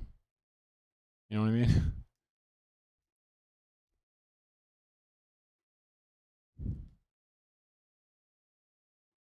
I just don't really understand why the insecurity of like, oh my God, there's going to be less white women to fuck is like somehow a big insecurity. You can go find them, bro. You can go up north a little bit. No brown people are going to Sweden. Just fucking take a boat. Go have a day trip out of it, bro. You'll find some white women. I believe in you, dude.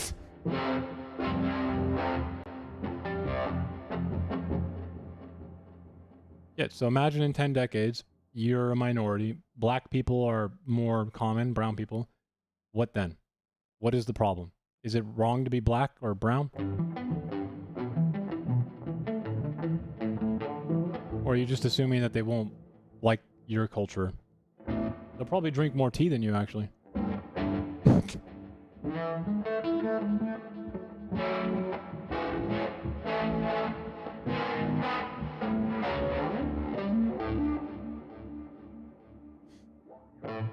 It'll be the WWC.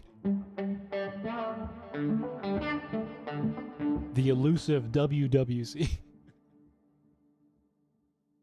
Wallow with a Ouija cock. Why would a Muslim like UK culture? A lot of Muslims probably would like UK culture.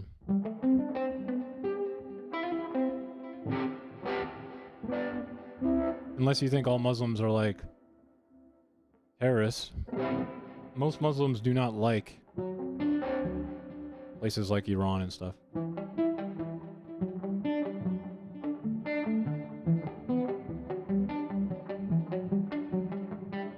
So you want to protect, like, establish a prescription of rights to protect the nation that you value, which is pubs. Pubs.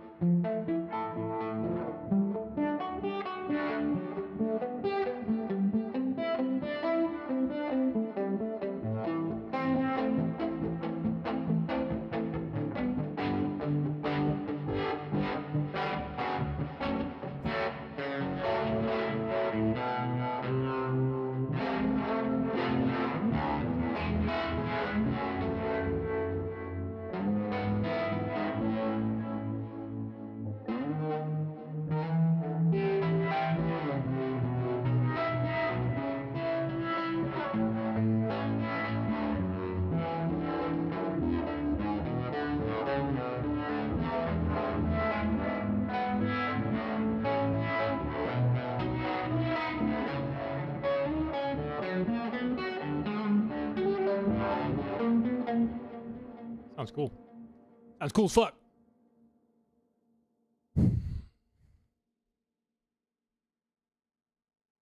Cultures are not irrelevant. I never said culture is irrelevant.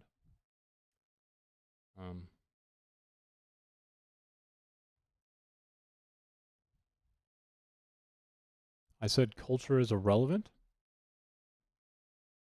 Really?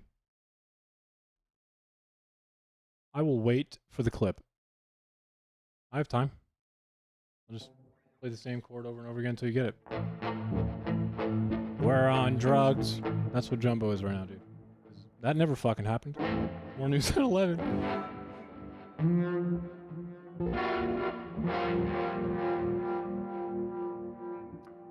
I don't believe in protecting culture. Definitely not true. If you would like to know my internal, intrapersonal ideas on family values, when I have a kid, they're going to be at a dinner table every night through the weekday when they grow up. Same time, and there's going to be dinner. It's going to be much more stable. That's something I'm going to do, right? That's me protecting what I believe is something that I never had. And I think if you do it correctly, it can promote good communication between your child, who's an individual, and you. And some people might say that I'm a little strict there. And to that I say I don't give a fuck. Fuck you. But what do you think that is me doing? Do you think I'm destroying culture there? Do you think I'm trying to protect or instill or rectify certain culture? I won't give my kid a smartphone until, depends on the kid, they develop differently, but I actually would want others to do the same. But this is another one of those moments where the truth is that what I want and then what should be legislated are two vastly different things. And I believe the state has a place in the world and human experience and the condition in which we all find ourselves. And I'm going to be honest with you, in the fucking dining room is not one of them, bro. You can go fuck right off, dude. That's a place where I feel like parents should probably be what they're supposed to be.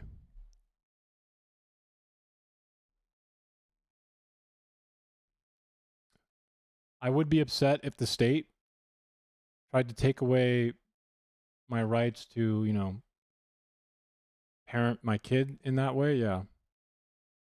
I feel like that'd be a little bit of an overreach.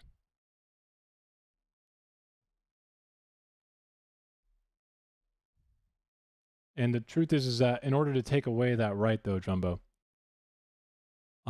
it wouldn't be just simply taking away something I value. In order to actually do this, you would be inadvertently and consequentially taking away lots of rights from millions of people. There's no way to do it legislatively like, Circa, kid, Section 1B.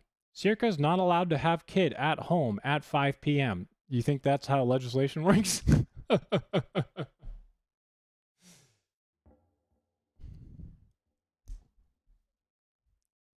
think you do think that's how legislation works. Fuck. Monday through Friday, Circa's not allowed to have kid at home. I look forward to the bill on the House floor.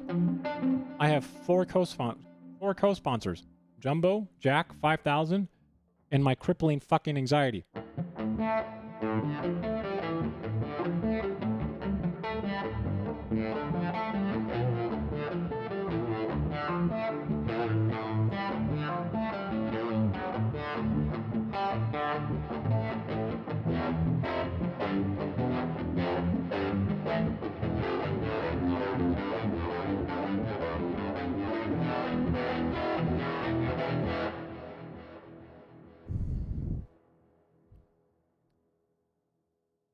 Might be more impressed by the fact that I know how to tell you that there was no informal contextual fallacy made there, and that I very much think you should go look up what an informal fallacy is, much less a contextually informal fallacy.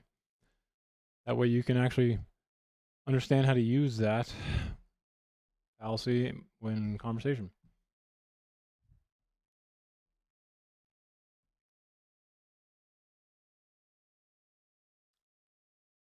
Pro tip, by the way, if you ever want to overcome someone who's using a fallacy, okay, you do not point out the fallacy unless it's like something necessary, like a false dichotomy or something, right? What you do with someone doing a fallacy is more important than simply pointing out what you think is a fallacy, okay?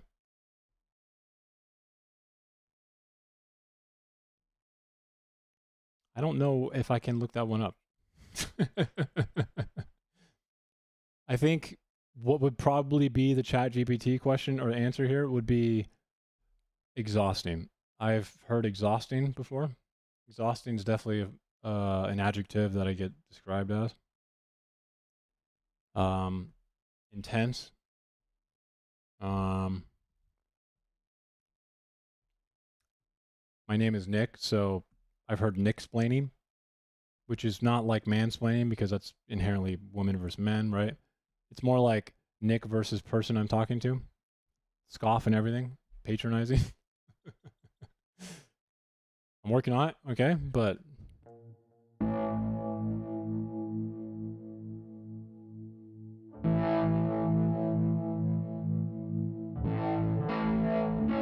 my god, it sounds so sick.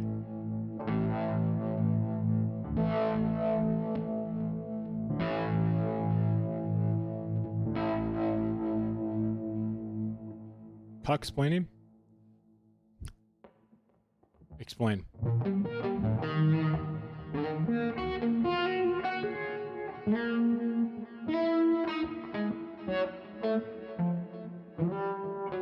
All right, back to the communists. We stop there.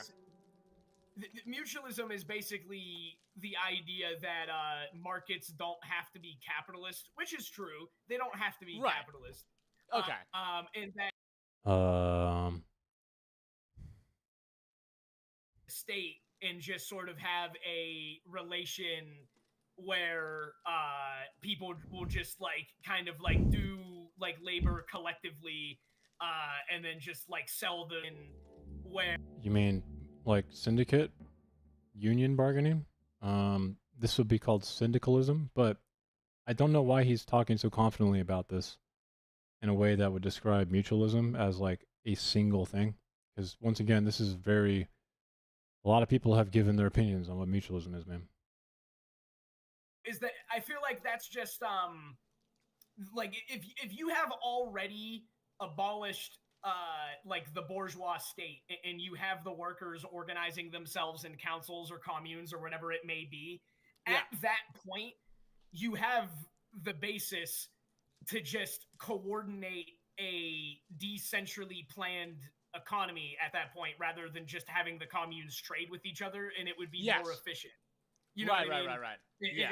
And so I feel like if your end goal was mutualism, society would end up just like arriving at the Marxist conception of low stage communism / like anarcho-communism. As a result of the achievement of mutualism. Yes. Someone said, what ideology would the Cyberpunk 2077 world have? Corporatocracy? Probably like, would it be anarcho-capitalism? I mean, I feel like it's just like, there is a government in Cyberpunk, right? True, yeah. Like there is a state apparatus. I feel like it would just be like cybernetic neoliberalism, probably. Okay, yeah. I feel like that's how I would describe that. Someone said, "Are you two communists?" So I'm an ANCOM, and they are a left scientific communist. Yeah, So very, very scientific similar. communist. Yeah. So Yeah, we're very, very similar, but yeah. There's a video on his YouTube. Did this guy just call himself a scientific communist? Yo, what? Like very briefly, my understanding of communism is rooted in the works of Marx, Engels, and Lenin. I, however, don't like, and other theorists as well, but like mainly those three. And I don't like to necessarily call myself like a Marxist or anything like that, because the framework of scientific communism is one that was founded by people and then built upon by a bunch of other people. So like, why would I immortalize the name of somebody in the school of thought that I adhere to? Generally the main difference between me and an anarcho-com is just the definition of state that we would use in regards to a form of worker self-organization, which we fundamentally agree on the council or commune form being the form through which the workers would make their revolution happen. Yeah. Someone said Marx never finished his work on communism, so that would be a little hard, obviously. Yeah, exactly. And Marx didn't live through, all the revolutions and whatnot. And it was very clear that, his perspective changed greatly. For example, when the Paris Commune, the success of the Paris Commune changed his perspective a lot. So much so that he actually redacted a lot of the Communist Manifesto. And, anyway. Yeah, you could reasonably make the argument that he was a statist before the Paris Commune, but after the Paris Commune, it would be extremely inaccurate to describe Marx as a statist. Yeah.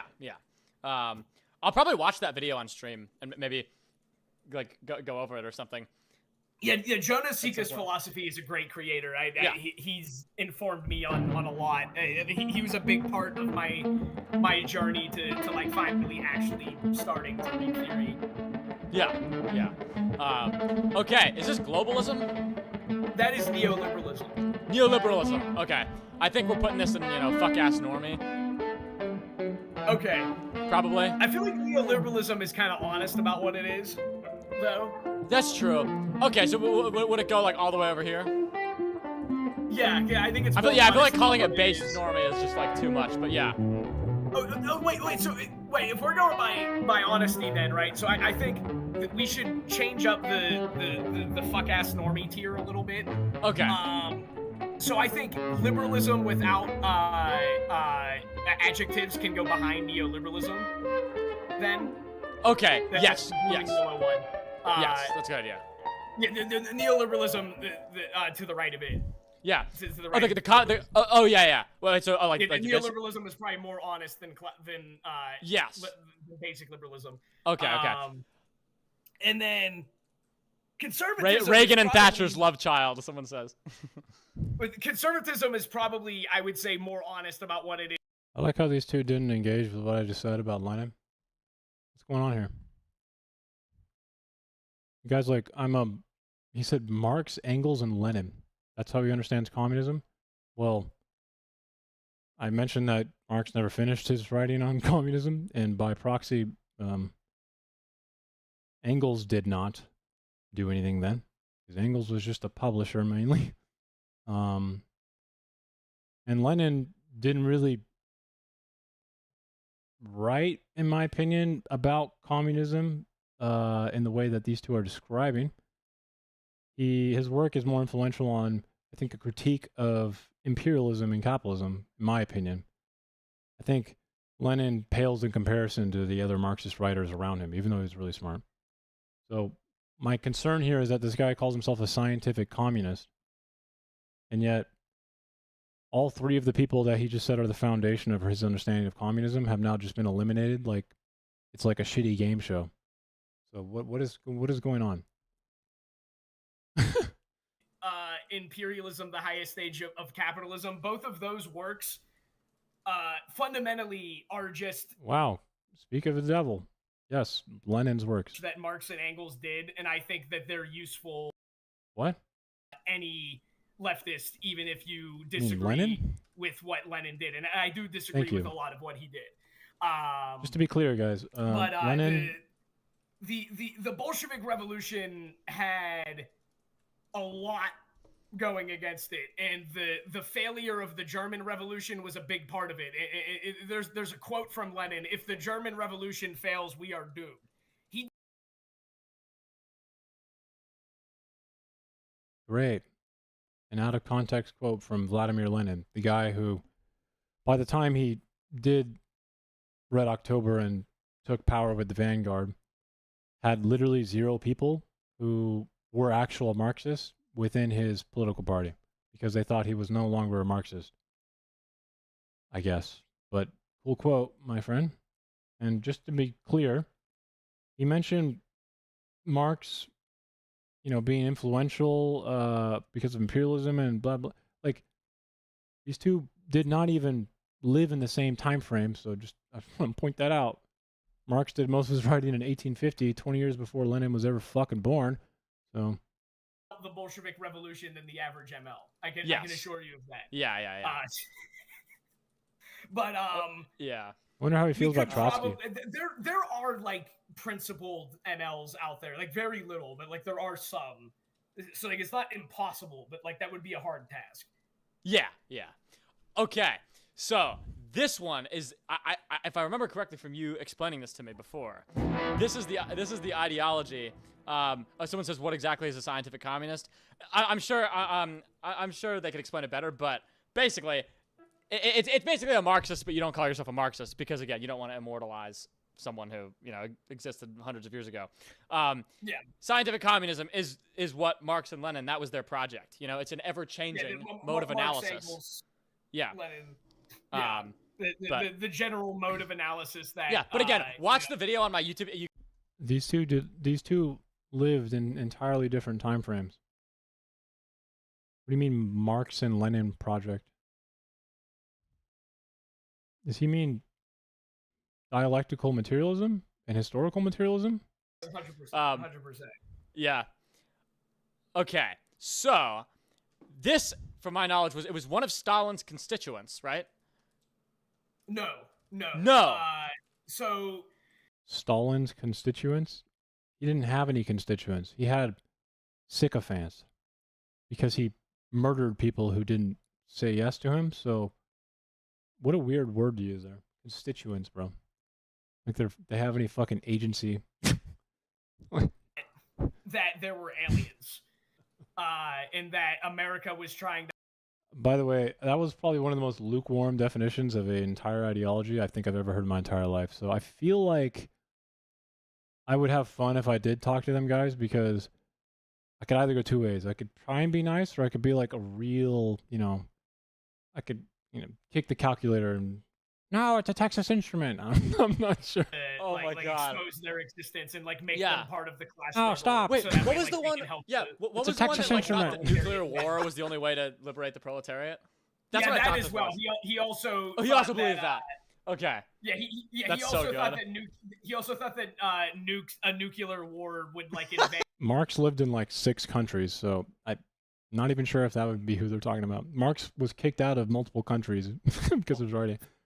And then there's also the atomic part. And then he did most of his magnum opus work in London, where he watched and buried like 5 kids, because in the 1850s, London's fucking pollution problem was giving all of his kids tuberculosis.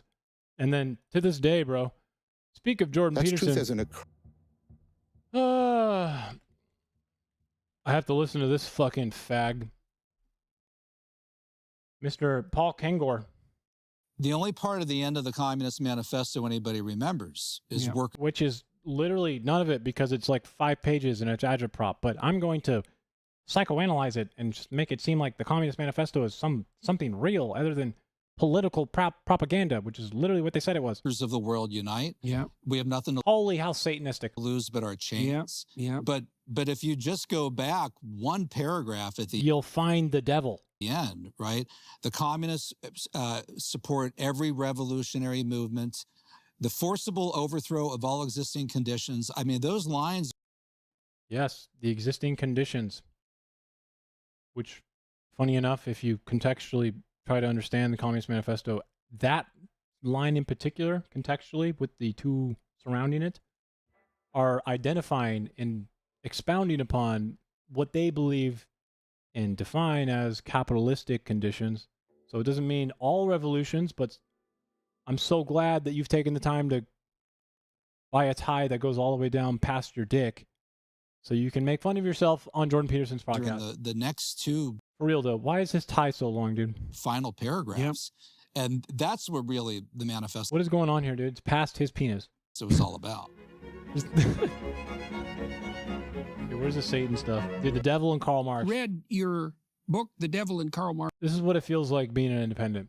You go from whatever the fuck I just watched there with scientific communism, where I got one of the most pathetic definitions of some fake ideology I've ever heard in my entire life.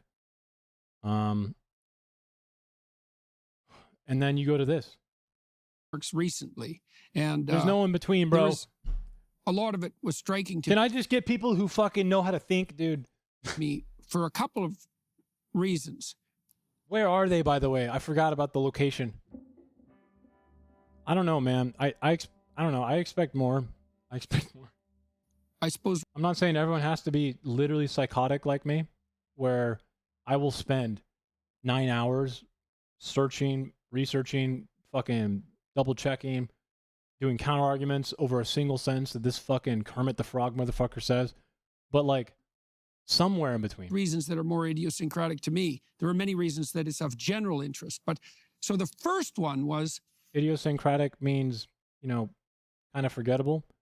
Most of the time, it means just like habitual tendencies in language, you know, blah, blah. I don't know why you would even care about them unless it was impacting whatever you're trying to say or do destructively. one of the things I noticed Which about not every idiosyncratic thing is, so I don't really know why he said that. my students, especially the ones that were really searching, is that if I gave them free rein to write an essay, they'd often they'd include or want to show me a poem that was relevant to that pursuit. And then my first book. Yes, because it's literary and figurative, and sometimes poems can be beautiful but simple and clear. Thank you, Jordan. This is why you're not a linguistics or a English professor. You're just Kermit the Frog. Maps of Meaning actually started as about a 40-page poem. Wow. Well, is that why you have shit like this in it? Yeah. Is that why there's shit like this in it, Jordan? Is that why this exists? Whatever this is, dude. Poems are supposed to be simple and clear, bro.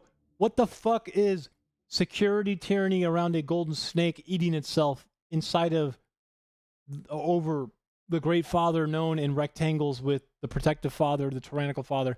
And then why is one side stagnant with only a single dash away from it? And why are there arrows that sometimes are biconditional but also not at the same time? And how the fuck does this make sense, dude? This is Maps of Meaning. This is his poem. This is Jordan Peterson's work. This is what he's talking about. Yeah. This is not what he's talking about, but when he's describing Maps of Meaning, whatever the fuck you're looking at here is literally what it is. He made this. There's tons, dude. Have fun. Dude, it's a fun game. Try and figure out what the fuck Jordan Peterson is trying to say, dude. He's using his poems from Maps of Meaning. No, I'm not. He just said it. Look. Maps of Meanings relevant to that pursuit. And my then book? My first book was a poem. Maps of Meaning actually started as about a 40. I thought it started out as some meth binge, bro. That's what this is. That's what this is. I'm attacking the meth binge, Jumbo. You telling me you want to try and defend this? Go ahead, bro. Have fun. But fucking pick better battles, though. Yeah. Yeah. I bet it did. I bet it did. And then somehow the precosmic jonic egg came into being in the patriarchal world of light.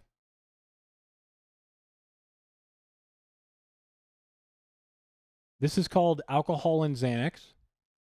And 2 weeks later, you wake up and you are like in Mexico, cars flipped, negative 4,000 in your bank account, and then you go post about it on Reddit because that's what everyone needs to hear. Every time. Every time. Every time. 40-page poem. Wow. Don't do Xanax, guys. So I know where you're going with this. Okay.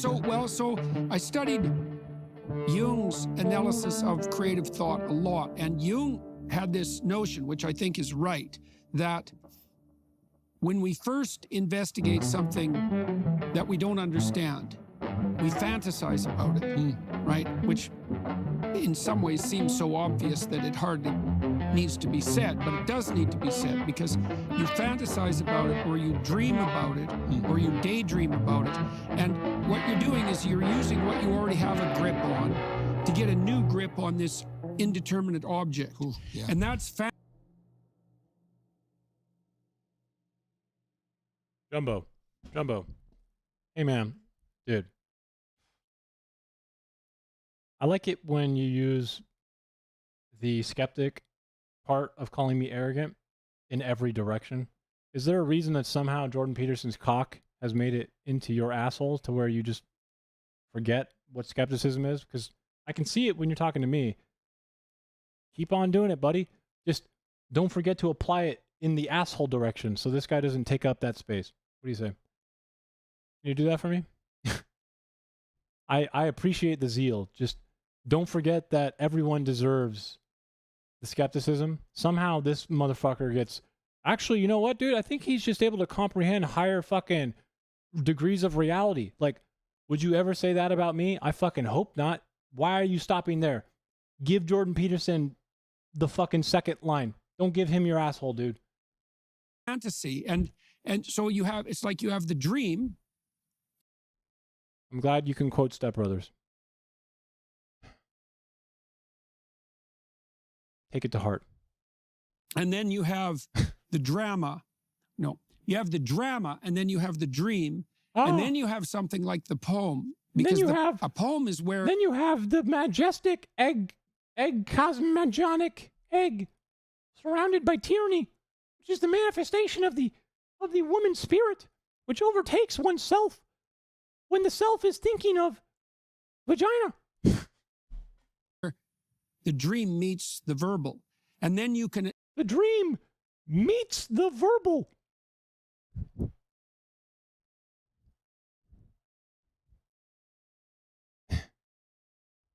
Hey, man. Can I say I'm weak? Jesus Christ.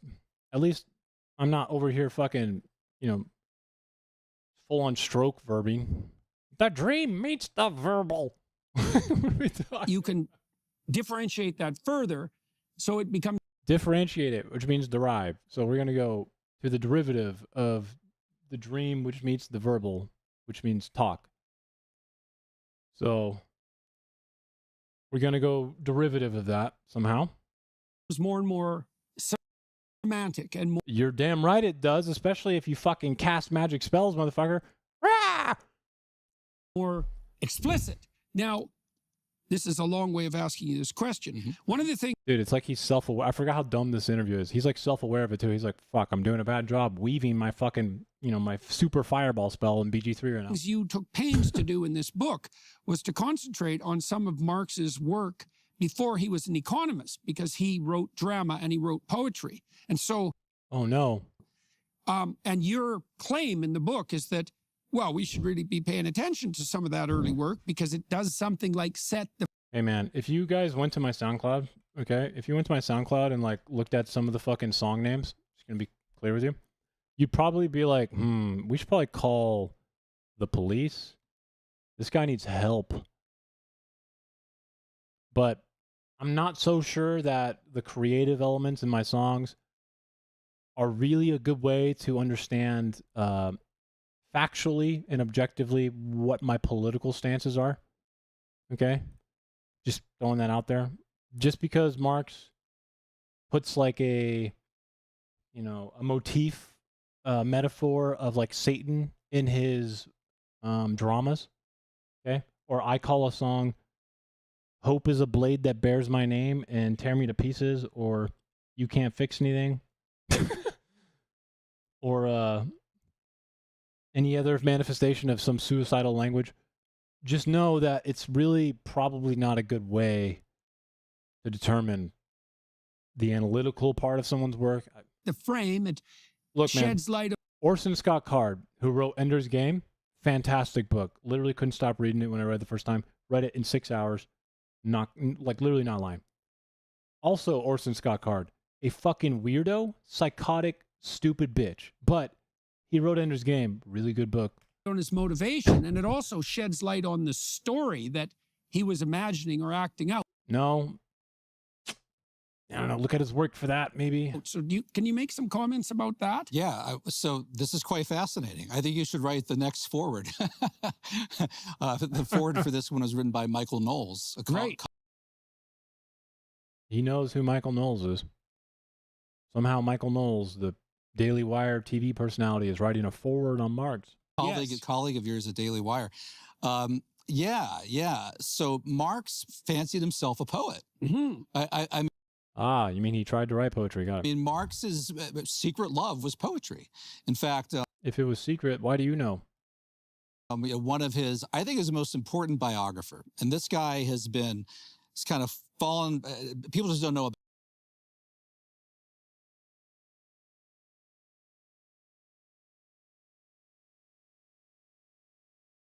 He saw the video. He's like, I know whose side I'm picking. Fucking stupid drunk ass, bro.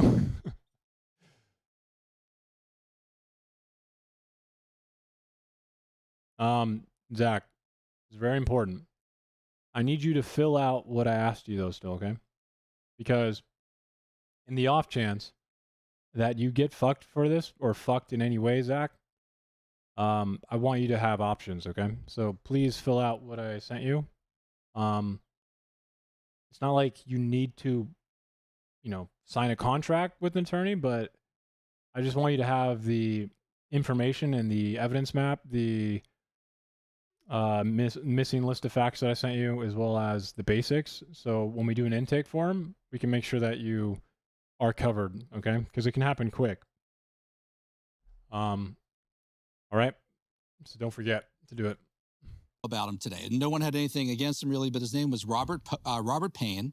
So he was a British academic, man of letters, the arts, a translator, drama. I mean, he was no right winger. He was probably slightly left of center. He did a couple, did several works on Marx, late 60s, early 1970s. Published by New York University Press, Simon & Schuster. So, you know, very credible. And he was really the first one to mine Marx's poetry, to go through and figure it out. How much of it is there? How much poetry? Well, there's quite a bit, and it's deeply disturbing stuff. All right. You're not messaging him any of this, right, Zach? Zach? Please tell me to God you are not fucking messaging him this stuff. Is this... Yes? Hopefully not, right?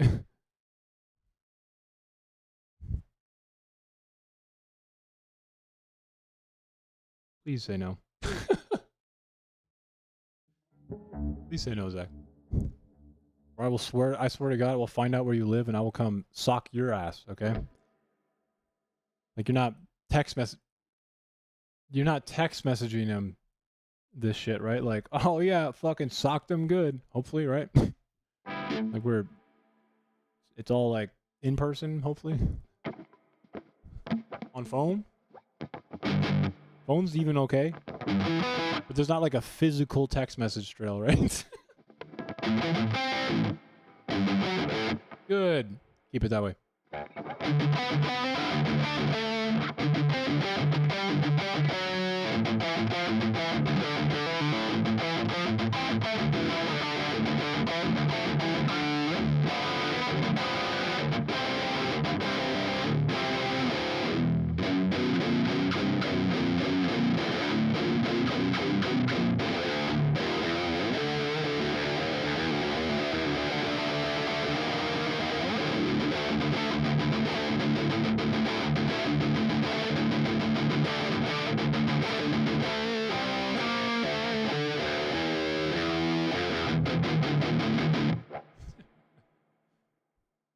Nomadic life?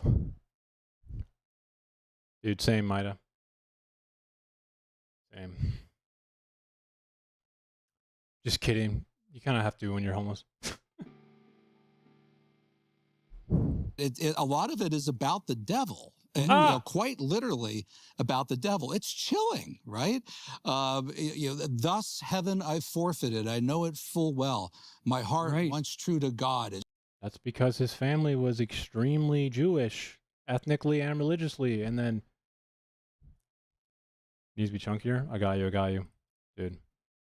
He's like, oh no, Marx is talking about how he's not a Jew anymore, probably letting down his family, which he did write about. And then instead, he's like, oh my God, this is a literal passage about him accepting the devil. What? Fucking stupid, bro. All right. Here we go. All right. See this transpose button, Mida? A little bit. We'll do cut off the high end a bit. Cut this off. And then less tone. Yeah, and then we'll do this.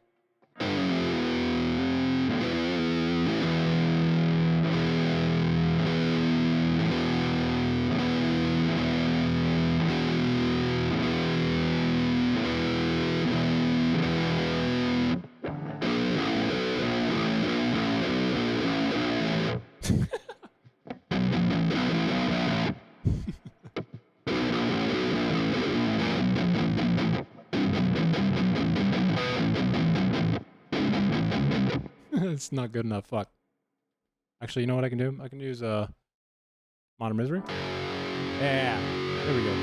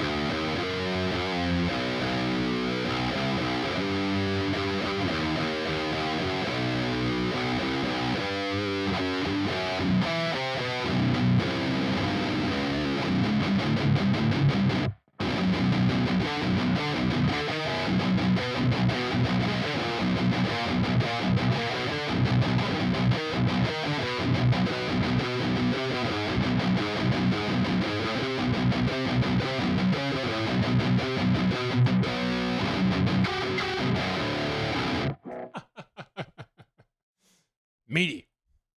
Absolutely meaty. Anyways. Chosen for hell. Right. 1837. Straight Lucifer from Milton. Yeah, 1837, that one was. It was one of his first published writings. He would have only been 19 years old at that time. Another one. Yes. Use a 19-year-old's poetry to quite literally say that he worships the devil. All right, I got you. We'll do polyrhythms. You like polyrhythms? You like Tesseract? God, bro. Tesseract. Anything but listening to this fucking loser anymore. I'm fucking over it. End it all, buddy. We'll do Tesseract. Where are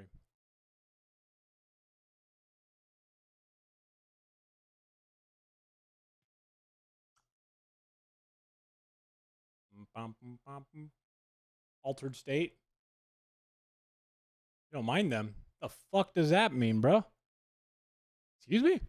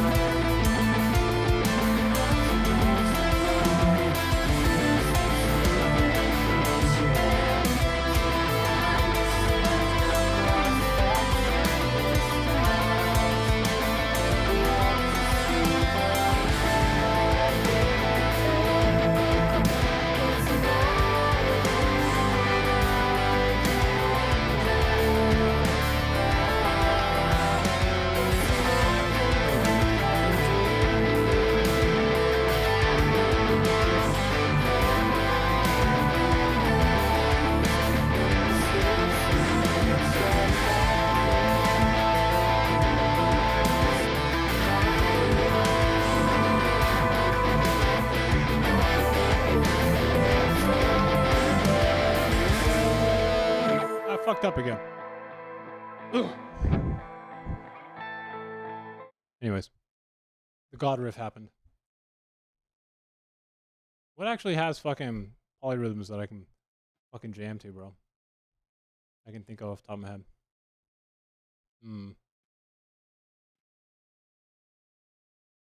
Think, Nick. Impressive stuff, yeah? Impressive stuff. How about...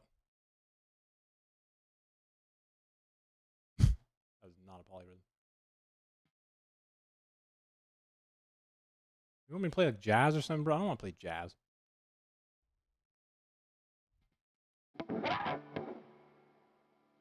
Dude. Actually, I know exactly why, okay? So, over at the Bureau of Labor Statistics, some dude accidentally hit the make everything really expensive button, okay? As you can see, well, you can't actually see.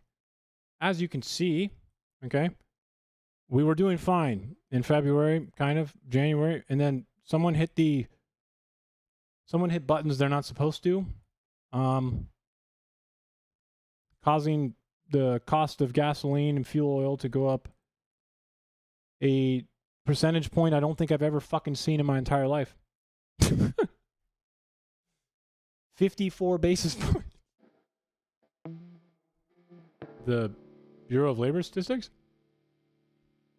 You don't know how to get this? Bruh. Let me educate. Even goes expenditure by category, dude. Look at this. Look at fuel. Just a casual 30.7 here.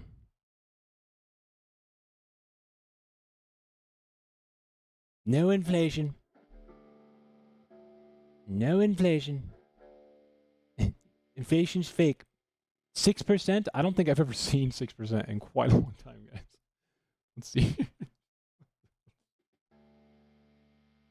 It's been a long time since I've seen 6%. March was 9? Holy fuck, bro. Dude, not even... Okay, there's 2 months in the height of the inflationary panic that was happening. 3 months. 4 months. Thanks, Trump, for your fucking spending. Go back even further. This is a good signal. The economy is doing great. As you can see, going back to 2005, only 3 times in history have we done 0.9 and 0.6 in the past since 2005, except in the other direction when everyone's houses went to shit. This to me is signaling strong, the strongest economy ever, where 50% of the country's capital is being used on fucking hardware for AI, and we can't do anything about it. It's just gonna come right back around, buddies. I'm just gonna watch the video. I can't even. No, I'm not even doing this. I'm just watching the video. Fucking kill me. Find the.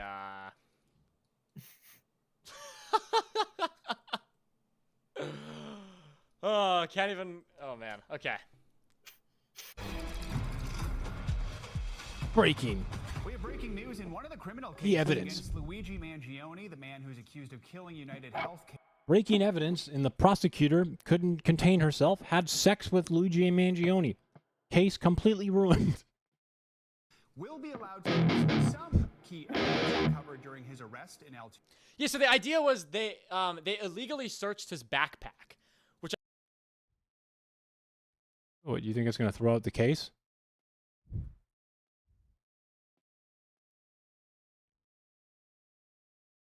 I don't really think it would be illegal. Didn't they have a photo out on like national news showing the backpack and everything? I'm pretty sure any officer who searched his backpack could overcome the reasonable suspicion here. Is this really the angle? What I've heard, it's pretty strong. I don't think he's like totally. I wonder. Yeah. This guy is about to hit us with the, in traffic stops, it's illegal for the officer to search your car. And just remember that. It'll save you completely. 100%, bro. Don't worry about it. I know a guy. He told me through YouTube. Like, dude, motherfucker, no. If he wants to search your car, dude, he's going to search your car. You're not going to be able to fight it, okay? He's just going to be like, yeah, kid gave me a wrong vibe. What do you think you're going to do? I mean, like the way You searched it illegally. He's literally going to show up to court and be like, too bad, kid. You gave me a wrong vibe. I didn't like your vibe. You had Skittles in where your cup holder is supposed to be. Fucking weird. So I searched your car. not like wholly accurate. And like outside of that, I'm pretty sure there's not a whole lot of physical evidence actually linking him to that scene. Besides, like, linking him to the scene? I'm sorry, don't they have the weapon? I know some forensic stuff came back, like, inconclusive, or maybe I'm mixing it up with the Charlie Kirk guy, but I mean, the real problem that the state did is they perp walked him, right? Which inadvertently is going to hurt their prosecution because they're trying to make it a spectacle to go after the death penalty. And the fact that they went after the death penalty here is what probably really hurt their case, because this guy in no way, shape, or form should get the death penalty.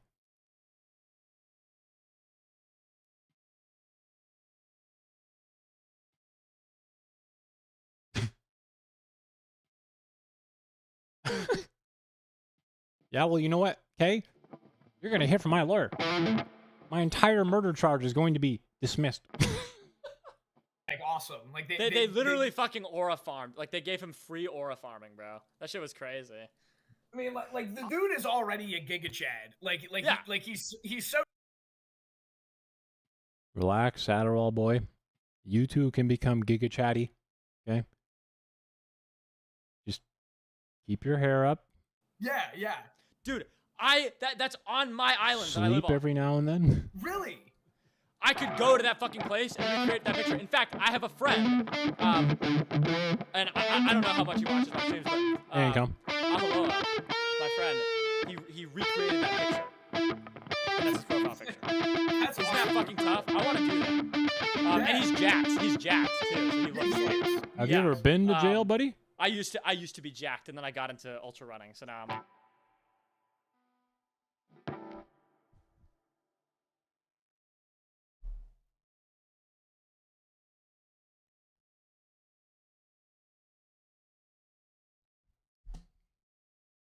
Oh my god, bro. Why are there so many insecure kids online, bro?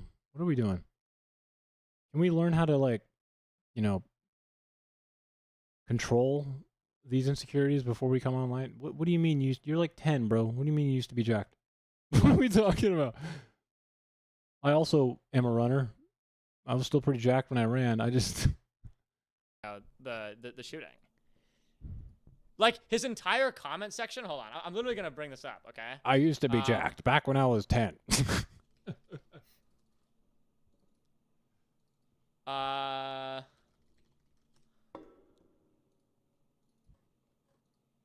Wait, where? Dude, Ancom would destroy I these want to find guys. his, like, actual full video on it. Okay? The moment this guy said, I'm a scientific communist, and then mentioned Lenin as, like, the only source of his Marxist communist underpinning, I feel like Ancom would just be like, he would feast, bro. He'd be like, Lenin, that's it? We haven't even progressed to Trotsky? The true... His audience, like, just True totally extension. turned on him. Anyway, I thought that was Other funny. key pieces of evidence will now be suppressed. Put simply, a partial win for the defense. So what stays in? Well, a Yeah, exactly. firearm. Fucking Ancom would feast, bro. He'd be like, oh, that's incredible.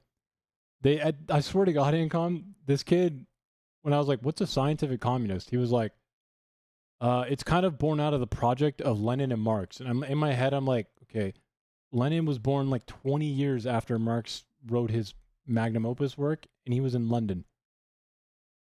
What the fuck are you talking about? Or something. Yeah. Man, What are we talking about? Made to investigators at that McDonald's will be admissible as long as he wasn't officially considered in custody at that time. The 28-year-old suspect has pleaded not guilty to both state and federal charges stemming Look at from that the trigger killing discipline. of Brian Thompson outside a Manhattan hotel. Let's bring Yeah, I didn't really understand that, man. I sort of, I'm like, wait. Lenin was most definitely not an anarchist. Marx I don't think was an anarchist. He never had time. He died too early to like really progress on his thoughts on communism, at least, right? I mean, he had writings, but he spent time to make capitalism first, or at least that's what his pen and paper said he needed to do. Confiscated at the McDonald's versus Dude, what was Ben comes out here name dropping like, hey, relax, okay? Stop invoking Kant. Probably not going to be as up to date with like the new evidence and Walk stuff. us through this. Because I was like exactly around when it right. happened. This is a surprise. These motions are rarely granted. They're very difficult to win, and even a You mean a partial win bodega? here is a massive win for the defense. Grand, do you mean a bodega? Dude. Bodega?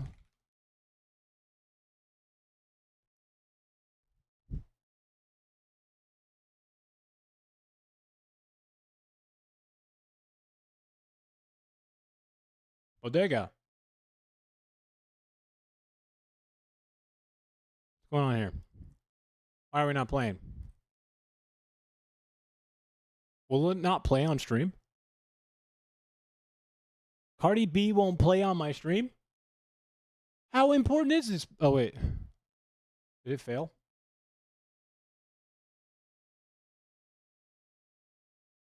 Cardi B, you're not that important, bro. She won't even let me, my Spotify won't even let me play her. Dude. You know what, Cardi B? So it's called the... Bro. I'm playing Bodega, dude. Bodega body. I don't even care about the strike.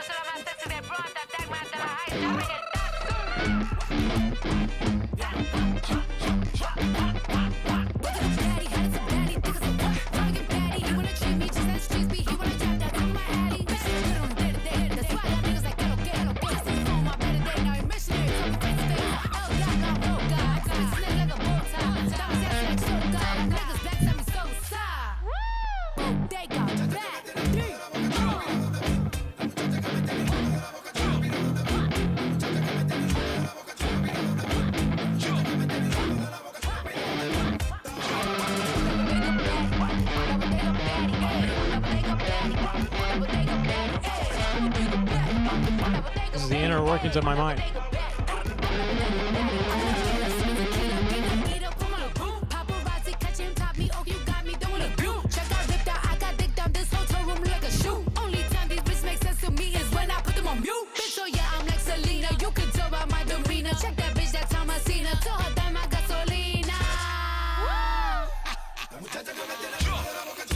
Wait. Gojira's coming in. You guys aren't even ready for this, okay? I know you'll like this tone. Fuck is it, bro? Yeah.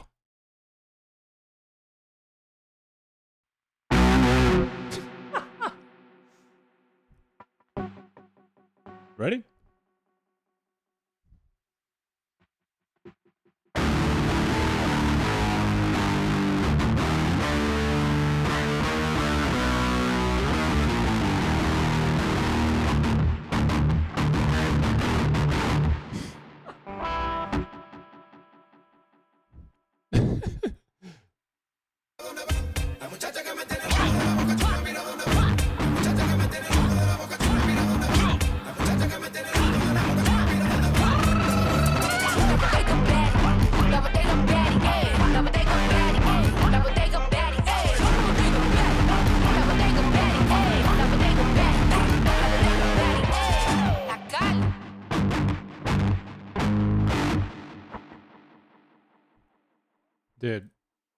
Dude, what is this called again? Fucking the Bad Bunny fucking style of.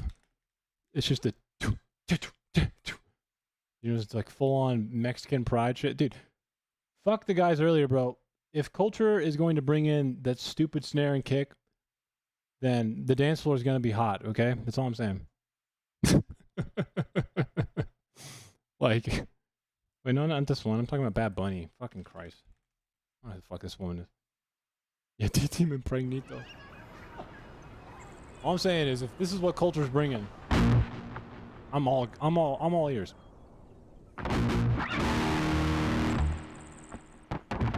Oh, Lorna Shore is dank. Qué lindo está ese nene de Titi. Mira qué grande tú estás. Tú tienes muchas novias, ¿verdad? ¿Cuántas novias tú tienes? Sí, yo tengo como 3 novias en la escuela. ¿Cómo es? Mira a ver. Que te doy un chancletazo.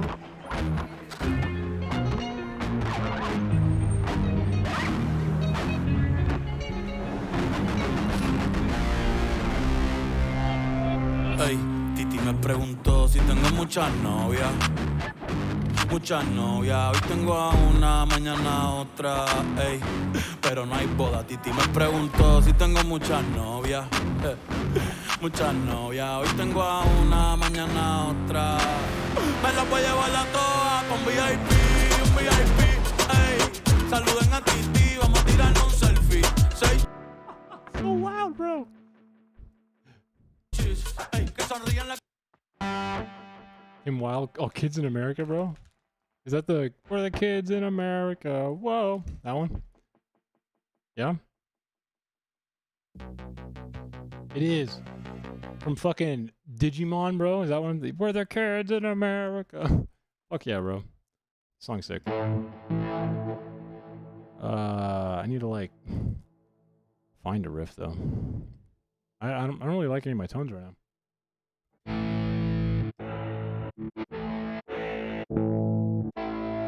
Ooh, that was kind of nice.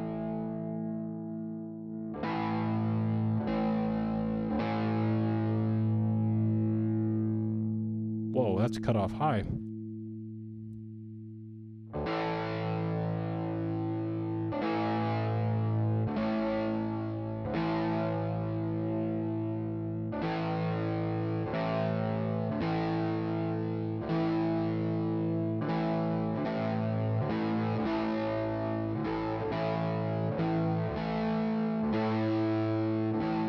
There we go.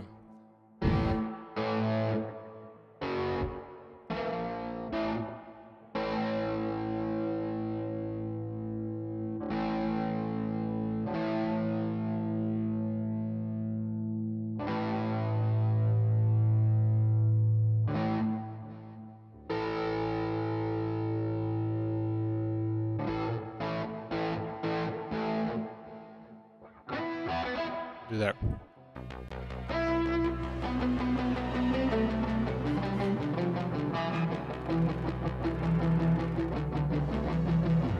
Looking out a dirty old window, down below the cars in the city go rushing by. I sit here alone and I wonder why. Friday night and everyone's moving. I can feel the heat, but it's soothing, heading down. I search for the beat in this dirty town. Downtown, the young ones are going. Downtown, the young ones are going. We're the kids in America. We're the kids in America. Everybody lives for the music around. Bright lights and music gets faster. Look, boy, don't check on your watch, not another glance. I'm not leaving now, honey, not a chance. Hot shot, give me no promise. Much later, baby, you'll be saying never mind. You know life is cruel, life is never kind. Time to make a new story. Time has no gravity, glory. We're the kids in America. We're the kids in America. Everybody lives for the music around. A little off. Sucks.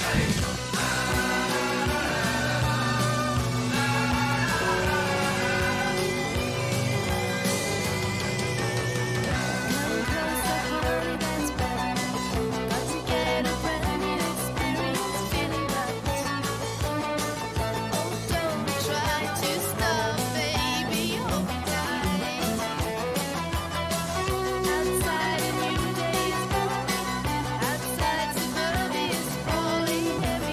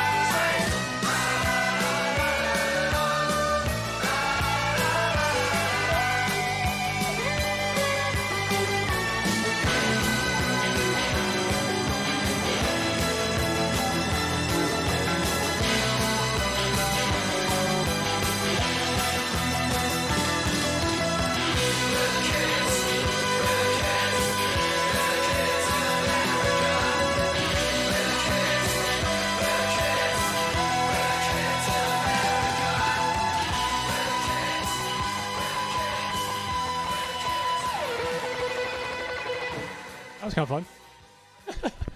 Actually hit the end there really well. So that was cool. Sad. I need to fucking do a bunch of the streamer stuff, bro. I like am lazy, and I know you like should do all the little extra stuff, but you know, I have to cover this shit. Bodega. What else is out there right now? Dude, Pat Benatar, Men at Work. I forgot about all this forgettable music, bro. All this forgettable fucking music that very easy to forget. Can you make it for me? I think that shit's hilarious to me. I'm definitely like, don't take every challenge, and then one dude comes into my chat and I'm all like, prepare to get fucking ass fucked. Come on.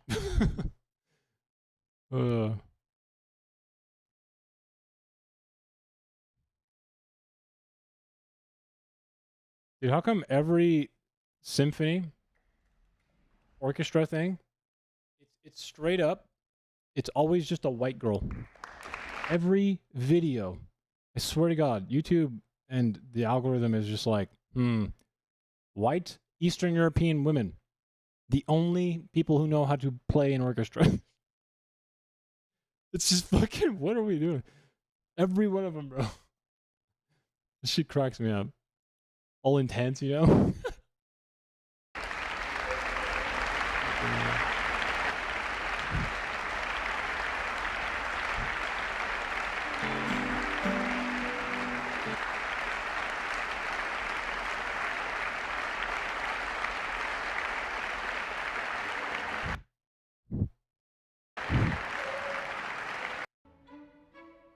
Let's see if I can play along to this. Too fast.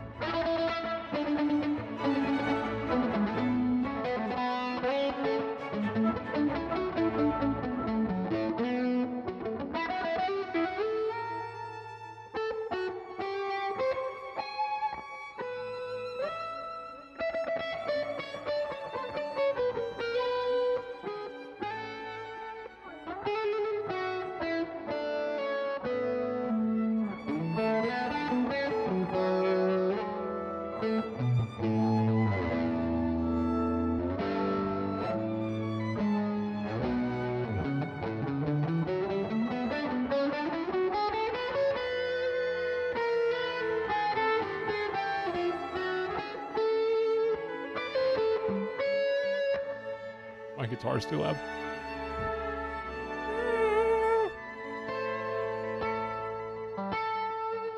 Double. I need something smoother.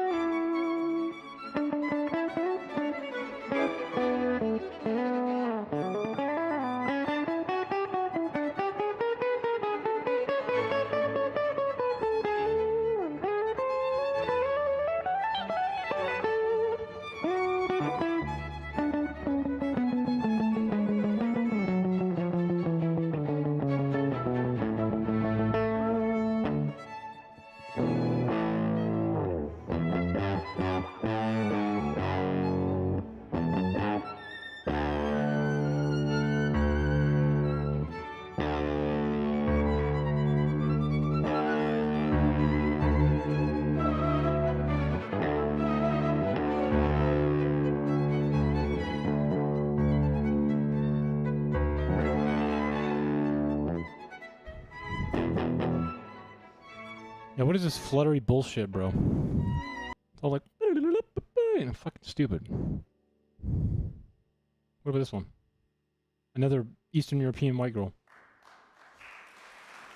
I'm clapping.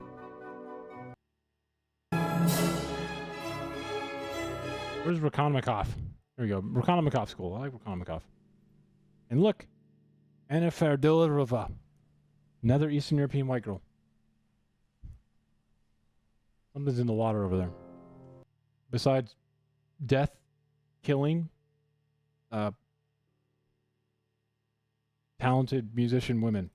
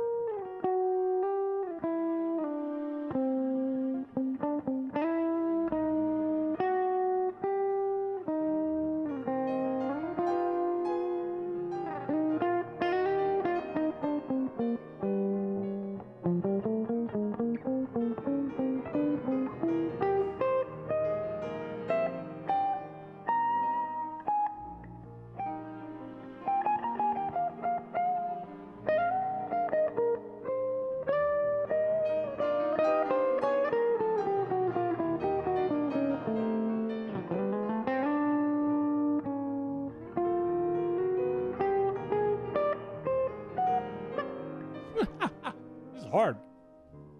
Should probably like practice this. Let's give it a little more. Maybe thinking.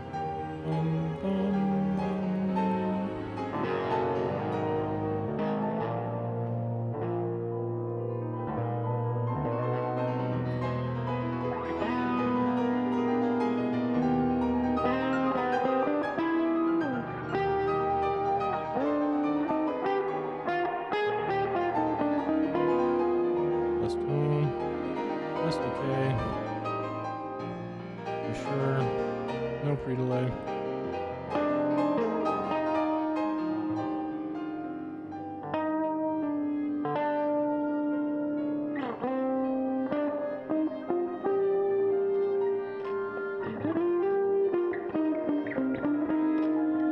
Yeah, that sounds good. No, I don't. It's the struggle of hating everything. I think the Forester Saval one's pretty good. I don't want to build one right now either. There we go. I need volume. There we go. Maybe a little bit of this. Low gain. Yeah.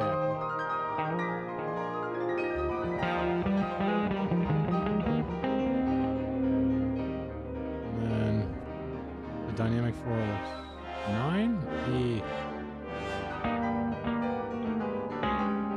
280. Close. Input higher. This off.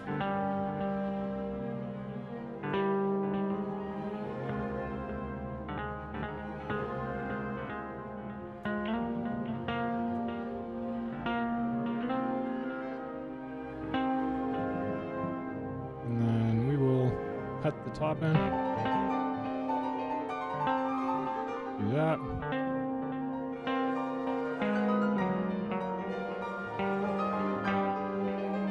There we go.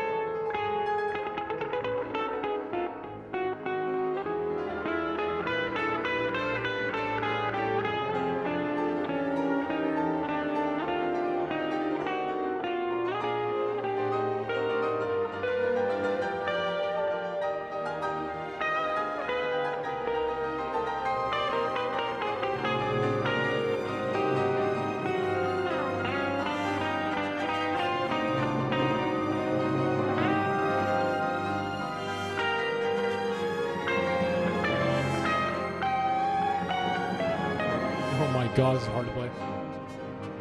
Quit moving so much, I suck, bro.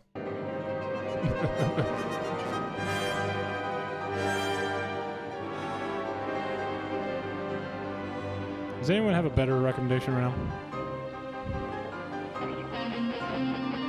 John Petrucci shred?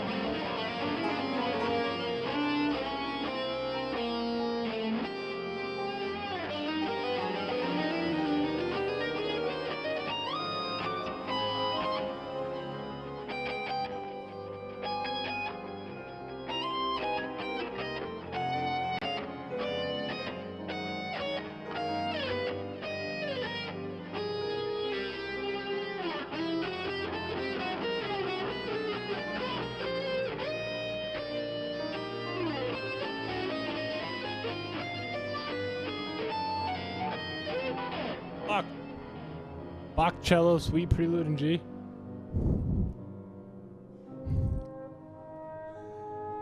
This is the moment where you're supposed to actually look up the fucking, you know, music itself, the sheet music, but I can't. You'll recognize it, E. In G. This one? Probably this one. Ooh, a cello. Okay, a single cello would be really easy to play along with. Okay, this sound's not gonna work though. This sound's not gonna work. Oh.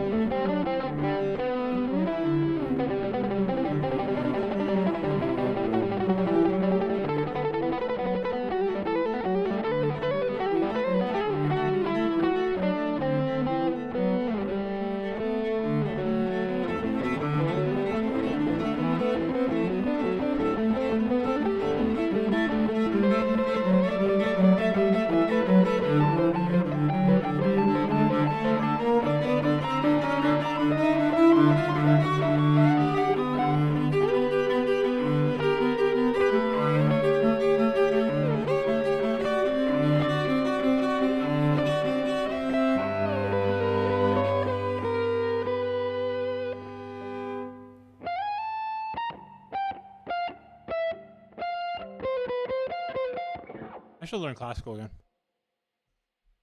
Turn up the cello, your guitar's drowning it out. Yeah, I know. I fucked it up. I should have chosen a good fucking lead. I like this fucking John Mayer thing, but it does sound a little bit like what John Mayer plays. I should probably just make my own.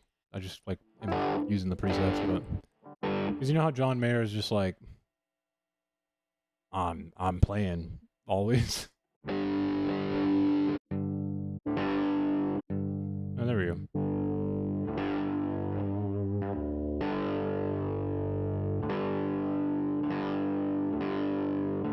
Interesting. Clean as a whistle. I don't want that. This and then I don't really know any of these fucking pedals either. What is this? Okay.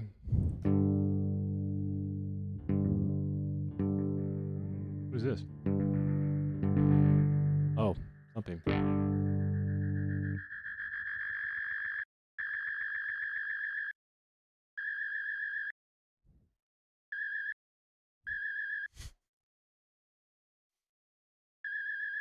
Someone call horse.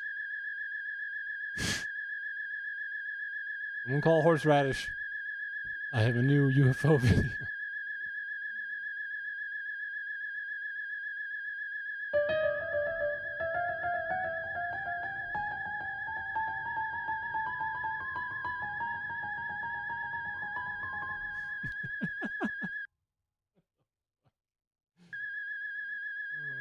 Why is this still going? What is happening? Where is the feedback? Bro, that was gnarly.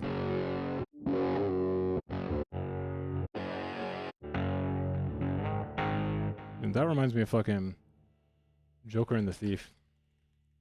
For some reason.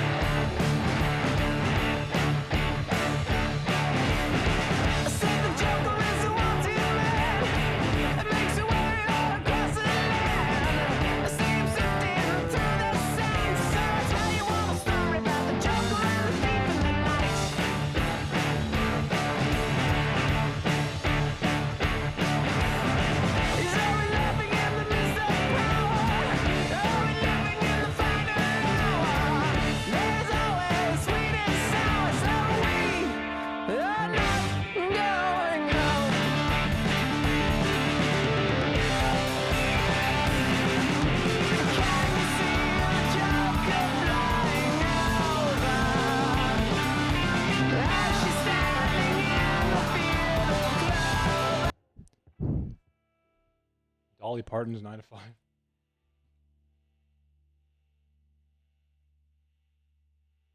shit, I put 9 to 6. You think you'd figure it out?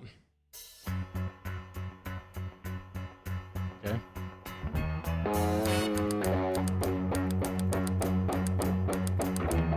Tumble out of bed and I stumble to the kitchen. Pour myself a cup of ambition and yawn and stretch and try to come to life. Jump in the shower and the blood starts pumping. Out on the streets, the traffic starts jumping. Folks like me on the job from 9 to 5. Working 9 to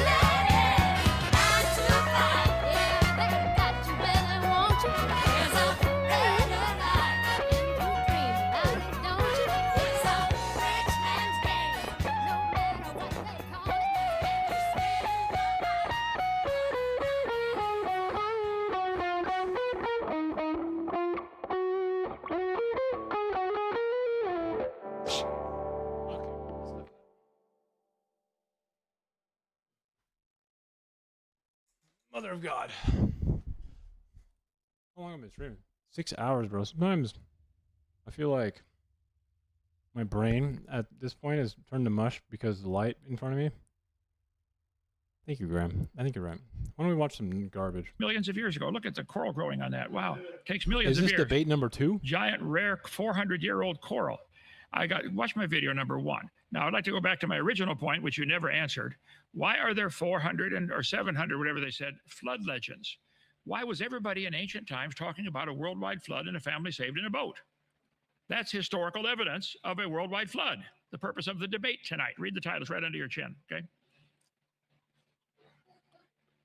The only thing that shows, It's literally not the historical evidence. And then second, hey, when is the point where you beat your wife and then go to jail for it? Kent? localized floods. Again, no consistent flood layer. And I really, really do. I know it's going to seem boring, but you have not actually answered my one question that I've requested over and over. So I'm going to keep dragging you, kicking and screaming until you can appropriately answer this question and stop with your gish galloping. One answer, please understand. Why do we not observe a consistent layer of flooding across ice cores? You weren't there. Asked him to move on. He doesn't understand the question. I've covered it. You, first of all, haven't seen the ice core in your life, okay? I've been to the ice core laboratory. I've been to Middleborough, Kentucky, and talked to the guys who dug them out. They drilled it. So Come on, you bro. are That wrong. was I am easy. right. Next topic. Now, You're wrong. I'm right. Good. Write You it down. said Now, specifically please shut the up. crystal Would you please just shut up? canopy. Moderator, shut him off, please. My turn. What? All over the I'm world. sorry. Amanda, what? You can't hear I've me? already. Shut him off. Shut him off.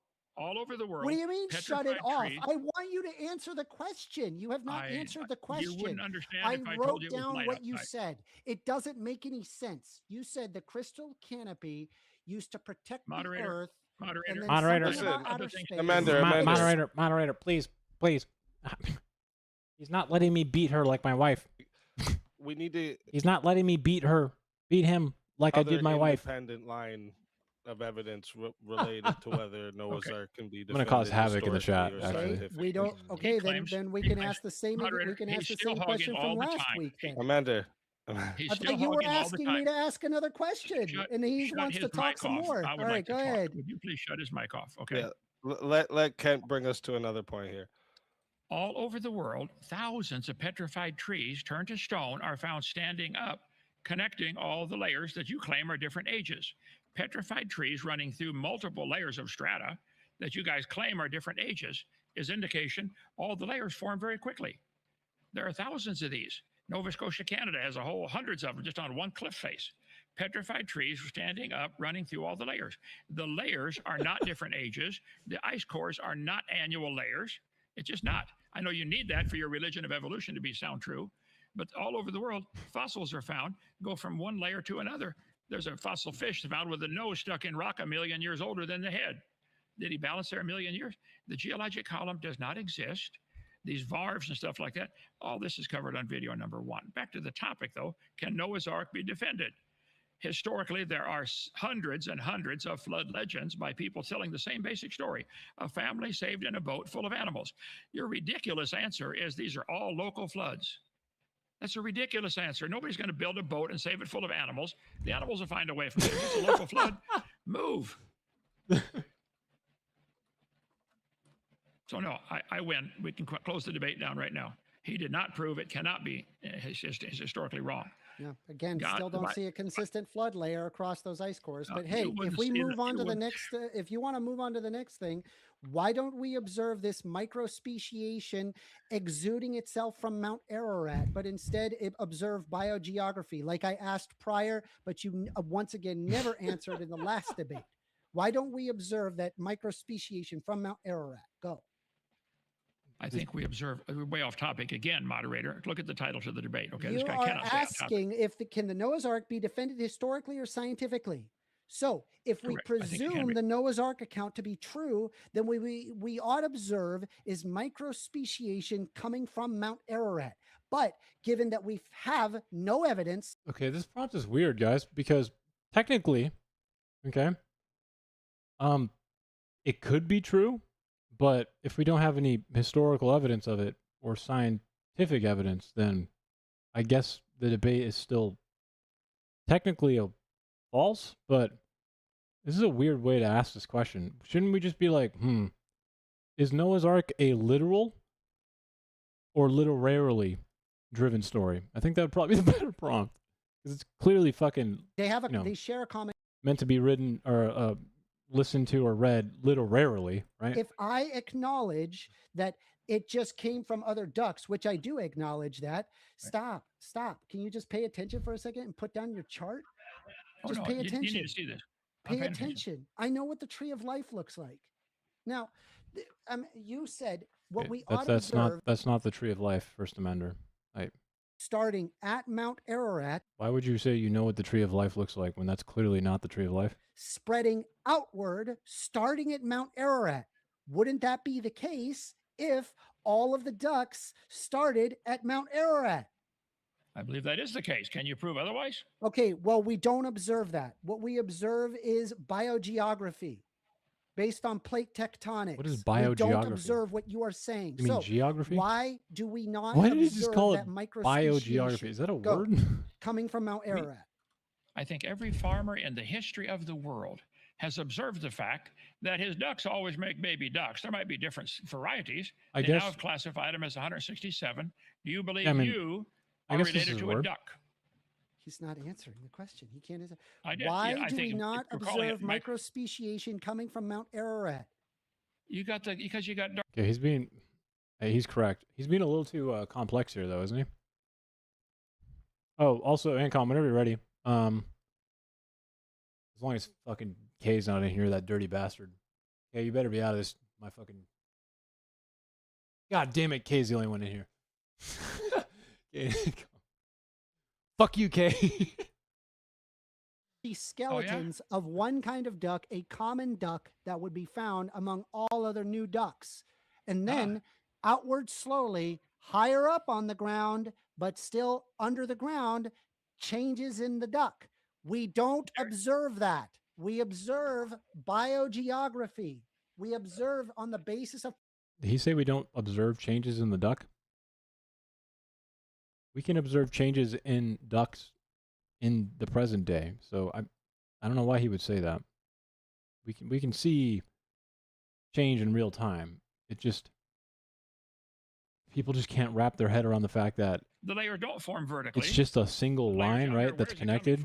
There is no point where all of a sudden species change, right? It is reasonable And the amount of time we're talking about, people just really It is can't not grasp reasonable the to amount of conclude time. that the ducks are related to the cactus. This chart The shows the cactus. duck right. You see, this is why you shouldn't have agreed to this chart. You shouldn't have been like, I know what the tree of life looks like, because this motherfucker just turned around and was like, look, it's connected to a cactus. Can Noah's Ark be defended historically and scientifically? Presuming Noah's Ark story is true, that would Take that, mean we would motherfucker. observe the quote unquote microspeciation, like you said, coming from where Noah's Ark landed, Mount Ararat, and it should spread outward. But we don't observe that. We observe Here's why. biogeography. For example, why don't we see koalas in the Middle East? Why are there no koala skeletons in the Middle East? Why are there no koala skeletons across Indonesia? Why do we not observe the migration required for koalas to make it from the Middle East to to Australia? Did your mama invent duct tape just for you? You can't just answer the blabber question. on and on. Now listen carefully. It's If not all of blabber. the It's a foss- genuine question. I'm I'm trying to answering it. understand your logic. No, you're not. It doesn't Listen. logically follow, even if I presume Noah's Ark account to be true. The evidence Okay. does not show Noah's Ark happened. Now, you're stuck on stupid thinking all the layers are different ages. What if all of the layers formed in 1 year at Noah's flood? What if all of the fossils were formed in 1 year during Noah's flood? How many animals died in the last 5 years? Probably millions. How many fossilized? None. Nobody sees fossilization taking place now. You're assuming that each of the layers is a different age, and they're not. And you're assuming that the fossil we find in the ground can do something no duck today can do. Are they the no same duck age? today can produce a baby duck that's not a duck. there are 167 varieties of ducks. Well, you like to call that micro variation or whatever you called it. It's just still a duck. evolution is what's There are 8 called. different kinds of bears: black bear, brown bear, sun bear, panda bear, Dude, grizzly bear. They probably had a common ancestor called a This bear. is why I said that. What's his name? He has the same argument. Dude, he's accidentally, unknowingly, and unwittingly agreed that evolution exists by saying this. I'm losing my Migrated. mind. Because fossils don't form today. Probably all the fossils formed Dude, in the flood. You think so of course fossils there are could not form any tomorrow? Fossils found. How many fossilized humans can you find from the Revolutionary War? Just 200 years I'm ago. just going to ask you: were koalas on Noah's Ark? So you surrender and say, Hovind, you're right on the duck. Okay, could you admit that at least? Were koalas? No, because you won't acknowledge the most basic question. So I have to move on to the next question. So, I see. So for koalas, were there koalas on Noah's Ark? Probably so. Yes, sir. And kangaroos? Oh yeah, 2 of each kind. All right. And So- as they migrated, now so- listen, this is going to be hard. It's going to be hard for you to understand. How As long they- do koalas live? I don't know. Never been one. Why is he asking But listen him to this? me. All right, a koala lives roughly about 10 to 15 years old. I'm You think sorry to a hear about that. Now koala, listen. do you think that a koala could make it from the Middle East all the way over to Australia and not leave a single trace of its existence? What trace would you find? Poop? If you see, you're assuming that they're turning to Eucalyptus? fossils. Look at me. Listen to me. Animals don't Bones? fossilize today. Show me where animals are fossilizing today.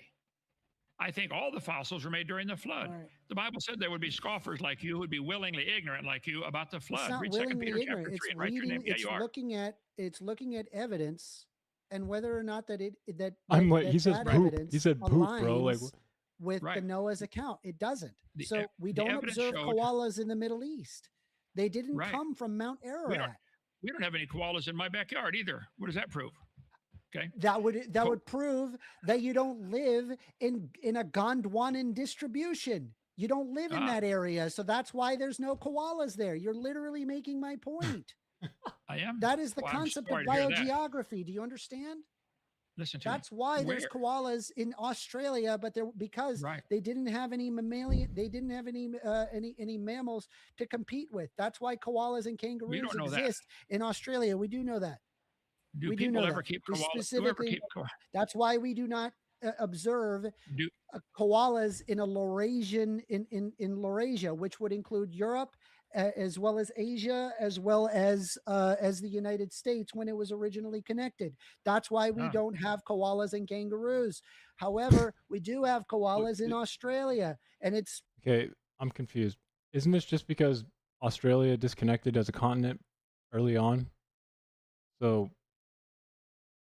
they were just not connected to the rest of the landmass? East, and there was no koala bones found on Mount Ararat. So why not? I guess he's talking about the flood. Are you shutting up for a second so I can talk? Yes. Moderator, check the time on this. He's hogging all the time. Okay. Oh, dude. After Moderator. the flood, Moderator. Noah's great grandson Eber, he picked up some koalas and gave him a ride in his boat to Australia. That's how they got there. There are no Wait, what? fossils forming Wait, today. repeat that? No, you said that. What? Oh, no, you interrupted. Repeat You're that. interrupting me again. I'm making up a story, so maybe somebody will see the common sense of it. People keep koalas as pets. Maybe they didn't have to walk there. Maybe somebody brought them there. Okay, so I think that the fact that koalas always have baby koalas, as far as I know. And you're assuming that as animals migrated, they're going to leave a trail of fossils. There's the problem. They don't. Well, They don't leave a trail of considering it's fossils. considering it's Is like he- a multi-thousand Why is he saying that mile they leave a trail of trek fossils now? to Right, long way. Australia and leaving not a single poop scrap, nothing found, nothing, no eucalyptus. why does he Looking keep for saying koala poop scrap? You just enjoy yourself, okay? What is happening? But do you understand that it's like we have no Bro, evidence of this guy's super this comment. quote-unquote That's trek? It never happened. abiogenesis. That's not the same thing as fucking evolution. What bro. evidence do we have of kangaroos going from Vietnam to Australia? You're missing the point. None. Animals You're right. don't. We have none. You're right. We have no Animals don't- evidence of that. You're right. So that's proof it didn't happen. That's proof your that mind. Noah's account did that a global Uh, flood did not happen, considering actually, the fact that we can Ancom, observe. this is kind of we can observe not good logic. marsupials. He's kind of in working backwards Australia, here. and very unique. Just because we don't see specific to fossils doesn't Australia, mean and that it doesn't proves the exist flood didn't elsewhere. happen. If there were a global I flood, think there'd have to be a either lot. Like you have to somehow take it into they the managed to make their way over the equation, to the Middle right? East, But or that in and there of was itself likely is no not flood and they were able to survive just fine. a good logical argument to be like, clearly it didn't There's not the happen. only two options. I mean, why would you even be arguing this side of the debate anyway? Isn't the burden here? Ken Hovind has to provide you some historically or scientific evidence for the flood or Noah's Ark. Yeah, I know, but like, he's not really making Kent defend his. I'm just confused.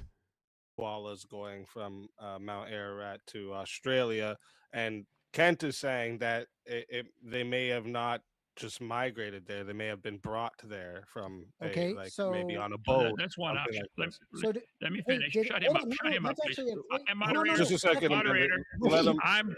Oh I'm my God. walking Let out. If you him don't get shut his him point up. out, and then Shut him up.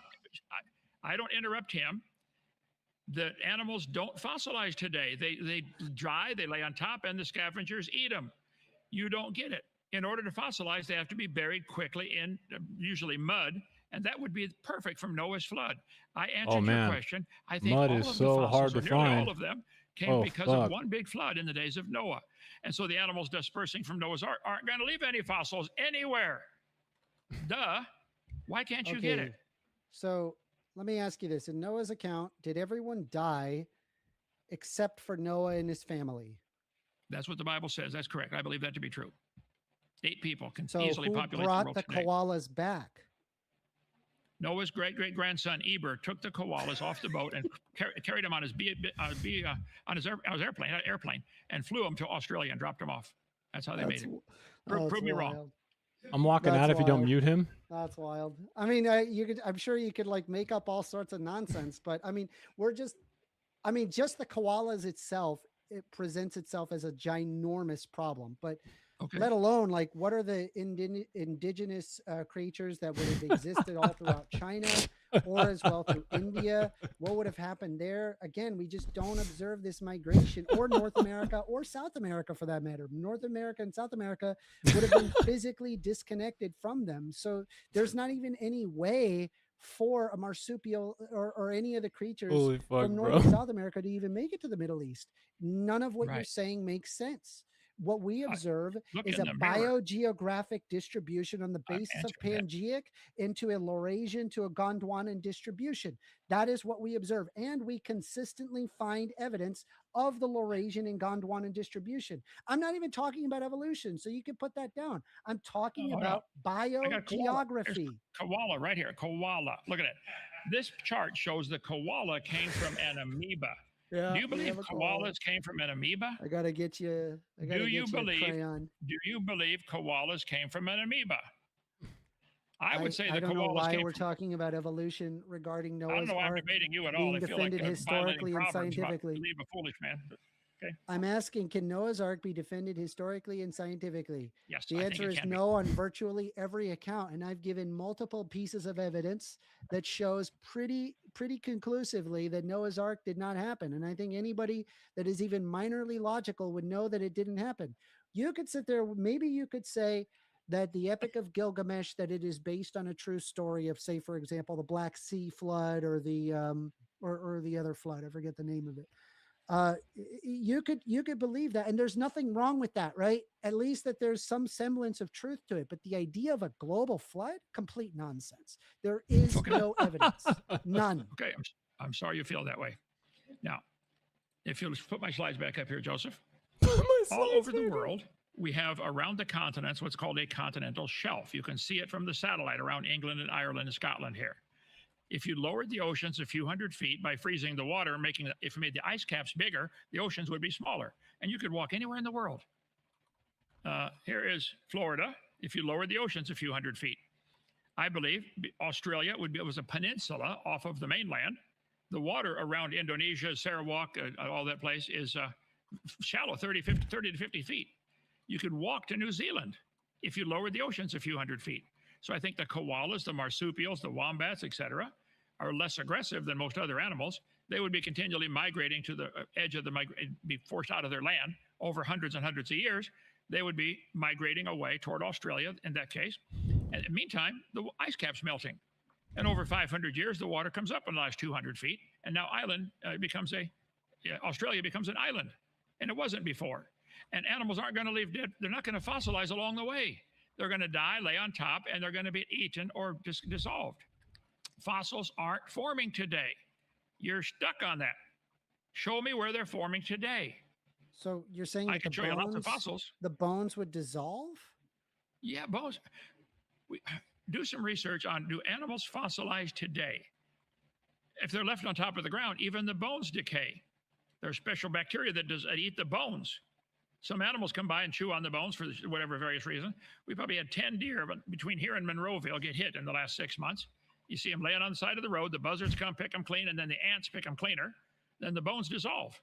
None of them fossilized. Where have you None. ever? I mean, you don't even need to fossilize it. They literally would not dissolve. We can observe, for example, if you go to any desert at all, you would be able to observe dead animals and the bones dry on the ground, semi-buried. In a desert, sure. Is it a desert between Mount Ararat and Australia? Some of Show it, me yeah. Show me where animals are fossilizing today. Dude, Show me where animals are fossilized. Say I don't him. need that. I just need to see a dead koala between Mount Ararat on the way to Australia. Well, he died. That's but a that was long, 4,000 very years ago. dangerous trek. Even if I presume The your koalas sudden died. loss of 300 feet of water, which is an insane, that's complete nonsense. But even if I Okay. presume that to be the case, we ought to observe any koala body across a Laurasian distribution, but we don't observe a that. Laurasian Here's why. distribution. Got We it. just Googled, how long does it take for bones to decay? The time it takes for bones Decay? to decay varies significantly based on environmental conditions, Like from mud. 5 to 20 years. Like mud. In wet acidic soil to hundreds of thousands of years in dry neutral soil. Oh, whoa. no, Hundreds of Actually, thousands of shut years. up. Can you stop Disappear. interrupting, moderator? Yeah, Go to question. Amanda, just let him get his point out and then respond, please. Go to question and answer from the audience. I'm done talking to this fool. Okay, go to question and answer from the audience. I'm leaving. I got plenty to do around here without Wait, talking to him. He's a I waste have of time. there are There he goes. questions. I have questions. Question I have answer questions. from the audience. Go ahead. Okay, glad to. All right, I'll ask the questions for the He's audience. still talking. Watch his lips, moderator. He's still talking. Shut him up. Get some questions from the audience. I have some questions from the audience. There he goes. You want to move to the Q? Did you want to do the closing statements first? Yeah, go ahead. Let him do his closing statement. Give him 2 minutes though. Well, we're gonna do 5 each. Okay. Let me. I mean, technically, when the asteroid that wiped out the dinosaurs hit the Yucatan, it kind of did a global flood in a way, right? Right? I mean, kind of. Yeah, this thing's pretty big, bro. That's what I'm gonna say. Was it like 1,000 meters?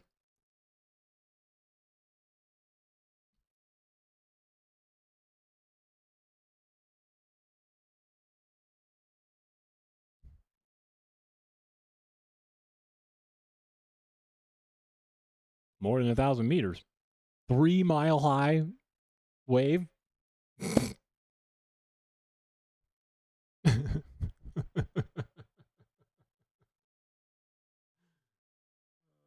That's kind of a global flood, guys. That's all I'm gonna say.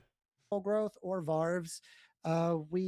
Ice cores alone show continuous climate records that extend back hundreds of thousands of years with distinct seasonal layering, as well as volcanic markers that remain consistent across 100 meters globally is literally a flood, Ancom. What do you mean?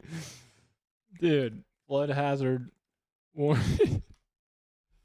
Oh no, it didn't cover the tallest mountains. Oh, bro. Come on, Ancom. 100 meters globally? 100 meters, bro? That's fucking so much water. Obviously, it got everything wet. No, I'm talking about the asteroid that impacted when the dinosaurs were still around.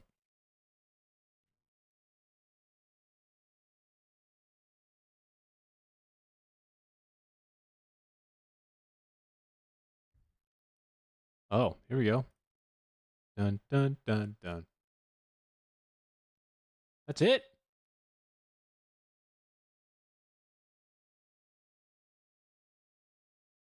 Oh shit. What's going on there? What is that right there? That's the Gulf of... No, everything's covered. No, I'm saying that this is kind of like a flood.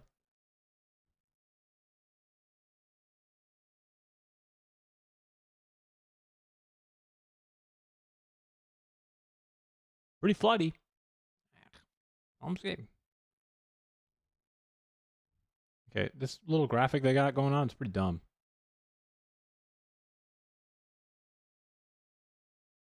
Wave amplitude. Is that a minus? It's minus. Dude, why is this in like fucking potato P, bro? And calm. Sick 'em. Give me the answers. Give me the answers. There are also hundreds of other legends, which some may have been actually recorded, written down before Moses got around to doing it. It doesn't prove they've got the inspired account. Okay, the Hawaiian legend, for instance, long after the death of Kunihana, the world became a wicked, terrible place to live, just like Genesis 6 says. One good man left. His name was Nu'u, similar to Noah. He made a great canoe with a house on it, filled it with animals. Watch this. The waters came up over all the earth. They're not talking about a local flood. The waters came over all the earth and killed all the people. Only Nu'u and his family were saved. Flood legends. Massive deluge, often sent by deity. Stories frequently share common elements. A warning to a specific individual like Noah. Construction of a vessel, build a boat, Noah. And repopulation of the earth. It's very easy to show from the population growth curve, all 8 billion people today could have started from 8 people off of Noah's Ark. Just in 1800, there was only 1 billion people in the world. That's 200 years ago. We went from 1 billion to 8 billion in 200 years. At the time of Christ, the world population was 1/4 of a billion people, 250 million worldwide. You trace out the numbers, it goes clearly that it goes back to 8 people. There are 500 flood legends worldwide, according to Scope and Origins, as well as oral traditions of indigenous people, many, many more. We covered this before. The Chinese tell about Fuhai, who was the father of the Chinese civilization. Fuhai, his wife, 3 sons, 3 daughters escaped a great flood. He were the only people alive on Earth. It's not a local flood. And they repopulated the world. The Toltec Indians in Mexico said it was 1,700 years. The Great Flood covered the highest mountains. That's not a local flood when it covers the highest mountains. One family survived. So I think the historical evidence, the title of the debate tonight, can Noah's Ark be defended historically? Yes. Can we defend Noah's Ark historically using the audio recording of you beating your wife? Is that historical? You have the finding of the actual Noah's Ark, I believe, near Mount Ararat.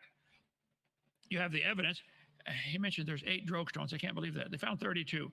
Want me to put 32 on here for 23? I can put more on here if you'd like. Drill a hole, poke it in there if that'll help. Okay, I don't think it would. But the flood legends are a powerful indication there really was a flood. It's just scattered around the world. This is not local floods that they're talking about. Most of them talk about everybody drowning in the world. So I'm sorry. I'll stick with the Bible. I think it's clear that the Earth cannot be billions of years old for lots of scientific reasons, but that's a different story. We covered that if you care to know. My video number 1. Why don't you watch DVD number 1, different 40 ways to prove the Earth is not billions of years old, and see if you can debunk those someday. Now, moderator, I will debate him again anytime on the condition that my guy runs the camera or shut off his mic when it's my turn to talk. Shut off my mic when it's his turn to talk. Otherwise, I'm not going to talk to this guy again. He can't shut up. The evidence for Noah's flood is overwhelming. God made this world. He has the right to make any rules that he wants. And we're all guilty of breaking his rules. And you are too. First Amender, whatever your real name is. You have violated God's laws. Of course, if you believe in evolution, how do you tell right from wrong on any topic? But that's another story. But I accepted Christ as my Savior 57 years ago, and he forgave my sin. I'm going to heaven not because I deserve it, because I'm forgiven. He wants to forgive you. and once you open, the door's open, you can still go to heaven as long as you're above room temperature. And so, yes, the flood is evidence God has the right to judge his creation, and he's coming to judge it again, whether you like it or not. So the Bible says in 2 Peter 3, you need to put your name in that passage, the scoffers are willingly ignorant of the creation, the flood, and the coming judgment of God. I encourage folks, if you would, get our videotapes. I'm not trying to sell something, but you can get our materials, watch it, copy it, all you want, send it back, and get your money back. It's $50 for 18-hour seminar, the whole thing on DVD. You can download them off our website, drdino.com. Get a digital version if you'd like. Come visit our Dinosaur Adventureland in Lenox, Alabama. It's free. We have 30 cabins people stay in, 17 lakes, 5 Jeeps, well, 7 Jeeps, 5 we use for tours around here. We want to get the gospel out to the world. I believe the Bible is true. It's never been proven wrong. He may not like it. He may have some misinformation science he's trying to spread, but I'm sorry, the Bible's true, and you're going to face that. Is that lava? The designer of this world as your judge one day. Is that lava that goes the wave amplitude? They didn't say it was water, I guess. So we can talk about all the other stuff that he mentioned about going off track on 40 different tangents. Dinosaurs, we're right on Noah's Ark. Small ones, probably babies of everything. Okay, that's enough time. Let's get some questions from the audience. This is gone. Wasted a lot of people's time here tonight. So speaking, I guess it gets displaced from the way the meteor was moving. I actually have 8 questions. I was hoping that I could get the 8 questions because people did pay me money to. Yeah, you were saying that last time you had questions that were asked, like someone sent in super chats. I could try to be very pithy, very quick. That's not for this debate. That was for the last debate. Somebody paid you money, and you didn't honor your promise and request their questions. That's for the last debate. I'm trying to do so now. Speak easy. I would suggest that you make him stay on topic about the questions about the flood. Tell you, hey, return the money. Return the money to the donors. So do you have questions, Amanda, that's pertaining to this? Yeah, all of them are pertaining to this. These are all questions that were asked, and they're individual, like money that was asked. They paid, and I would appreciate it if he answered these questions. If they relate to Noah's Ark, I'll talk about them. Go ahead. Okay. Well, the first question, this is from Anthony Blinken saying, did God give me a man nipples or did I evolve them? Wow. Question. Tony Coriolis asks, what did Kent Hovind think of his Wikipedia page? Never read it. Don't know. Dude. Okay. It's Again, not related to Are the they Ark. all just random like that?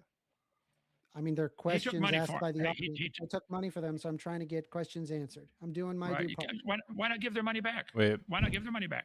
Wait, why is he selling question donations?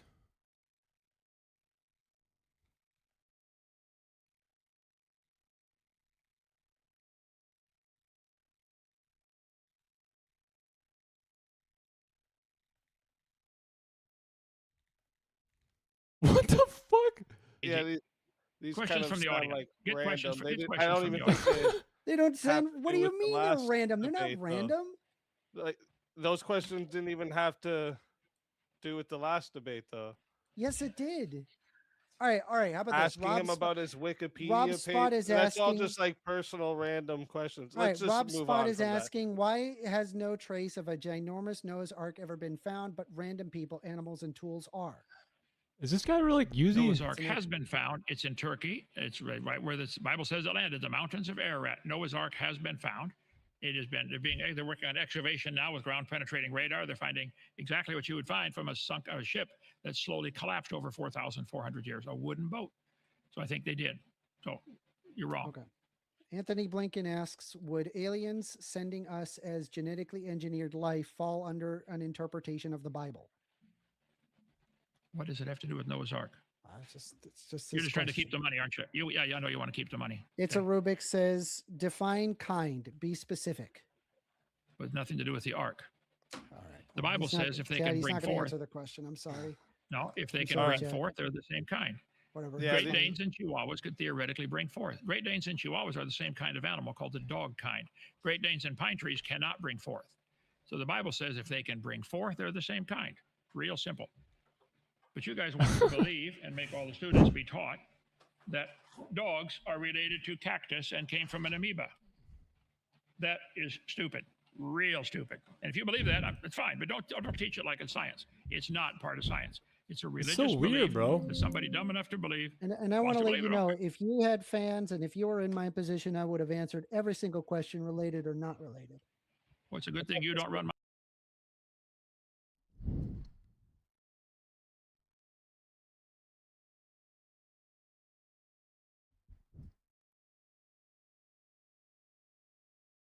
I mean, in a way, Ancom, like what you just said there is correct. But also kind of wrong, correct? Because every single organism is on a different evolutionary pathway, even though we like to compartmentalize them in a species map, right? But ultimately, a dog could evolve to something more similar to a coyote, right? I think what you're trying to say is the common ancestor of the tree is because some species don't necessarily evolve enough because there's no pressure on their environment, but from Kent's framework, In major projects like, like the turtles have been around for a long time, right? But uniquely, they're all on their own evolutionary pathway, Ice Core project. and it's So yes, we have. a continuum, right? Yay. Okay. Got to All the right. bottom of I see. So these other super chats aren't really. Oh, here's another question. I don't mind irrelevant super chat. Amanda, if the layers showed up over time, how does a creature's body get buried to preserve any skeleton? If a dinosaur died on the ground, how does the body stay in the same position to be buried over millions of years? So deposits land over it. Eventually, there is a compression. Eventually, the bones do decay, but it leaves grooves of where the bones were. That's what a fossil is. Okay, do I get to answer each question also? Why did he? Yeah, yeah. If you want to answer too, yes. Probably billions, maybe even trillions of fossils are found on this planet, if you want to count diatoms, which are fossilized microscopic creatures. Fossil fish, Fossilization is their where the bones fins are preserved. extended, their gills extended, they died terrorized in muddy water. The gills are packed with silt. Clams are found petrified, closed, in the closed position. On top of Mount Ararat, the tallest mountain in the world, has probably millions, certainly hundreds of thousands, of petrified closed clams. Clear proof that they were buried alive because clams open as soon as they die. Walk along the beach and pick up the seashells. So I think but animals today, that's what I said, animals today are not fossilizing anywhere. Maybe in a mudslide, a few of them have to get buried in a mudslide. Oh but my that's God. exactly the Yeah, the they- flood would it's do that still all over the world. Just the moon. the process pulling where the bones tide are up, preserved, down, up, down, so they pulling don't get in, naturally out, in, recycled. out. Tidal pumping, it's called. That would form It's pretty thousands much like of a carbon layers copy in 1 with year, DNA containing tracing, billions right? of dead things that are going to turn to stone. In the laboratory, they've been able to make fossils by under pressure in 1 day. Yeah. Go to Collagen and Lost things like World that, Museum organic material website, still Lost is World preserved Museum. sometimes. They got all It's the literally a examples of carbon this copy because rapid of fossilization. premineralization. The flood, Noah's So flood, I don't know why he probably said made that. all the fossils in the world, or nearly all of them. Because he makes If it seem they're like the forming today, I'd bone like to see where. disappears, right? I have a museum here. You can come see our. We have a huge fossil collection. I think they're all from 1 year. Animals walking from here to Australia or from Noah's Ark to Australia would not leave a fossil trail because fossils aren't forming anywhere. I rest my All right. case. Another one comes in. Creationist Crybaby says, Kent, you say that hyperspeciation occurred after Noah's Ark, a speciation not mentioned anywhere in the world. Where is your evidence of this? Well, I don't like the word species. There are 26 different definitions of the word species. The Bible uses the word kind. They will bring forth after their kind. If they're able to bring forth, i.e., have babies, they're the same kind. A dog, a wolf, and a coyote can all mate and bring forth babies. They normally don't, but they can. A dog and a pine tree cannot. A dog and a porcupine cannot. So they.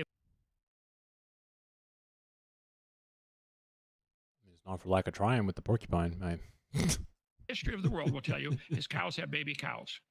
Now, if you wish to make a chart and show that cows are related to pineapples and they all came from an amoeba, you can make all the charts you want. This is not science. This is a propaganda poster is all it is. There's no evidence for any of these lines. No evidence for any of them. There are 4 different kinds of elephants, if you want to count mammoth and mastodon. They got a line connecting the elephant with the turtle.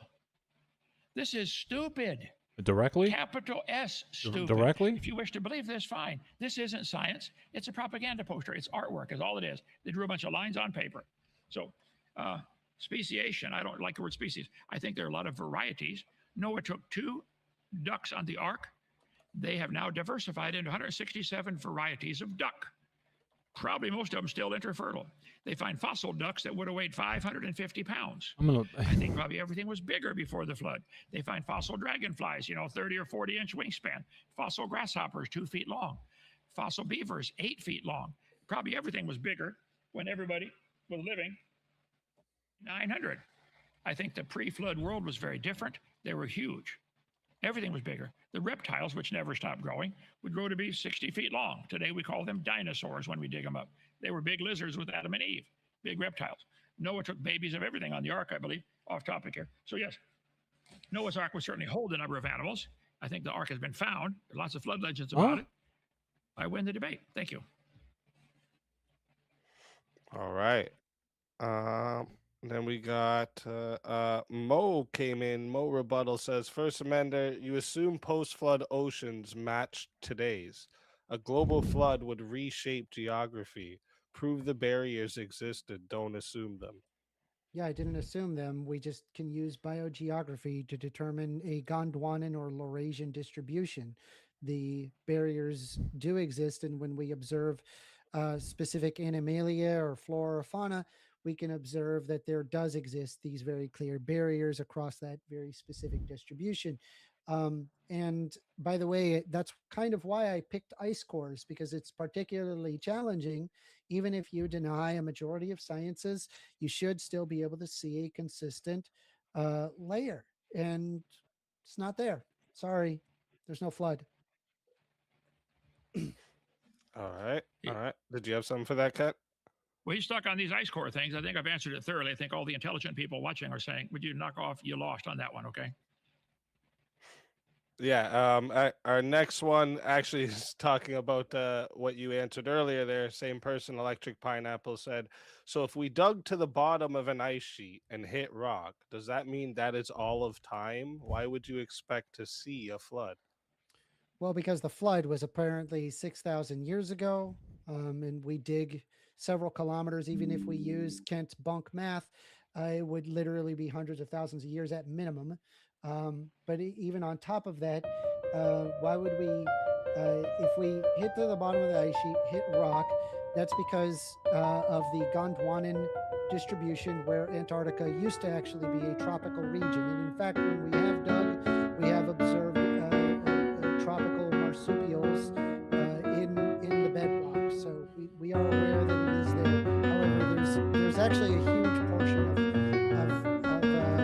of biogeology that's just completely missing because of the miles and miles of ice sheet that it would require to dig through. But there are certain areas that are easier to dig, and we do find marsupials. It's very cool.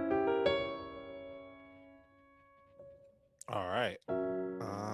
I think that was the super chatted, and then in the Q&A we had one question came in from Tom Willis. Says, how did all the animals fit on the boat, and how did they get to the ark from all over the world? Well, the question has several built-in assumptions, okay? Let's take the second one first. The world today is 71% underwater. It was not that way before the flood. The Bible says God designed the earth to be inhabited. Most of it today is uninhabitable. 71% underwater, 10% under ice caps, 10% under deserts, mountain ranges that are huge. About 3% of the surface of this earth is habitable. 3%. That is not the way it was originally. So probably all types of animals lived in all parts of the world. If you had a perfect climate everywhere, particularly if it had a crystal canopy compressing there like a greenhouse or a big hyperbaric chamber, it would make it perfect weather, perfect climate everywhere. No rain, because watch the weatherman, when it's high pressure, you can't rain. Low pressure cells brings rain. So probably the animals all lived right there. All the animals were friendly according to the Bible. They were all vegetarian according to the Bible. And after the flood, things different. They get off the ark, and now, hey, bunch of the world's underwater. Where'd all the flood water go? Well, it's still here. I've been over, haven't been to the Indian Ocean yet, but I've seen over the Pacific several times and the Atlantic. The water from the flood's still here on the surface, okay? It's called oceans. So I think the pre-flood world was very different. Probably lots more plants and lots more land above sea level. There were seas and lakes and rivers, but no oceans like we have today. So they didn't have to getting to the ark is not a problem. Fitting on the ark, if you bring babies of everything, there's a website called baraminology.com. Baramin, B-A-R-I-M. That is the Hebrew word for kind. God said, I'm going to bring 2 of each kind or 2 of each sort. God said, I'm going to bring them to you. Said, they shall come to you. Noah just had the door open. They came into him. 2 of each kind were saved on that boat. And he was in there for a year. Now, the flood might have only lasted a few days in some spots. Some parts might have been underwater. Some parts are still underwater, okay? But some spots might have only been underwater for a short time. So Noah saved all the animals on board the ark, 2 of each kind. And the whole world was fresh water at the time of the flood. We believe Noah's Ark probably had moon pools, holes in the bottom with walls built inside. So the water goes up and down in those holes, relieving stress on a long ship, acting as a piston to be your air conditioner, get fresh air in and out. And you need water, drill a hole in your moon pool, put a valve in there, get the water out of your moon pool. You're living in 15 or 20 feet of fresh water all the time. You can water the animals, take a shower, have water for your family. So I think the Noah's Ark story is certainly feasible scientifically. And historically, there's no question. A lot of people have taught about this flood, and the Bible couldn't be more clear that it was Noah. Even gave the names of the kids, Shem, Ham, Japheth. So, and the population growth clearly shows everybody. The whole world started less than 4,500 years ago when 8 people got off the boat. Watch my video number 1 for more on that. So, I think the oceans were smaller after the flood. Ice caps were bigger, makes the ocean smaller. I'll show that, Joseph, exposing the continental shelf, and you could walk anywhere in the world. Anywhere. You could walk from America over to Australia, go over to Greenland, Iceland, England. It was all above. If you lower the ocean 300 feet, you could walk anywhere. The land bridge between Russia and Alaska today is 60 miles wide, the Bering Sea. Lower the oceans 300 feet. There's where the beach becomes, way out there. You couldn't find the difference between Russia and Alaska. So I think the flood story is perfectly preserved for us in God's perfect preserved word. It's true. And he's going to destroy it again. This is his world. He can wreck it if he wants. All right. Do you have anything for that, Amanda? The answer is that they did not all fit on a boat. It was likely a localized flood based off of a local account that then has been blown up in legend and has resulted into the myth that we know today. All right. This question, I think you did answer it, Kent. You said that they weren't carnivores during the time on the boat, right? The Bible says in Genesis chapter 1 and chapter 2, the first 2 chapters, that all the animals and all the people were vegetarian. After the flood, Genesis chapter 9, God said, Noah, now you can eat meat. That wasn't the case before the flood or during the flood. All the animals were friendly. Going from a plant-eating lion to a meat-eating lion is a minor change compared to going from a rock to a lion, like they believe.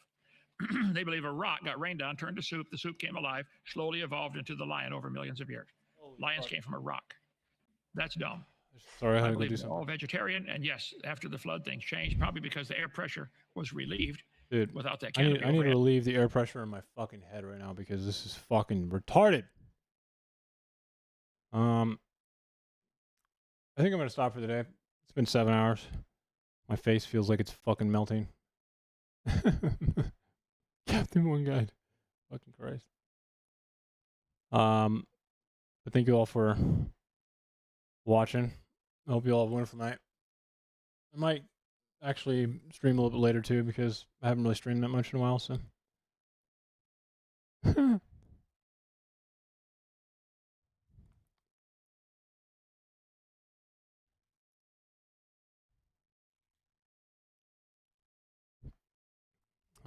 Fuck, where is the length of time for the 5 minutes?